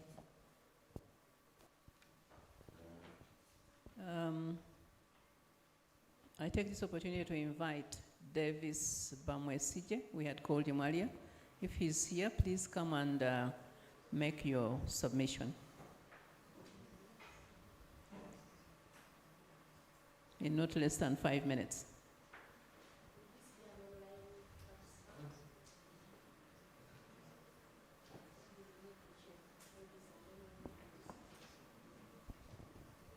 Secretariat, can you check whether this is an online participant? Because this is the second time we are giving them opportunity, and they don't seem to be physically in the meeting here. So can you check so that you could give him opportunity to then submit remotely if he's online? Otherwise, Chair, just check if there are any residual comments, and then we'll move towards.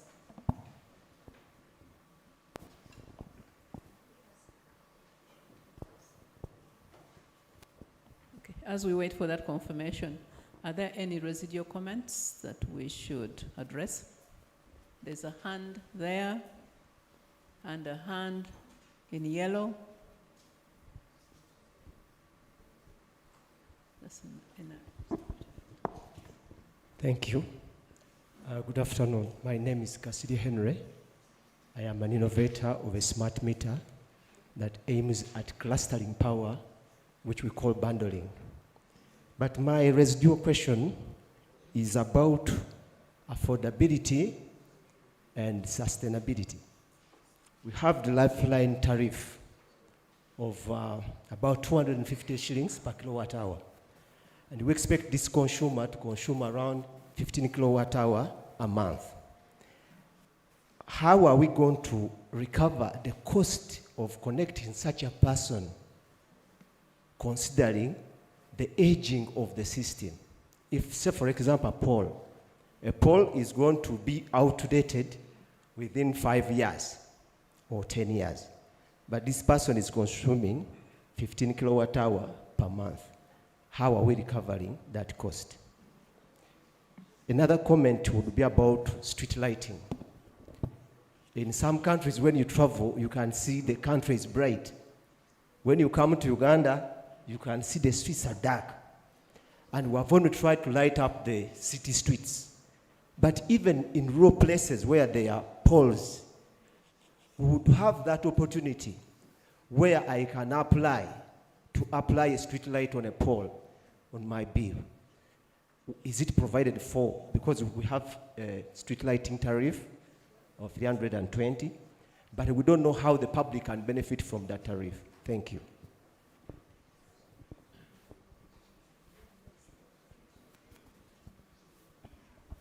Thank you very much for organizing this important seminar. My name's Kada Kwichiriza Robert from NRM Secretariat. Mine is appreciation of what ERA is doing, because you are in line with NRM government of ensuring sustainable distribution of electricity to all communities in the country. I really appreciate you. I'm from, I work with the NRM Secretariat, but I'm from Chabujimbi. Those who know Bushenyi very well, that place used to be very dark. We would be walking in the banana plantation and you knock someone on the past before. But as we talk now, the whole place is lighting up. In the village, I'm not talking in Kampala.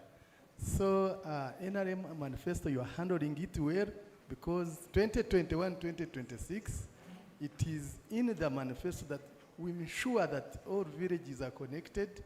Now, even in 2026-2031, if you read that manifesto, it is there. So you are in line. Those places, like down in Teleko, where the electricity has not reached, I encourage you. There is nobody who will tell us that is not seeing what you are doing on the ground. Securing, now we are in protecting the what? Thank you very much for organizing this function. I encourage you also to visit these other towns and cities, take this program there so that they know what ERA and the UECDA is doing.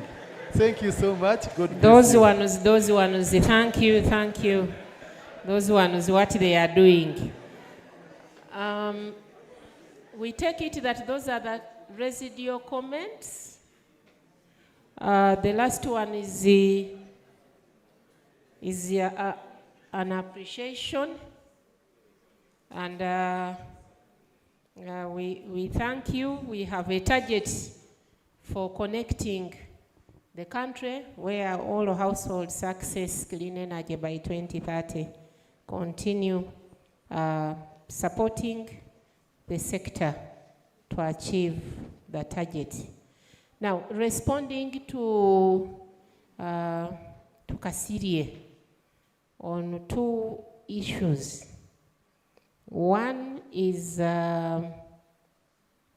he says he has smart meters that can be used for selling power in bundles, similar to how we buy data in bundles. I want to interest the distribution company to get to understand how we can benefit to become more modern. But he raises the question of affordability versus sustainability. And he uses a very pertinent example that the lifeline units, that is the first 15 units of every month, for consumers whose monthly usage of electricity is not above 100 units. You can call them Yaka tokens or kilowatt hours. Those units go for 250 shillings per unit, and he's asking, how do you recover this cost? Now, allow me to briefly respond to this, but we shall keep on engaging. But because these presentations were clear with some of those inputs, you can use the recency from the presentations to see clearly how do we achieve this. This is because electricity is a basic need. And you should recognize that there are people who may not afford to pay a cost recovery tariff. So how are we able to ensure that these 15 units that go for, we actually call it a cross-subsidized tariff, because the cost recovery tariff of a kilowatt is 756.2.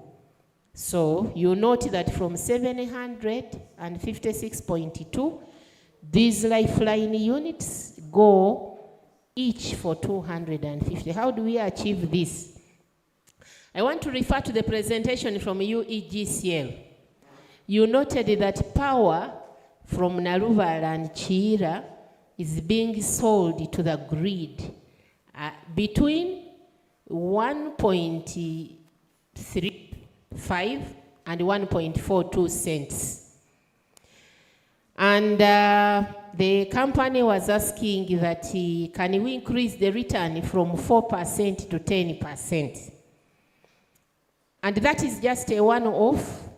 But soon, when we fully pay debt for Jagali, again the tariff reduced from 8 all the way to around 3 to 4. When we finish to pay Karuma, the tariff reduced to about 1. Now, because these huge investments, they are high capital, but once we have paid the cost of debt and the cost of equity, and we've been able to recover debt and equity, we remain with only the running costs. The reason why we cannot levy 80 cents on Naruvala and Chira is because the taxpayers and the consumer has already paid the debt and equity. And therefore, this enables us to cross-subsidize and achieve delivering supply to the poorest of the poor.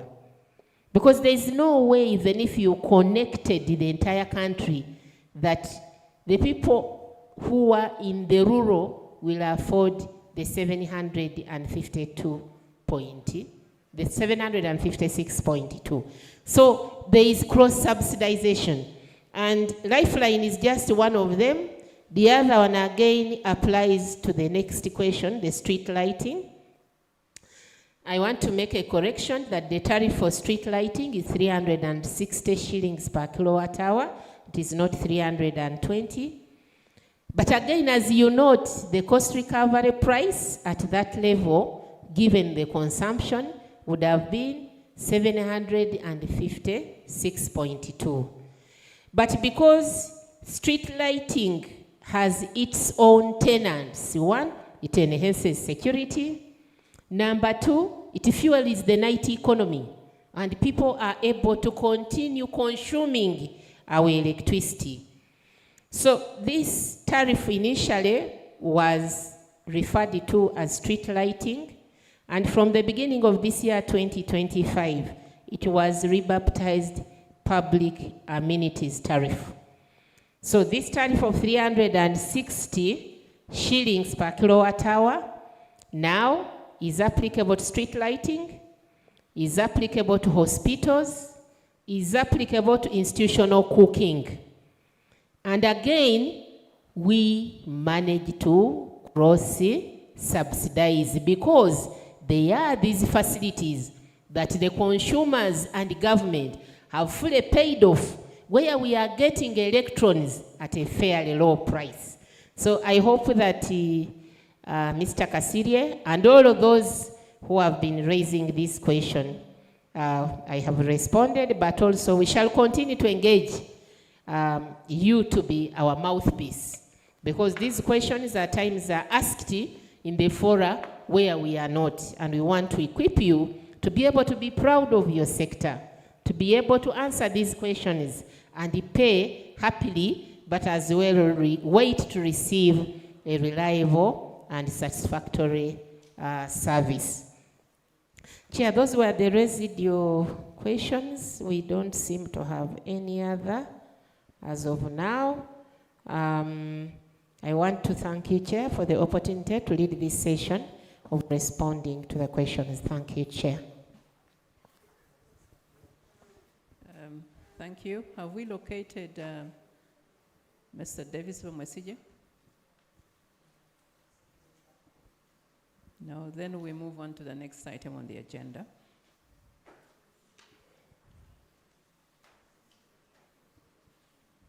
Which is a rapporteur's report.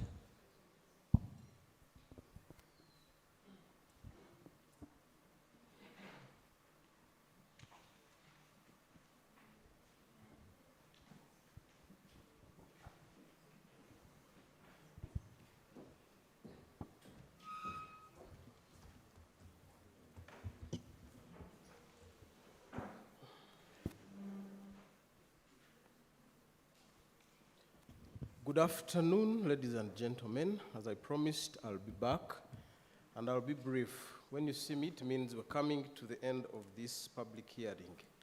I just want to give you a snapshot of what has transpired today. Very quickly, I want to give you some statistics.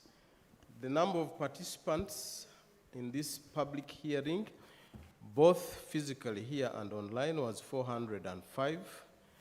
We received 6 presentations. You saw the representatives of YES.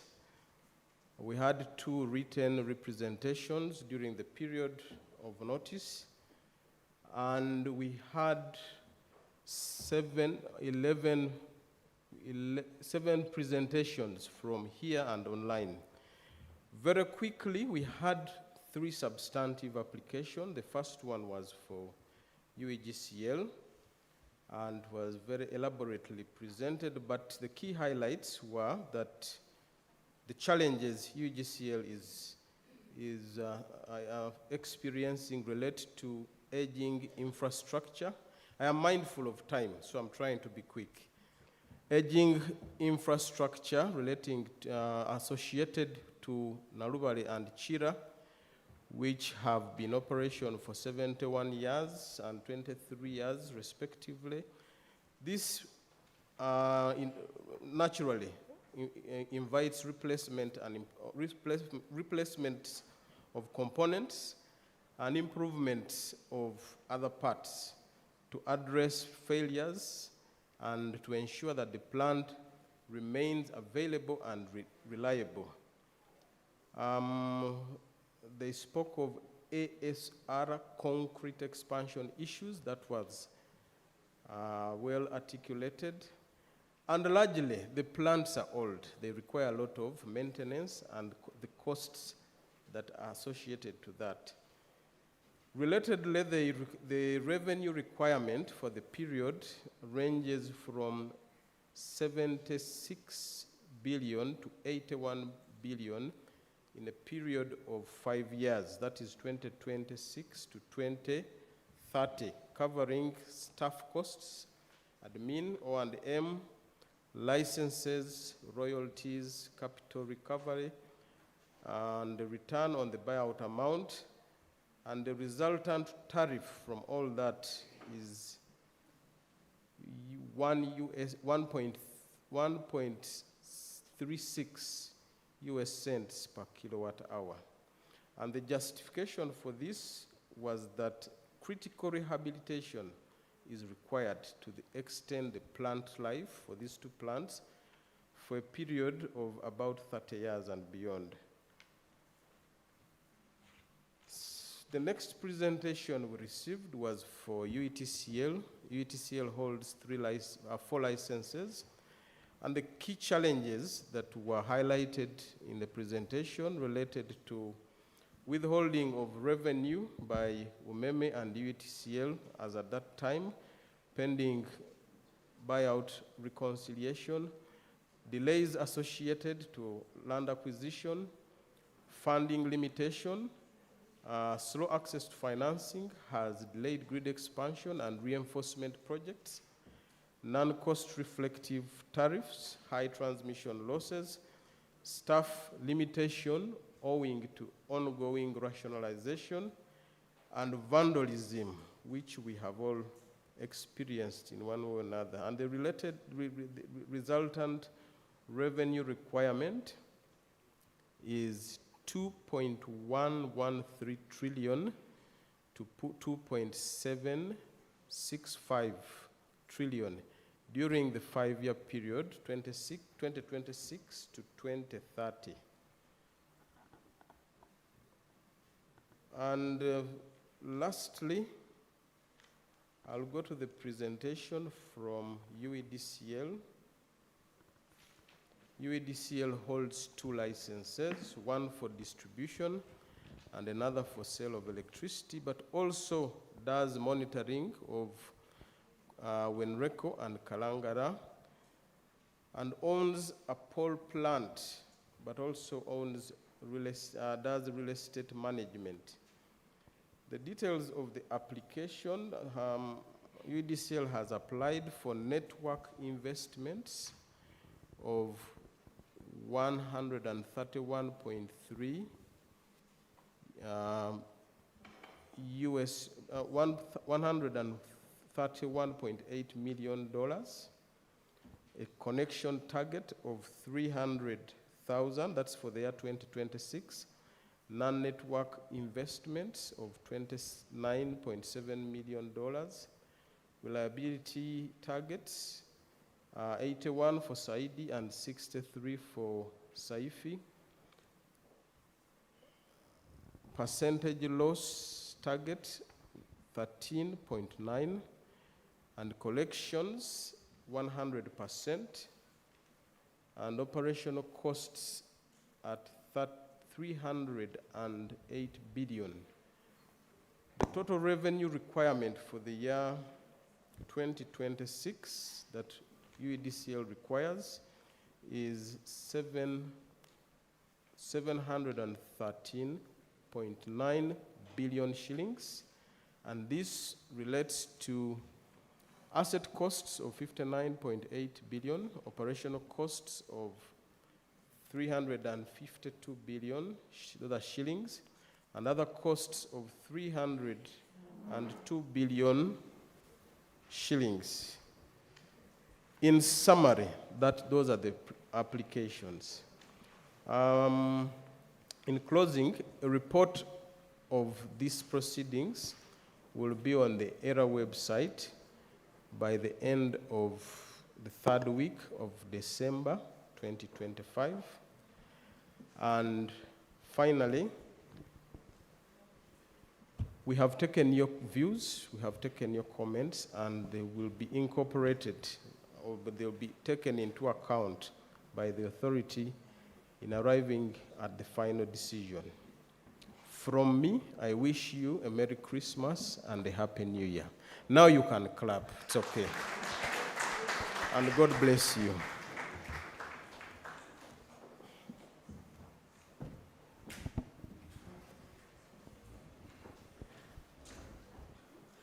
Thank you. I won't take long. What I can say is I thank everybody who has participated in this public hearing, online and physically. And I think we've had a very fruitful meeting. We have received the applications, and the summaries have just been read out to you. So now the ball is in our court, having received all your comments, that we are going to go back and do our review of these applications and come out with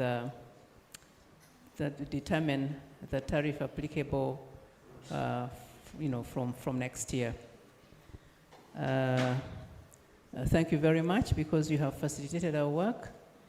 And I thank the presenters, the licensees, who have made their transparent presentations and aired their challenges and problems that they are facing. We shall take these in consideration as we internalize the applications. I thank you very much. I don't think I have more comments to make. I wish you journey mercies on your way back to your stations, your normal stations. I thank you. And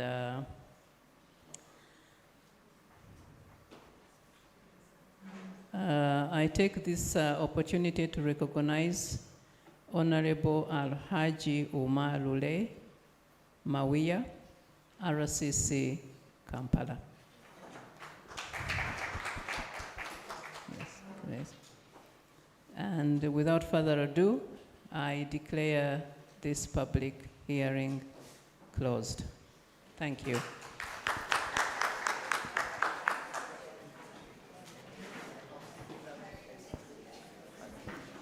Ladies and gentlemen, the chair has closed the session.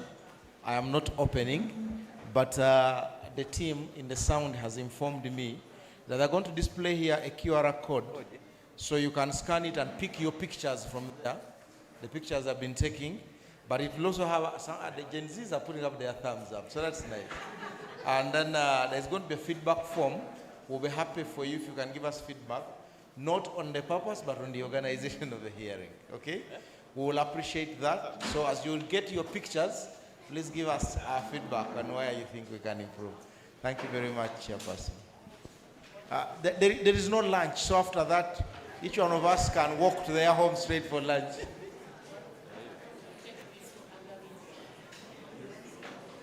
Oh yes, there was feedback by the gentleman, the NRM gentleman, that we should take this to other regions. Last year we're in Lira. This year we're supposed to be in Fort Portal, but the political season brought us back here to Kampala. So we've started going out, and thank you so much for that observation.